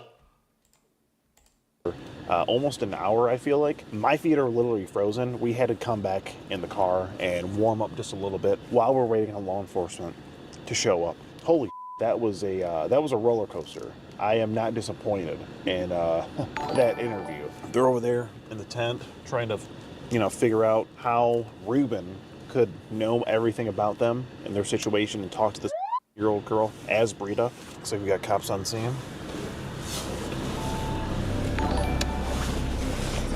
Real decoy. He sent pictures of his said all of the sexual things he wanted to do. Do you guys have like the screenshots and all that stuff? Yeah, we have it. It's on the iPad there. He's back here. Right back there in the tent. That's where they're living. What does he look like? Oh boy. How much time do you got? He's got a bunch of crazy face tattoos. Tribal tattoos that were done with like a pencil. This tent right over there. Yep. Yes, sir. All right. Well, the officers are now back here talking to him. Oh my God, he's getting arrested.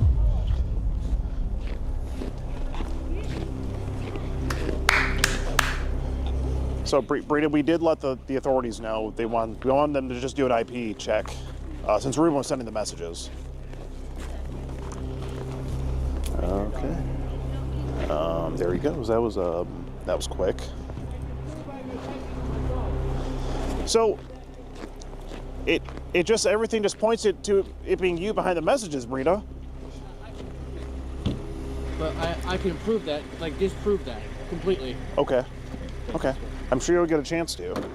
Oh, he probably has drugs on him I too. would like to give him a chance to disprove it. Understood. I'd like this to not wreck my life a third time. But you do see how it looks to be you. I do see You you. see. But I can see how it prove looks. it's not. Okay. Okay. I can prove this wasn't me. Okay. I can't. I have damaged muscles in the back.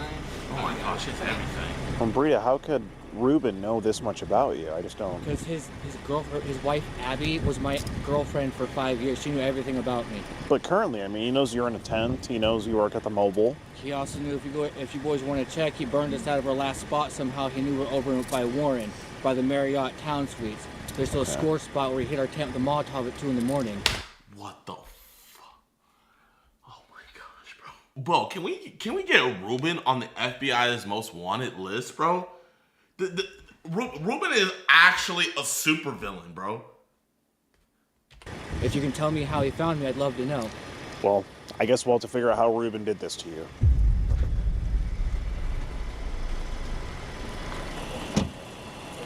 Couldn't tell you that he's going to be housed at the Warren PD, all right? Why? Because he's being arrested. For something that he didn't do, what happened to innocent until proven guilty, like the constitutional right has. Okay, given Not the just facts that but we have that's an presented, invasion of privacy. given the facts that we have presented today, there's probable cause to bring him in for an arrest. Okay. So we are going to bring him in. He's going to be charged. He's going to be arraigned tomorrow. The judge will give him a bond. If you want to call around 2 p.m. tomorrow. Dang, she's already thinking, oh man, I gotta hit up Ruben, I gotta hit up Gabe. You know, man, for us just to get by with a crossbow, now I'm gonna have to gobble him up for a bazooka or something and go sell that. Like, oh, I gotta go hit up Derek and Daryl and. They should have his bond amount and what his charge is. Okay. How am I supposed to get that? I don't have money. My phone is not working unless I'm connected up to Wi-Fi. You could always go up to the Warren PD as well. Our court is right there. I can't leave my stuff. Those are the only options that we have, unfortunately. So what happens if he does get bonded out? Can he come back here? If he gets bonded out, sure. Is someone going to be able to bond him out, like a place or something? That's like, Bro, she saw those TikTokers where like they bond out random people. Like, oh, so hopefully one day, one of those random TikTokers come by and bail out my PDF boyfriend or husband or whatever. To him to find someone to bond him out. Or if you want to find someone to bond him out for him. There's a number in his phone I really need. It's to get Well, in... his phone is going to be evidence. I need a number out of that phone. No, his phone's going with us. Is it okay if I say just one more thing to him? Yep. Now, if I could say one thing, Brita, I just have to let you know I'm not actually Nigel with National Geographic. I'm actually. I'm a big National Geographic fan. Okay, I'm actually Skeet Hansen with the Predatorial Investigation Unit. Okay, we're doing an online series about adults who try to meet up with online for sex. I understand. Okay, I'm just letting you know that. And you've just been skeeted. This is one of the things that Ruben has taken away before. It's one of the reasons they tried to tell Abby that she couldn't marry him and have with him. Okay, well, we'll see if we can get to the bottom of what this Ruben character is really doing and where he is. Well, the most base cops ever. So base. You know what? It wouldn't have been a skeet video if he didn't let him know that he's been skeeted. Yeah, I'm sorry about Brita doing this. I don't know. Okay. I understand. It's just. You really don't. I lost everything. He's the only thing that I have left besides that dog. So no, you don't understand, and you don't understand what we went through. Why the would he risk being here? Well, man, that's why we're trying to get to the bottom of why it looks like it was him sending these messages to a girl female. You do realize that he has warts on his right? He has. What does that mean? He has skin tags on his in those photos. There was no skin tags on his. His is a different color. Ma'am, whether it's.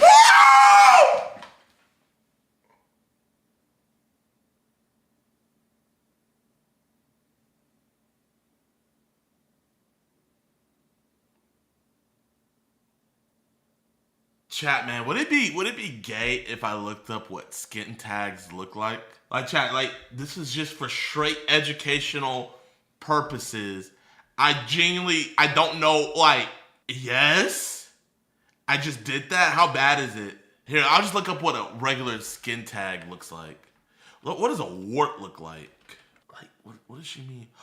Oh, no. Oh no. Oh my, bro, he has a STD. He has something. He has something. Oh no. Oh no. Oh no. Oh no. Oh no. She gave him something from Gabe. She contracted something from Gabe and they gave it to him. Or Ruben just snuck into his tent at night and injected him. Oh my gosh, man. I feel bad for whoever has that, man. Not for Brita, though. Brita, I could care less. It's his or not. It looks like it's still being sent Why to a would female. though when we're trying to get our daughter back? Oh, thank God. Oh, thank you, Lord. Thank you, Lord. Thank you, Lord. Thank you, Lord, for keeping... What? Why? Oh, my Lord Jesus, thank you. You do not need to be a mother. You're out here sucking glizzies for crossbows. Oh no. Oh, thank you, Lord Jesus. Thank you. Oh, God is good. God is good. God is good, man. God is good. Well, ma'am, if he's truly innocent, when he talks to a detective, he will easily be able to prove that it was Ruben, that it wasn't him. I don't trust you. Okay. And it's not you. I have trust issues with people. I understand. You're taking away the only one person who is actually going out and able to charge, and I can't do anything without him. You do realize that he has a charger box at his job, right, that I can't go get. I understand all that, ma'am, but until we get this sort of squared away, I thought you looked familiar. this is just where we're at. Like I said, I have been... Oh my God, bro. Somebody's first... Chat, this is somebody's first time comment. This is somebody's... Cardi, this is the first time you ever bless my chat with your presence, and this is the first thing you want to ever say. In a couple documentaries before. I'm sorry, but I don't trust what you say. Okay. You took the only one person away who actually cares and is trying to do for us. Ma'am, I'm not taking him away. He said himself he wanted us to contact the police next time it comes up. He this wanted you being to contact the police so someone can get to the bottom of this, not to come arrest my husband. Ma'am, we did not tell them to arrest him. We clearly gave them the information and explained the situation. That it looked like this was coming from his phone to a year-old female, and we were letting them know about the situation, just as Brita wanted. So it's not innocent until proven guilty with the constitutional rights. He hasn't... If I may add, in there, it's guilty until proven innocent, and no one can tell me otherwise. He's not convicted. Man, he's not convicted. So how long is he going to be in there for? Because I have no money to bail him out. It's Friday, so he might get an interim bond, but more than likely he won't see a judge until Monday. Great. And how am I supposed to get my damn charger box from his job? Because I can't leave the stuff here to go get it. What is it that you need from his job, ma'am? My charger box. Charger box.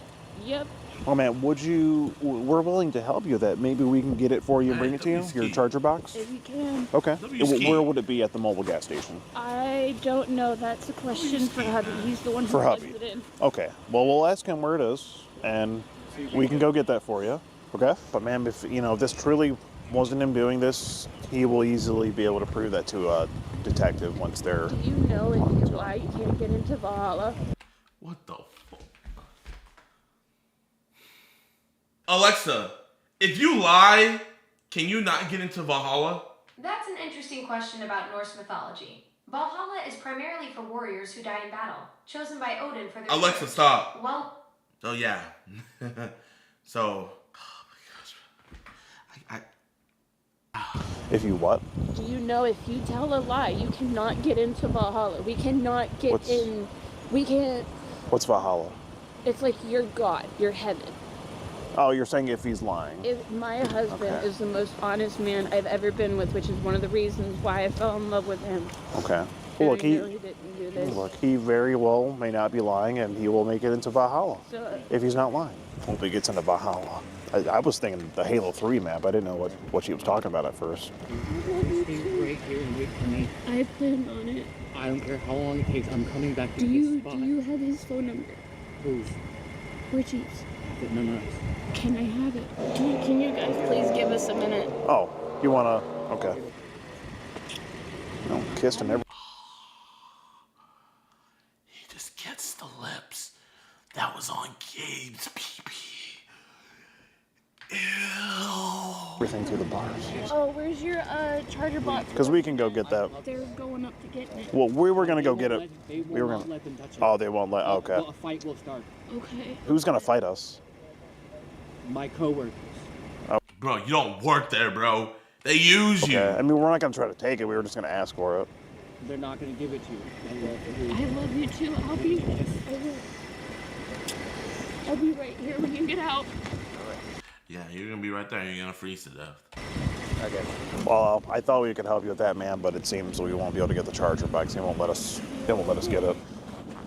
Ma'am, is there anything else you want to say, or no? I don't. Okay. Well, if he's truly innocent, he'll be back to you by Monday. The way the law goes nowadays, no, it won't. Well, the detectives just had to determine whether it's him or not, It doesn't matter. and he'll easily be able to disprove it. No one cares Okay. about us. Okay. No one cares about us because of our tattoos. Oh, well, I think there's other reasons why people don't care about you besides just your tattoos. Because of her tattoos. Because of our I don't think that's what it is. No, yes, it is. Okay. The cops here are biased. We've had so many issues with the cops here. They will not help us. Okay. And again, I'm sorry about your husband, ma'am. Okay. Well, that's all we can do with that, I guess. Okay, so we're at the mobile gas station right now. We're just gonna holler at the staff here and kind of just let them know what just happened to Brita. Let them know that tomorrow they're probably not gonna have anyone working the front here. I think that's what he does. So, hey, how you doing? Just having some information about an employee that works here. Would this individual look familiar? Yeah. He works here? He comes and changes trash here. Comes and changes cash here. Okay. Bro didn't even want to say he worked there. He just changed his trash. Right. No, comes and changes trash. That's it. We just give him. Oh, that's all he does. That's all. We give him like, just coffee and.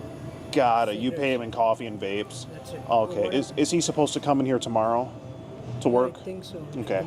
Well, he probably won't be making it because he was just arrested by Warren Police Department for soliciting sex. What the f, bro? Yeah. So I'll show you here if you don't believe me. It's we don't care because he's just like he's not an employee. What did he say back here? What did he say back here? What did he say? Give it to you. I love you. I mean, Okay. who's gonna fight us? Get it. They will We were not gonna. let them touch it. Oh, they won't let. Okay. Well, a fight will start. Okay. Who's gonna fight us? My coworkers. And then what happened over here? To work. I think so. Department. So I'll show you here if you don't believe me. It's sex. What the f, bro? Yeah. So I'll show you here if you don't believe me. It's we don't care because he's just like he's not an employee. That's his dating profile. So he was using this profile to solicit a year-old female online. Oh my god. And we were just over at his tent. We were talking to him, and he just got arrested by Warren PD. So this employee, you won't be seeing him around anymore. He's not an employee. He's an employee. You just let him off the books. Yeah, it's just outside. That's it. I gotcha. Okay. Okay. Well, I was just letting you know that that's the situation. So, absolutely, sir. Thank you for making Absolutely. that, because we don't want any problems here. Okay, good. And if there's any like that come in here, definitely gotta be careful about that around a guy like this, right? So, but you have a good one. Thanks.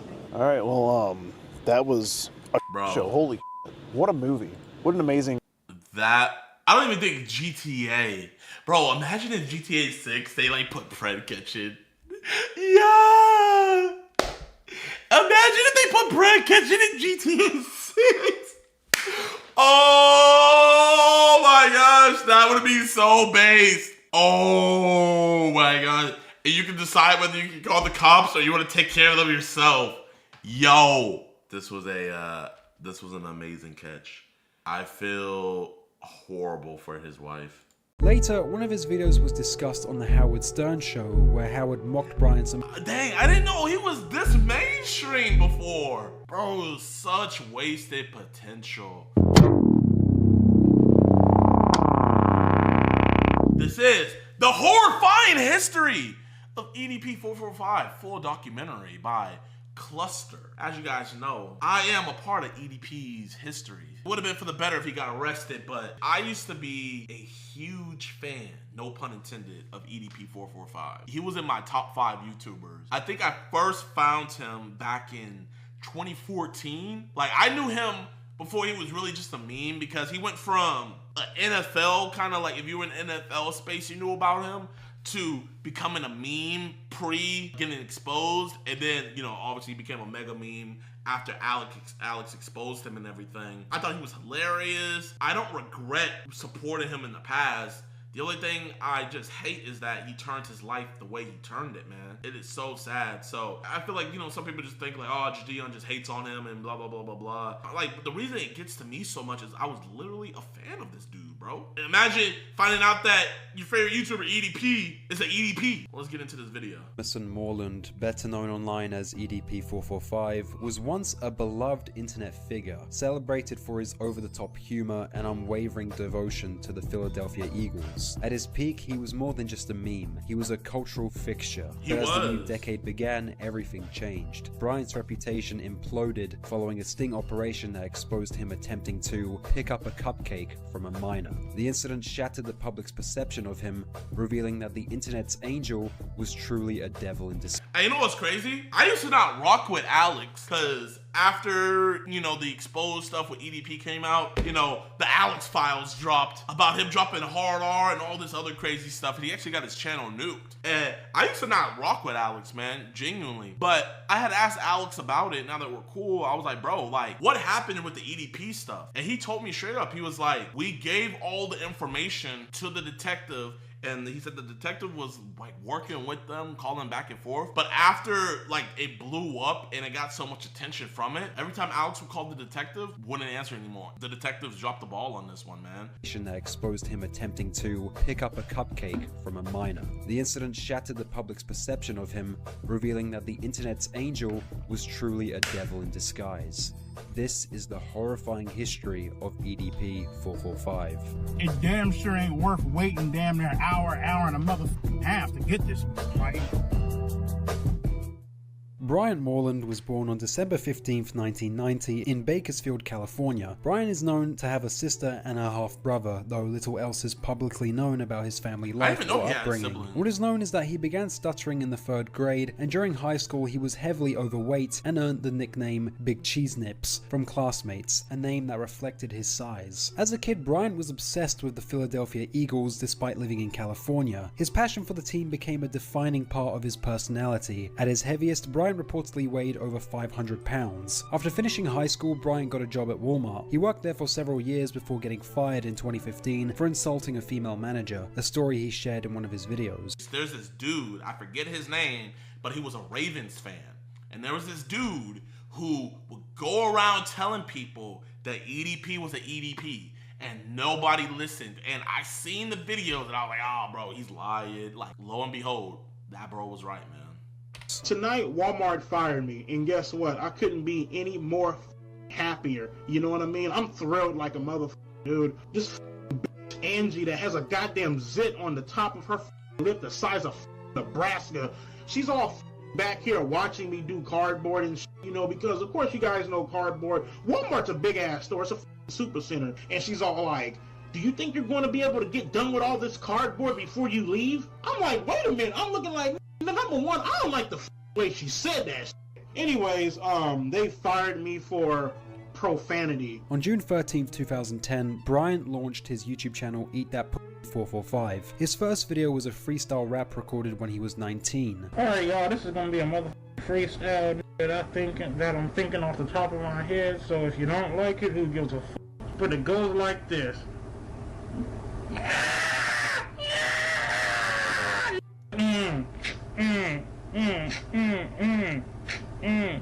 Initially, his content was random and experimental, but he soon found his niche in rant-style videos, vlogs, and Q&A sessions. His videos were loud, aggressive, and filled with profanity, often featuring him yelling into the camera about things that annoyed him, whether it was school, pop culture, or everyday life. Because I'm getting so sick and motherfucking tired of making... I got a mean motherfucking headache right now, man. Can't nobody block. This motherfucking line is terrible, man. This is exhausting. Badly. Bro, man, I'm getting so many memories, y'all. Dumb, ignorant fool fans who don't know shit about the game of football. So some gay named Kevin McFarland. First off, you get your manhood revoked just by having a last name like that, McFarland? Are you kidding me, dog? His raw and unfiltered style attracted attention, especially among viewers who appreciated his no fucks given approach. On November 16th, Brian uploaded his first football-related video titled Eagles Kill the Redskins, which marked the beginning of his sports commentary. From there, he posted dozens of videos reacting to Eagles games, venting his frustrations, celebrating wins, and trash-talking rival teams. Jim Schwartz ain't sending no pressure. Look at that shit. Nobody can tackle him. Look at that shit. Look at that shit. Bro, does anybody remember the video where he was yelling about the Eagles or something? His dad started yelling and they started yelling with each other. I think he was like, man, shut up before I kill you. And he was like, please, please do it. Nobody can tackle. What the? You got me kidding me. So Derek Barnett, the defensive end, out of that mother sucks. His passion for football and his over-the-top delivery helped him build a loyal fan base. In 2012, Bryant began sharing more personal stories, including his struggles with dating and relationships. His first video on the topic was Stuck Up Girls in the BK, where he vented about women he encountered at Burger King. Walking to the store, and this lady must have dropped, I think she must have dropped $5. You know what I'm saying? I'm a nice person. You know, if you drop money, I'm gonna give it right back to you. I pick it up to her, chase it down. I go, you didn't chase her down. You know, I tap on the shoulder. Excuse me, ma'am, you dropped this. Wham! She snatches the shit. I'm looking like, and she don't even say thank you, appreciate it, or nothing. She just snatches the shit out of my motherfucking hand. Now, I could have been up and just took the goddamn money. I could have just been rolling the on out. Over time, his content became increasingly explicit. He made videos like I j***ed off 25,615 times and top 200 stars of all time. Oh my god, I think he made a new... I can name probably 7 corn stars. But you don't know 200 corn stars. That's like actually ridiculous, bro. That's sad. He talked in graphic detail about his life. Bro, I can't even name 200 superheroes. I can't name 200 NFL players. I can't even name 200 people I've met in my life. And opinions on adult entertainment. First time I beat my was back in 2013. First ever video I j***ed off to, well, the first 2 videos I j***ed off to was 1, Girls Gone Wild, and 2 was some old ass f***ed up VHS tape that my dad had hidden in his drawer. Bro, this EDP is the exact reason why you don't go down the corn rabbit hole. Believe it or not, going down the corn rabbit hole could lead into EDP territory. And what I mean by EDP territory, I mean being an EDP. Because you need that satisfaction, you need more, you need more, you need more. And then what happens when you get into CP is now it's, I have to do it. Do not let it come to this point, man. If you guys have a corn addiction, you gotta stop, bro. Because all these dudes, there's a reason they lead up to this, man. Trust me, bro. It was called Big Mama Jamma. Despite the shock factor of his content, Bryant managed to form a genuine friendship with a woman named Delia, who was also an Eagles fan and content creator. They connected through YouTube comments and eventually met in person, filming several vlogs together. Bryant reportedly had a crush on Delia, but their friendship eventually ended in the future. In addition to his main channel, Bryant launched 2 spin-off channels. In 2012, he created Chaotic Kitchen 445, a cooking channel where he made chaotic and unpolished cooking videos. In 2013, he started EDP Gaming 1, a gaming channel focused on gameplay and commentary. Bryant's first major media appearance came in 2012 when Barstool Sports flew him to Philadelphia to document his experience as a die-hard Eagles fan. I thought it was like up there and then so much potential wasted, bro. And then he don't even... What'd you do the entire time? I just closed them. Hungry? Hell yeah, I mean, the only thing I had was Chex Mix, and that was dry as hell. Around 2013, Bryant was featured on Tosh.0, a Comedy Central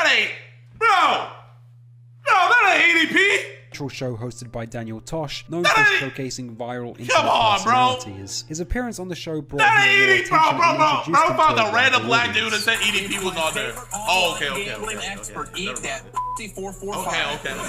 Tosh.0 NFL Lock of the Week. Yo, Daniel, what the popping, big homie? You want my lock of the week? Okay, it. Jags and Cardinals. Who the wants to see this boy? I fall to sleep. This goddamn Cardinals lock of the week. Later, one of his videos was discussed on the Howard Stern show, where Howard mocked Brian some. Dang, I didn't know he was this mainstream before. Bro, such wasted potential. Here's the fan going crazy, just to give you a flavor. Try being an Eagle fan. Try being that. Try being an Eagle fan. I guarantee you, you couldn't walk a mile in my mother all green chucks. You couldn't walk a mile up in the mother. Now that's a spirited dude. Wow. In 2015, after losing his job at Walmart, Brian became a security guard, which helped him stay financially afloat. That same year, a rare photo surfaced of him with rapper Tyler, the Creator. While it was never officially confirmed, fans speculated that Tyler was a fan of Brian's content and had considered him for a role in his app, Gulf Media. Brian eventually hosted 2 web series on the app, All the Way Live with EDP 445, a parody of sports and news shows like SportsCenter, and In the Field with EDP 445, which featured comedy skits filmed in public places. However, the collaboration was short-lived, and the app itself shut down entirely just a few years later. That same year, Brian faced a devastating loss, the passing of his mother LaTonya due to congestive heart failure. The tragedy... He freaking looks just like her. Bro! No, I'm not laughing. I'm not laughing at his mother. I promise you I'm not. So did the chat say Shrek jeans. Bro, I'm not saying his mother looks like Shrek. I'm not saying that at all. Rest in peace, Mama 445, right? Deeply affected him, leading to a period of depression and a desire to turn his life around. He embarked on a brief fitness journey, determined to shed as much weight as possible. Since he had never learned to drive, his mother had always been the one behind the wheel. Brian began taking driving lessons. At 25, he earned his license. To celebrate the milestone, he and his friend Felipe went out for Chipotle. Fast forward to July 2017, in the wake of the Adpocalypse, a period when YouTubers suddenly faced strict monetization rules and had to adopt more ad-friendly content styles, Brian's channel faced a temporary suspension. The crackdown on edgy and controversial material hit Brian particularly hard due to his notoriously outrageous statements. Bro, wait. Bro, he looks skinny here. Bro, he actually looks pretty good here. After 2 weeks, his channel was reinstated, but not without changes. He was required to rebrand, dropping the original... Bro, he looks good! 445 in favor of the more sanitized EDP 445. The next year, Brian found himself entangled in conflicts with other YouTubers. SML, short for Super Mario Logan, is a YouTube channel run by Logan 30acre, known for his comedic skits featuring plush and puppet characters, including the fan favorite Jeffy. In February 2018, Logan reached out to Brian, expressing interest in him having joined the SML crew as a voice actor, impressed by Brian's comedic style. They began discussing a deal that would pay Brian $5,000 a month under a 6-month contract. I want to sign you to a 6-month contract in which you will be doing voice acting for my puppets on my channel. You know, he always fed me this cockamamie bullshit about, oh my god, bro, you have the audience, you have the voice, you have the personality, you know, let's team up. I want to sign you to a 6-month contract, $5,000 a month. Logan was such a fan that he even covered the cost for Brian and his friend Felipe to attend Super Bowl 52. However, the partnership never occurred, and their friendship eventually fell apart. In October, Brian uploaded a video titled Super Mario Logan F***ed Me Over, accusing Logan of ghosting him. In the description, Brian claimed that they had planned to meet and hang out in Los Angeles starting September 30th, but instead Logan apparently went to Las Vegas without informing him. I hate a motherfucker who sits back, gets my motherfucker text message, and then they never respond to me back, or they sit back, they don't respond for what? Bro, man, he was really on the up and up. Tosh.0, Tyler the Creator, almost had a deal with the puppet dude. But weeks on weeks at a time, I know you got my motherfucking text message, don't bullshit me, man. Like, if you don't want to team up, just tell me, hey, I don't want to with you. All right, cool. Like, I wanted to keep giving him chance after chance after chance. Like, I know he's busy. It's like, you know what? All right, you know what, man? This guy, man. Logan, if you're watching this video, you. I don't want your friendship. You can take your $5,000 a month and shove it up your bro. Because at the end of the day, this goes a hell of a lot goddamn further, than just money. Super Mario Logan wasn't the only content creator Bryant clashed with in 2018. In March of that year, he became involved in a drama with Call of Duty lolcow Wings of Redemption. That year, Wings announced he would be pursuing gastric sleeve surgery in order to lose weight. At first, Bryant supported Wings' decision, even encouraging him on his weight loss journey in a video. I wanted to reach out and say, with this whole weight loss bullshit, I know what the you're going through, and I know you've never talked to me directly, but I'm a subscriber of yours, man, and I would like to help you through this weight loss journey. Regardless if you're doing this natural like I am, or if you're doing the weight loss surgery, it takes a lot of balls, man. You feel me? To sit back and say, no more, I want to change my life. It takes a lot of guts. It takes a lot of balls to want to stand up against. This is the guy that I was a huge fan of. This right here. All odds and change your life. Wings had apparently raised $25,000 from fans, claiming he needed that amount for a procedure in the US, but ultimately had the surgery done in Mexico for around $8,000. This sparked backlash. I remember that. Yeah, people were pissed. They were like, bro, we raised all this money for you to get in America, and then this boy went to freaking Mexico and got it way cheaper. I remember this. As many believed he had pocketed the remaining funds, especially after he was caught misrepresenting the costs. Post-surgery, Wings claimed to have lost weight but refused to show proof, and was seen eating junk food and skipping workouts, despite publicly promising to begin exercising. These broken promises led to widespread criticism, and Bryant eventually turned on Wings, uploading a video harshly criticizing him and accusing him of scamming his supporters. Wings of Redemption, bro. Seriously, on some real shit, you. Like, seriously, you and everything that you goddamn stand for, dude. I'm sick of you know, like, you're the typical punk ass that wants the entire goddamn world to feel sorry for you and on this sob story. Like, I understand why people with you now. I understand why people give you a hard time, troll you, do all this next level The only thing I tried to do, was extend my Bro, you know what's crazy? All the stuff he's saying about Wings could be said about him today, man.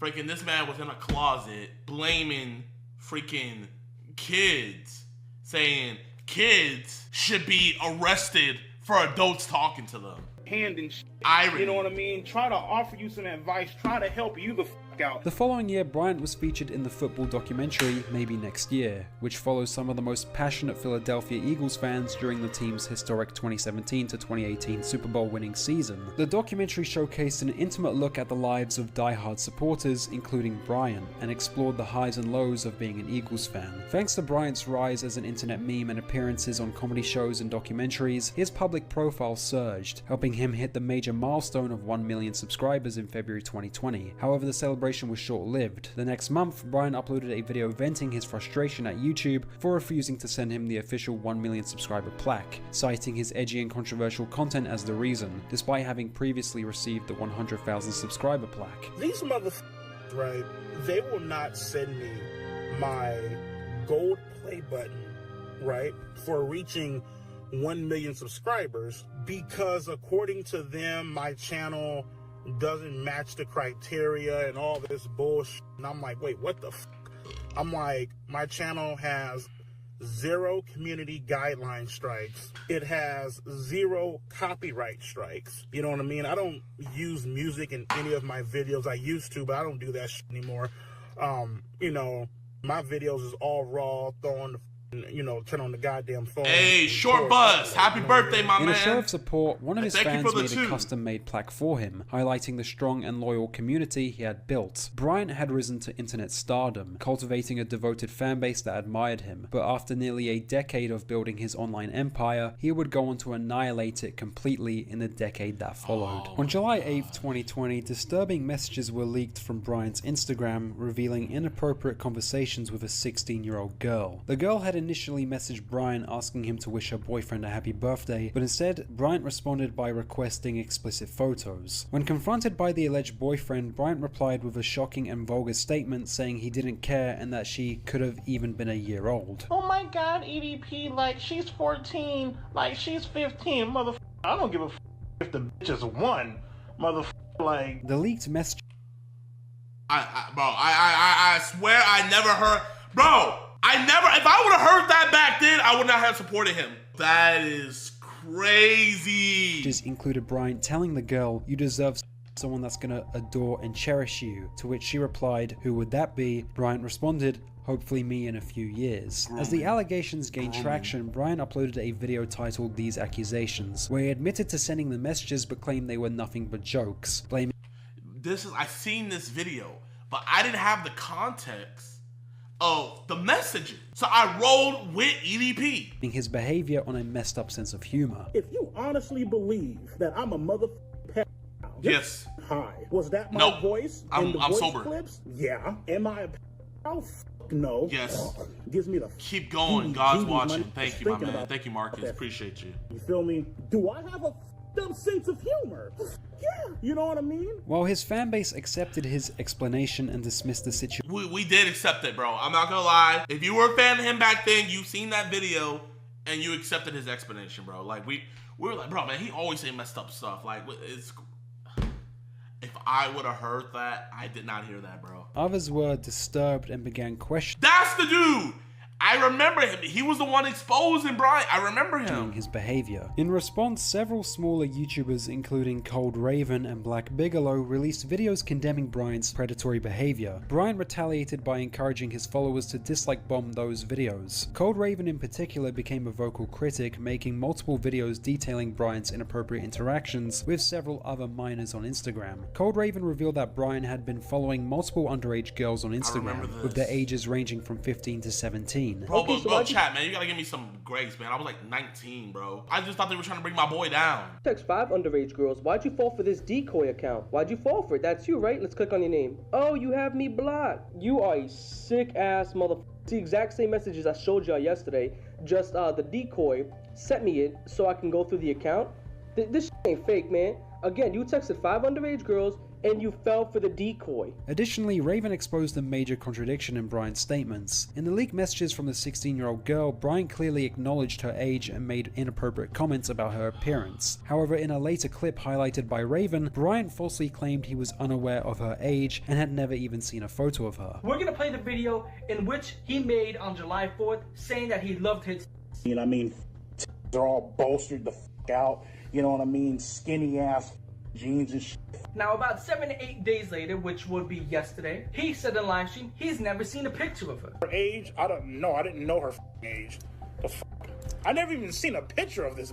So now you have him contradicting himself. He went from, I love her, I would suck the milk out them, to, I've never seen a picture of her. This blatant lie further damaged Brian's credibility and made his behavior appear even more suspicious and incriminating. During one of Brian's live streams, a viewer donated a message urging him to address the allegations. Stop ignoring the accusations that were thrown at you, either own up to mistakes or prove your innocence because we're waiting for your side. Brian read the message and abruptly ended the stream. Oh. He got the 5 and did. After a lucid sentence. He just ended after a lucid message. As Cold Raven's videos began gaining traction, No! My freaking headphones are dying. How do I hear with these? It's his video. Bro, it was the dude the whole time.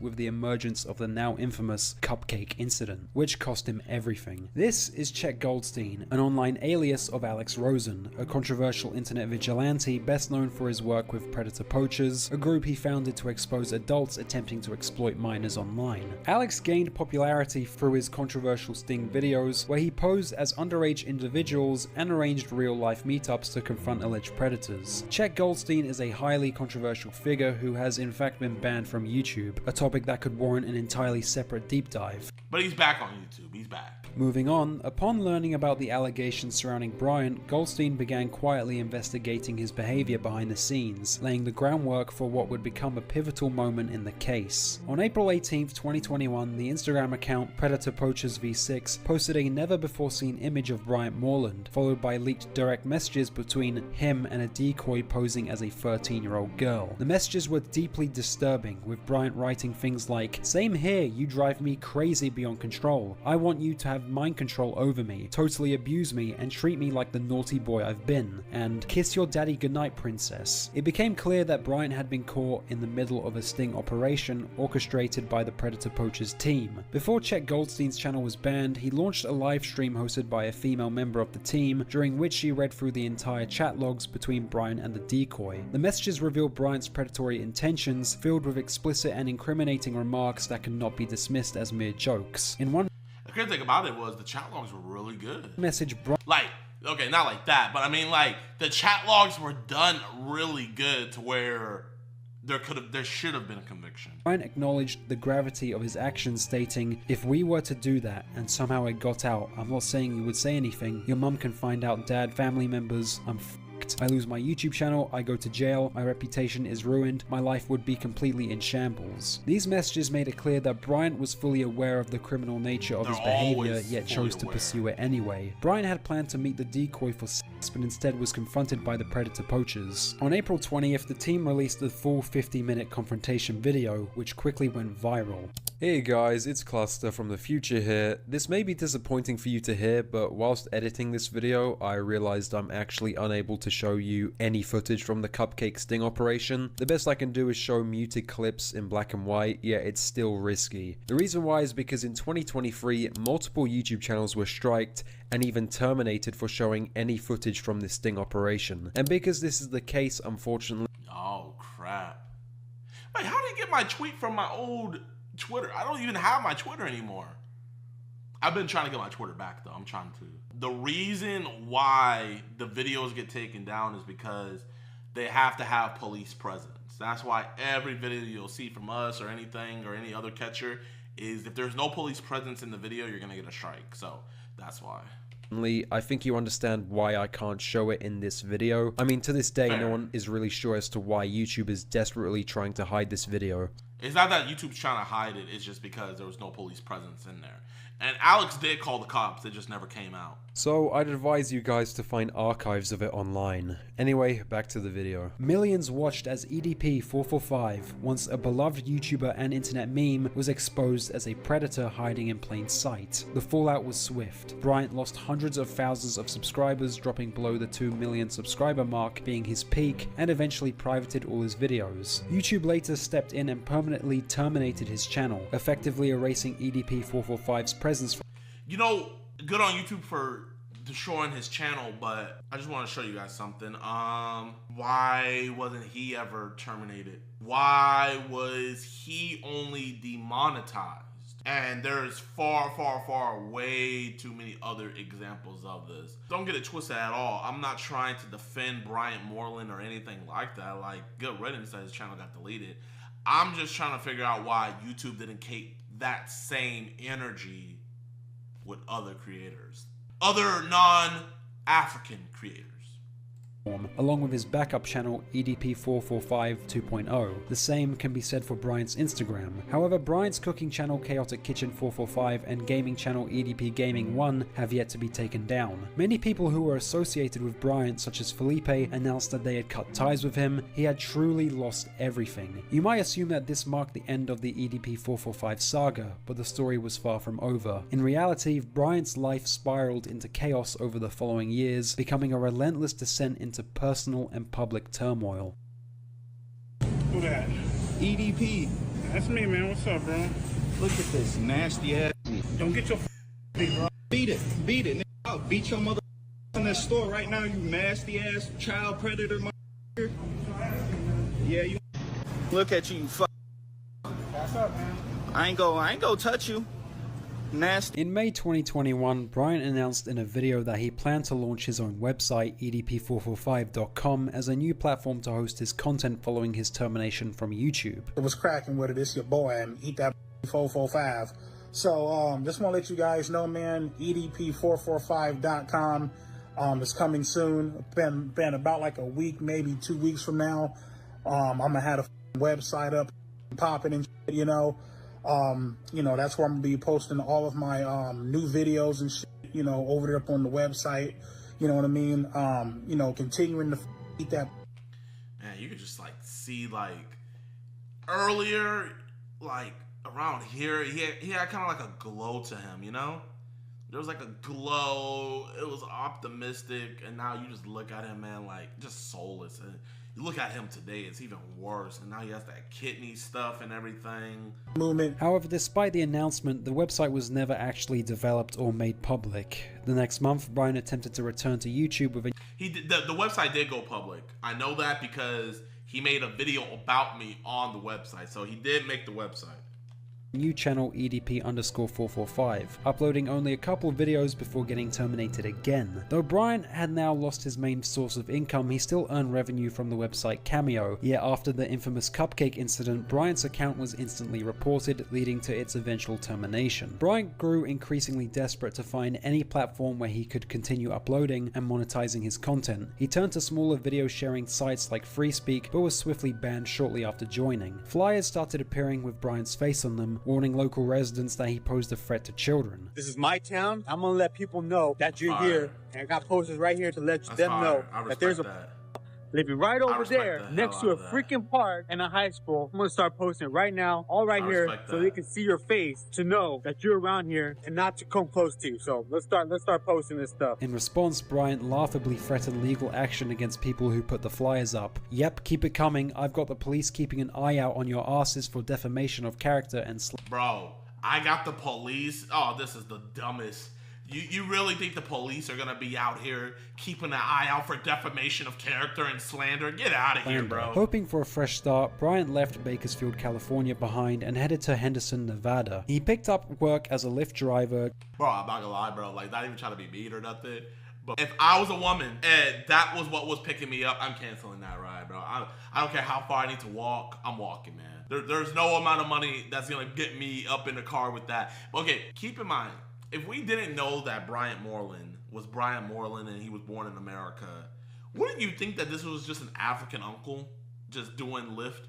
I would. Trying to stay under the radar, but his giant size made him instantly recognizable. It wasn't long before the company let him go, with no web. Wow, I don't mind all these companies letting him go, all of this stuff. I don't mind, I don't care. I'm just trying to figure out, where is this same energy for other content creators that were exposed even more in 4K, but no repercussions were ever seen from them. And they still have gigantic YouTube channels.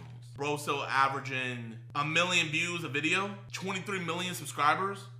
I don't even think he once got demonetized. Where permanent to stay, Bryant bounced between motels and short-term rentals, such as spur apartment homes. But even there, online individuals tracked him down. Once his location was shared, property owners were immediately pressured to evict him. He's a danger to everyone in here. Okay, so I just called security. Go ahead and let security know all I this will information. be more than happy to let them know. Thank you very much. YouTuber Master at Work, who played a key role in exposing Bryant, shared a letter on Twitter written by an attorney representing the Spurs property management company amid their dispute with Bryant. The letter stated that the community has experienced an overwhelming influx of calls and online messages regarding Mr. Moreland's discovered residency in the multifamily community, as well as Mr. Moreland attempted to solicit guests to visit his apartment by posting on the community discussion board invitations to come to his apartment offering doggy treats, as he is the puppy/dog whisperer. Things had gotten so difficult for Bryant finding work, securing a place to stay, that he went as far as to try to legally change his name, hoping it might help him slip under the radar. Surprisingly, Bryant did legally change his name to Dione Scott Wilson Eason, though this secret identity was eventually exposed. Incidents like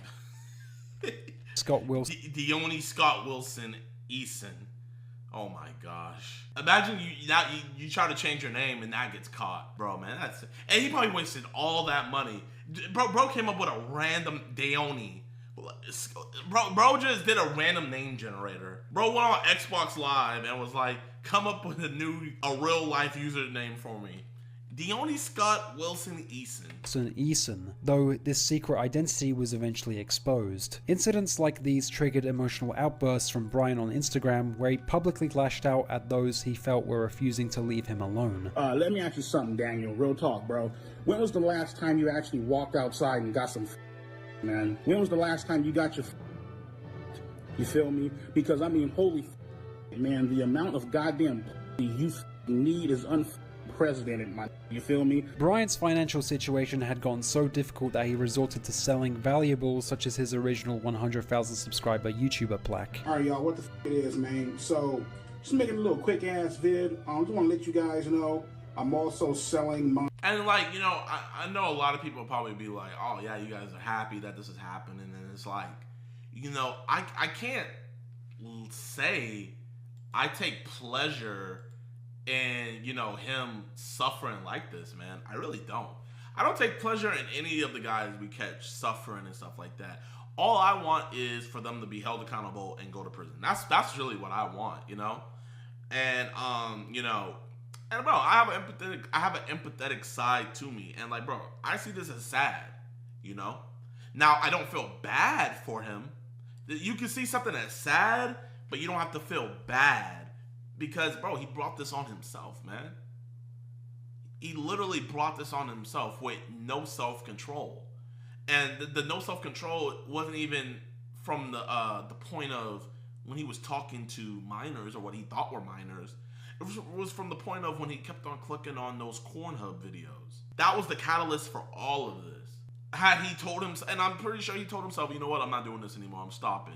Had he told himself no and controlled himself, we wouldn't be where we're at now. And he wouldn't be where he's at now. And, you know, I think this also has a huge thing to do with it. Like, bro, imagine how many times he's stressed, he ate, and all of these different things. And imagine what that's done to his kidneys, and now he's on dialysis. I'm sorry he has to go through all this. I don't feel bad at all. And I don't want to do anything to help him out of this situation either. And I don't think anyone else should. He brought it on himself. It is what it is. My original YouTube plaque from back up in the day. Somebody bought the plaque for when I hit 100K on my backup channel, so I'll be shipping that out soon. Like, I couldn't even imagine, Lord forbid, there's ever a day where I have to sell my YouTube plaque or any of that, man. That would hurt. Like, all the blood, sweat, tears. I know how hard it is to grow a YouTube channel, especially when you grow one from scratch. 2021, Bryant's former friend Felipe uploaded a video titled "Is EDP 445 in Jail?". In it, he claimed to have received a call from a no-caller ID, allegedly from Bryant, who was trying to reach him from the Henderson Detention Center. I was like, you know, hello? And it said, this is the Henderson, Nevada Detention Center for Bryant Moreland. Would you like to receive the call? And I, like, hung up, you know, and then called again. And the same thing happened, you know, would you like to receive a call? So I said yes, because I was like, you know, I was just curious to see, like, holy shit, like, he got arrested, like, wow, you know? How true that is, I do not know. However, people were skeptical of Felipe since no one could find Bryant in the inmate database under either his birth name or new name, leading some to suspect that Felipe made the whole story up. On February 5th... No, he did, man. He was never arrested, bro. Come on, man. Like...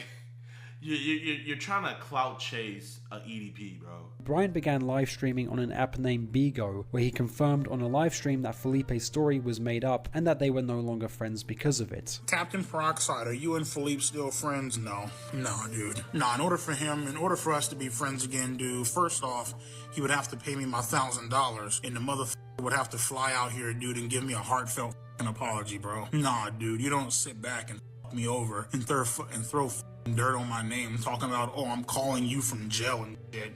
Motherfucker, the fuck, dude? I've been here chilling the entire time. How am I calling you from jail?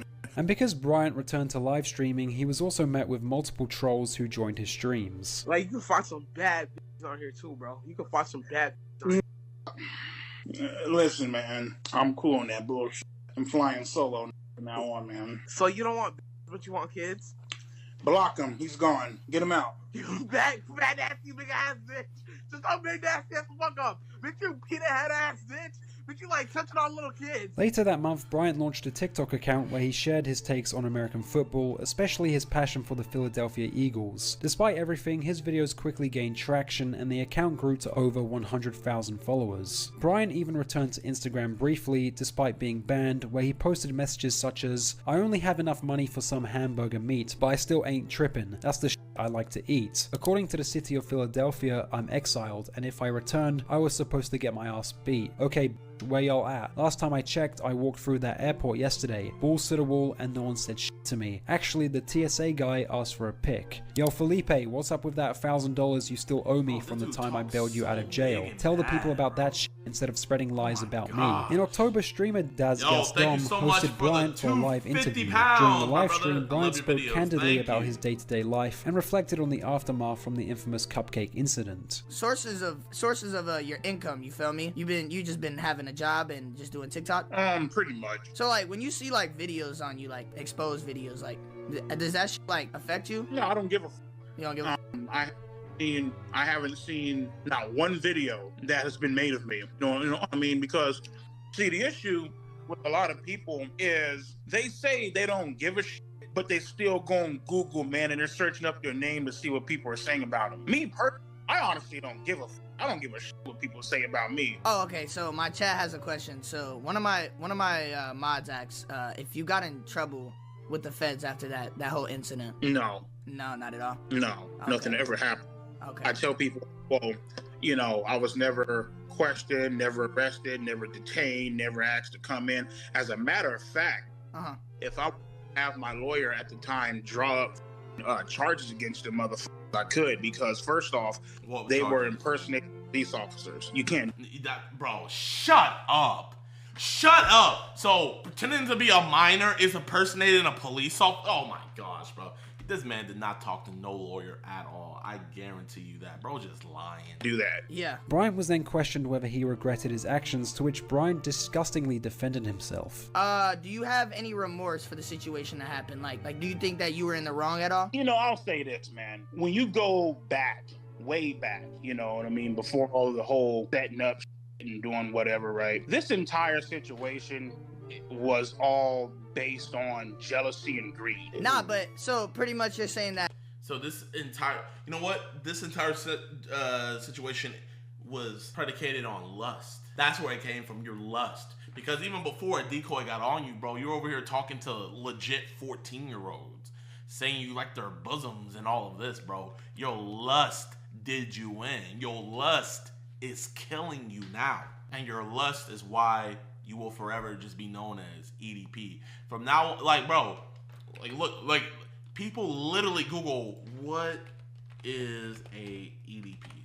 Synonymous with child predator. For the year 2021, he was a YouTuber, after which he was caught by a child predator hunter. He tried to explain it with him trying to get a cupcake with the fake child he was messaging. You see, bro, now you're synonymous with being an EDP. EDP is, your name is now forever synonymous with child predator, bro. That sucks.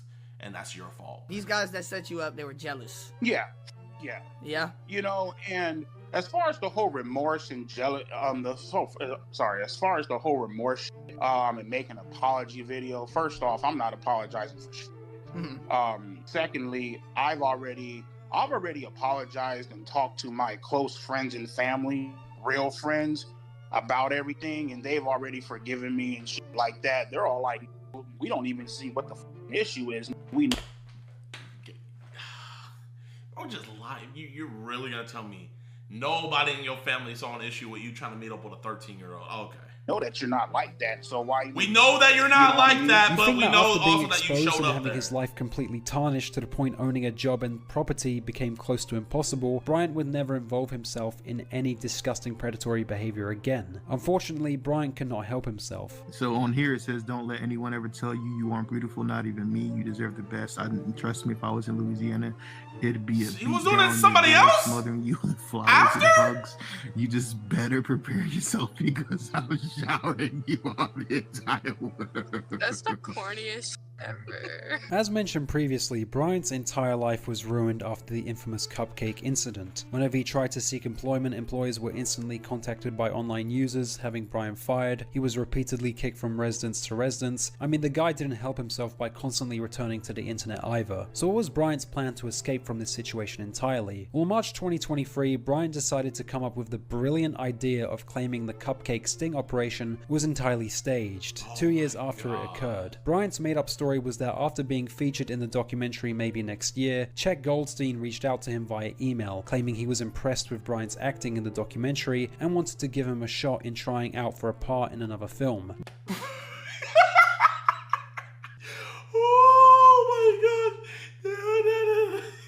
Bryant went along with it and soon presented what he claimed was an email from Chet Goldstein, though it was clearly fabricated. In it, Goldstein allegedly invited Bryant to the notorious parking lot. Yes, that is correct location. Javier, our cameraman, will meet you at the right A. That wasn't even the filmer they had that day.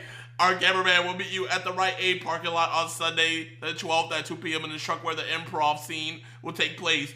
We will need to see how you act out a random scene for 30 to 40 minutes to see if you're fit for the film.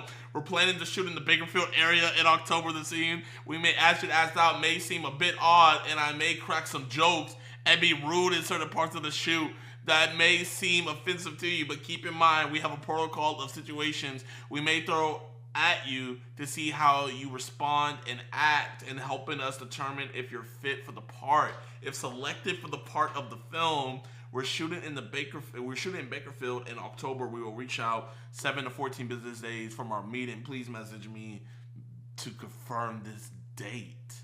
So coincidentally, the date you were supposed to meet up with Chet Goldstein was also coincidentally the same area where you're supposed to meet up with a 13-year-old girl. Ain't that what? So Bryant's basically saying is he was trying to kill two birds with one stone. Okay. Proposing they perform the fully improvised cupcake scene together. Bryant even released a video in which he appeared to being interviewed, elaborating on the supposed sting setup. Laughably, his interviewer was nothing more than a basic text-to-speech program, no human involved, just an AI Barack Obama voice reading scripted lines. Do you have any indication on what you're walking into, what type of scene you're going to be acting out? He didn't tell me shit, basically, you know what I mean? He basically just said, you know, hey, we got some chat logs here, we're going to improv this, go along with it. I'm just like, all right, cool. So, and then again, you know what I mean? It's like, how the was I supposed to know this was a goddamn, you know, how the was I supposed to know that this was set up? Like, it's like... A poll was then posted on Bryant's website asking users if they believed Bryant's story of being truly innocent, to which Bryant received a disappointing majority vote against him. After Bryant's attempt to reframe the...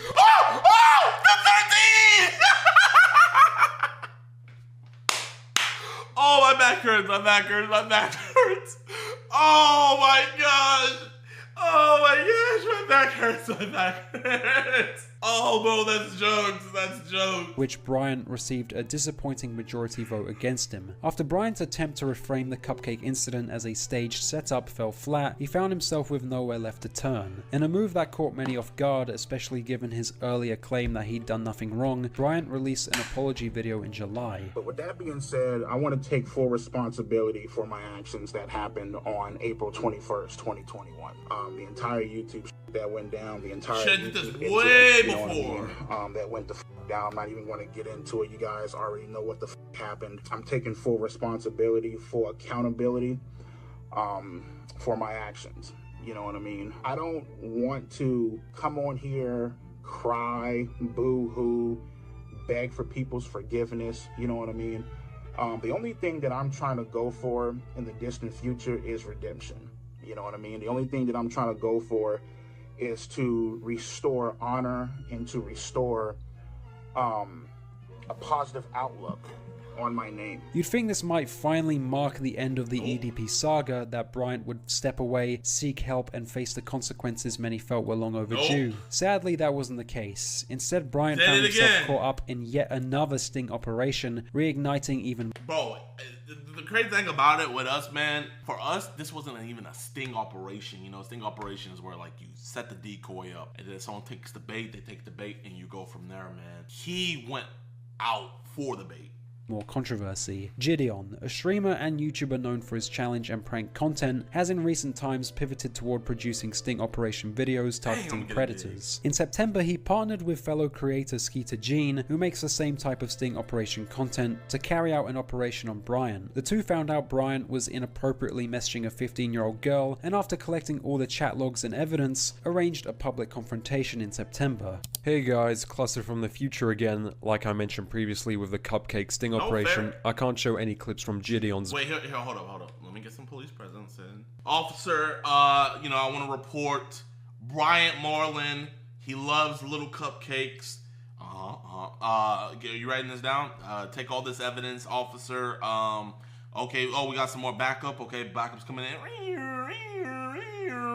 All right, hey, we appreciate you guys. Thank you guys for protecting the little kids. Brian Moreland tried to grab this kid right here. Thank you, officers. Thank you for this police presence in the video. Thank you. Oh, man, we got a lot of cops in this video, YouTube. A lot of police presence in this video. A lot. Like, more than enough. More than enough. Here, we got Officer Sins. He's on duty. Officer Bryant Moreland talking to kids. Yep. All right. You got that written down, officer? Okay. All right. I just wanted to make sure. Video either. Again, sorry to disappoint. I just advise you to find archives of it online. The resulting video, however, was later removed by YouTube for violating its community guidelines. Bro, you know the crazy thing about it? It wasn't even the video was removed. The video wasn't removed. Like, I was literally just talking about what had happened because my whole thing was, and like everybody asked me why you never posted the video. The reason why I never posted the video, and I literally have it in the video, was I didn't want to post it until he got arrested. And, you know, I don't feel like going through my hard drives to show it. But we said in the video that when he gets arrested, like, until he got arrested, we weren't going to post the video. And then, you know, Skeeter posted his side of it. I can't stop him. Obviously, he recorded his own thing. But I literally, this video right here, this was a stream. Like, you know, ladies and gentlemen, we got him. Literally, it was just a screenshot. I was just talking about what happened, all of that. YouTube still gave me a strike. Shortly after the story broke, Bryant completely molded on Twitter, stating, "We live in a day and age where little skank-ass can go around here purposefully setting fellas up. Get a life and get the f*** off the internet." Adding yet another spark to the ongoing controversy, Bryant posted a video venting about being exposed once again. Videotaping me without my consent. Videotaping what kind of car I drive, hiding behind that whole little, oh, well, you know, technically, you can't do anything. You know, this is the excuse they like to make when they don't want to get knocked the out. At the end, bro! Oh my gosh, bro. I was standing this close to him. This close.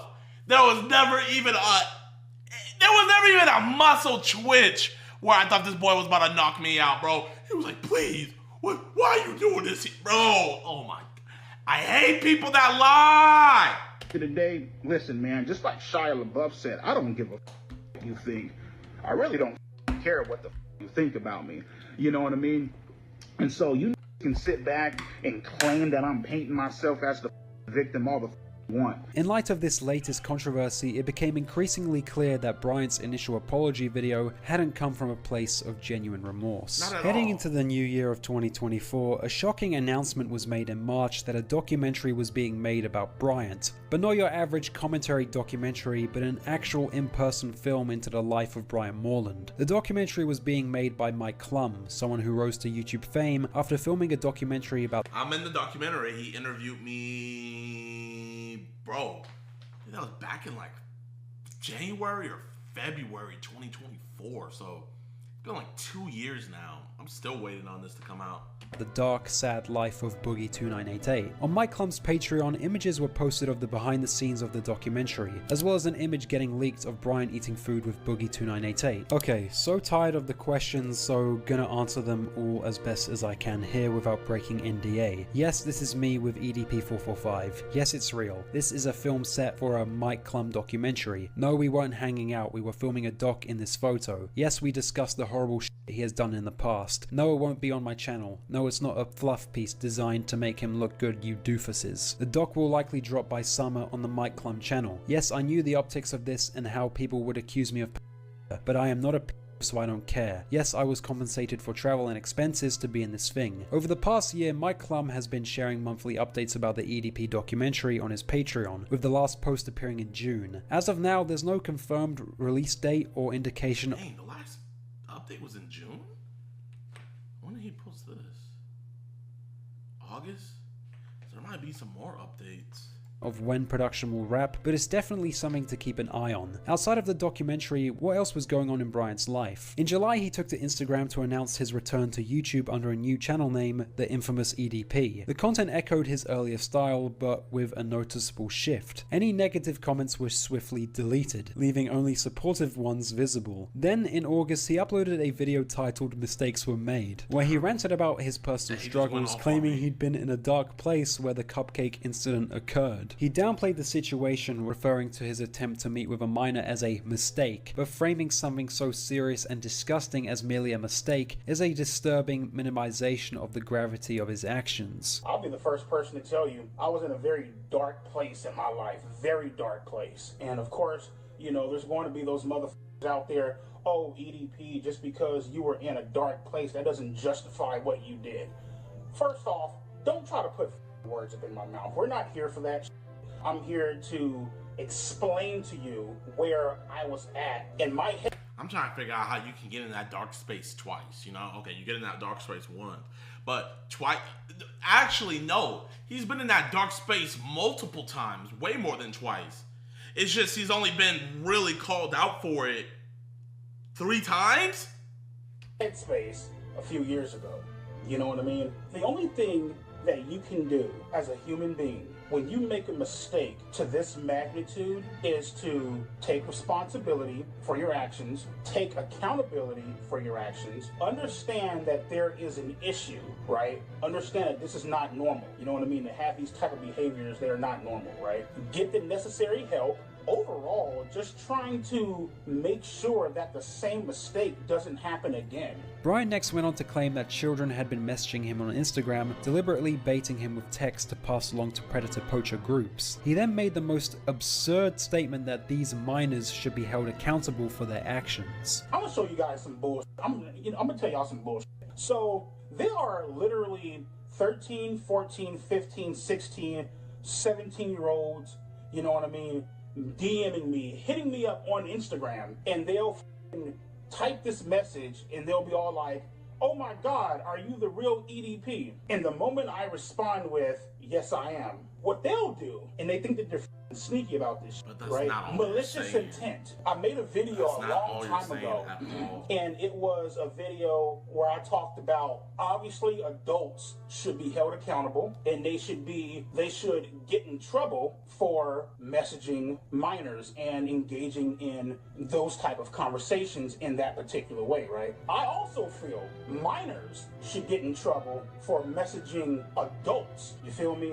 Having a very malicious intent behind their messages. The video largely consisted of Bryant venting about the state of his life, pleading with viewers to leave him alone. He followed this with a frustrated recounting of the years of harassment he claimed to have endured. Showing up at your job, tracking where you work at, showing up at your dialysis center, trying to find out, you know, what type of community that you live in, right? Storming the leasing office and shit like that. Storming HOA offices and shit like that. You know what I mean? With you out in public at the grocery store. You feel me? Throwing shit at your motherfucking window as you're at a... Alright. Kind of over it, man. Good documentary, though. You did a good job. Me when it's time to grape kindergartners and watch CP. Like, bro, this isn't like a fake caption someone made. This is legitimately what he posted. I respond to every minor in my DM. I know one of them is a JiDion decoy, and I'm gonna slime him when he pull up.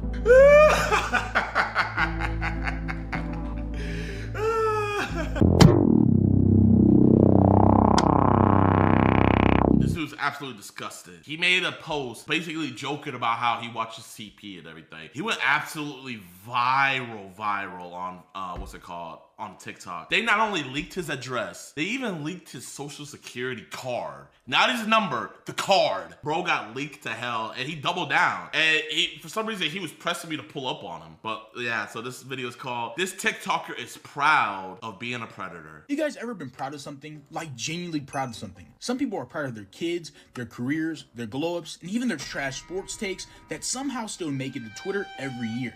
But I need you to be honest with me for a second. Have you ever seen someone who's actually proud of being a so-called predator? Yeah, that's what we're going to be discussing today. But before we get into it, if you enjoy these little yap sessions where we just sit here and unpack absolute madness together, like, subscribe if you're new, and comment down below what you want me to see from me next. Alright, now let's get into it. So, the TikToker we're going to be talking about today goes by the name of Cbot1, also known as Carlos. And I don't even know really where to begin with this guy. The side effect of too much lollycorn. Because this guy just says the weirdest things online. Me when it's time to grape kindergartners and watch CP. Like, bro, this isn't like a fake caption someone made. This is legitimately what he posted. To this day. He built his entire page around them and then acted shocked when it blew up in his face. Now, to set the record straight, this wasn't a case of someone getting clipped out of context or a bad joke landing wrong. This dude was actually openly uploading videos where he talked about being attracted to younger people. Oh my God, bro. Not hinting, not implying, straight up saying it over and over again. Like he thought he was normal. Like he thought people were actually gonna hear that and be like, yeah, man, go off. What's even crazier is how he's actually so casual about it. No hesitation, no shame, no actual awareness about just maybe having this type of thing not be put on the internet. But obviously he wants to go off. He talked about how he felt around young people in public spaces. He even doubled down on it constantly.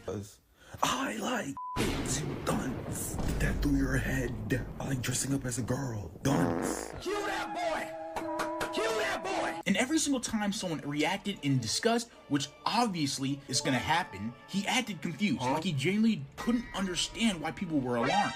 Once these videos actually start to circulate around the internet does what it always does. Bigger accounts picked it up, people started calling it out, reports started flying, and eventually TikTok actually took down his page for once. At that point, any sane person would actually log off, disappear, and reevaluate their entire existence about never touching the internet again. But nope, this guy actually comes back with a new account and somehow made everything 10 times worse. Instead of saying, yeah, I messed up, he actually doubled down harder on these claims. Guys, this is a very serious video. Some things have been posted about me and I would like to address, and I'm looking you right in the eye when I say this. I am not fucking sorry. I want my cut. I want my cut. I want my cut. I want my cut. Pay me. F you, pay me. Clout is one hell of a drug, bro. This is why I say we as a society need shame. Because you have some shameless people out there. This is just, oh my gosh, bro. I'm so serious. Pay me. Lock his ass up. He claimed he didn't care.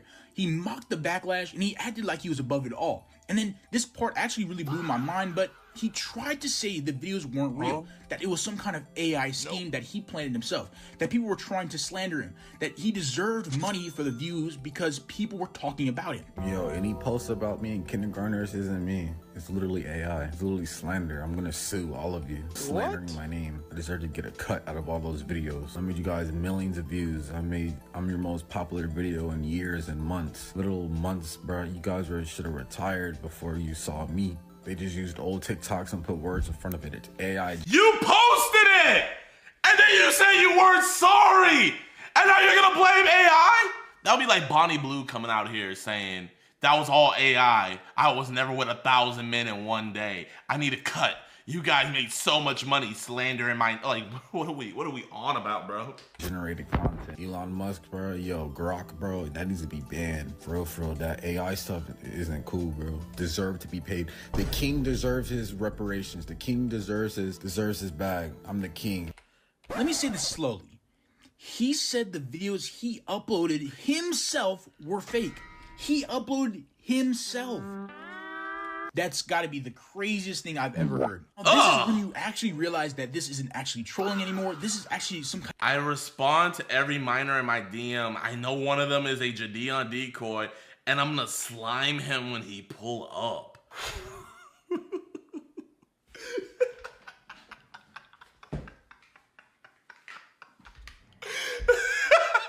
Oh, man. Hey, you funny. Wait, hold on, chat. Hold on. I'll be right back.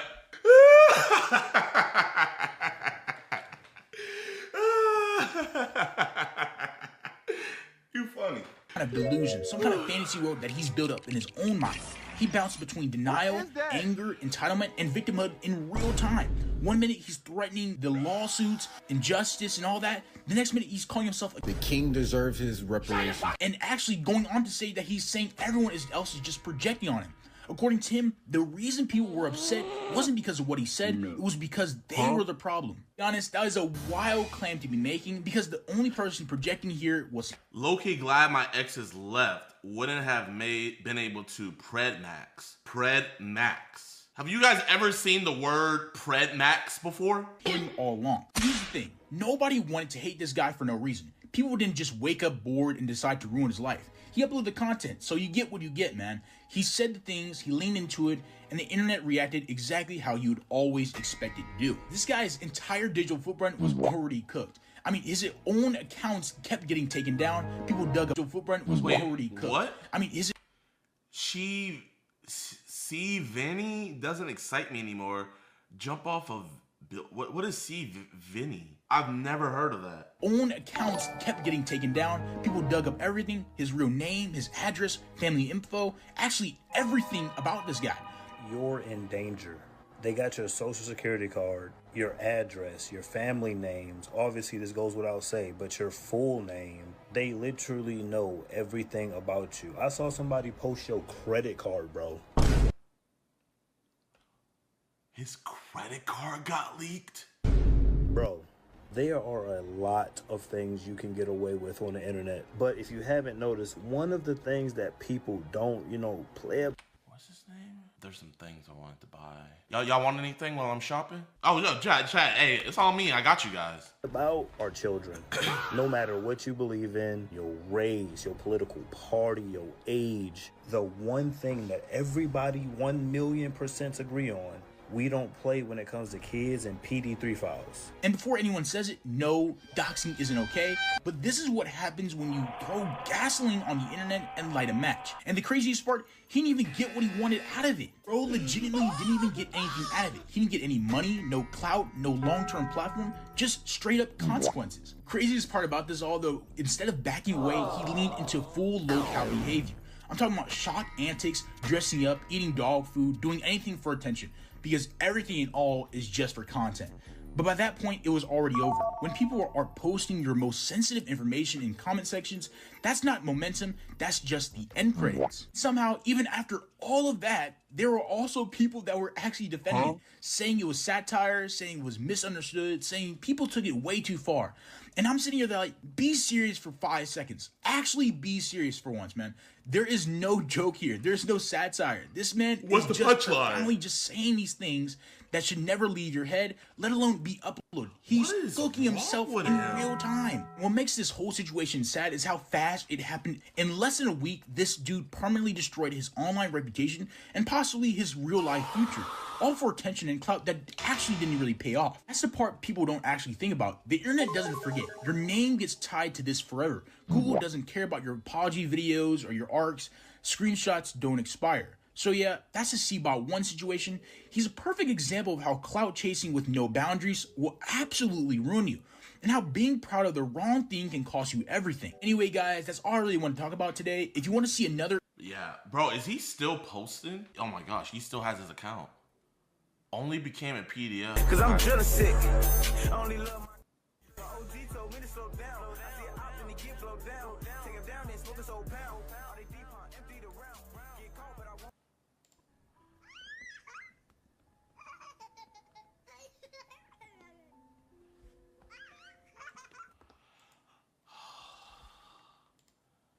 Our society is a society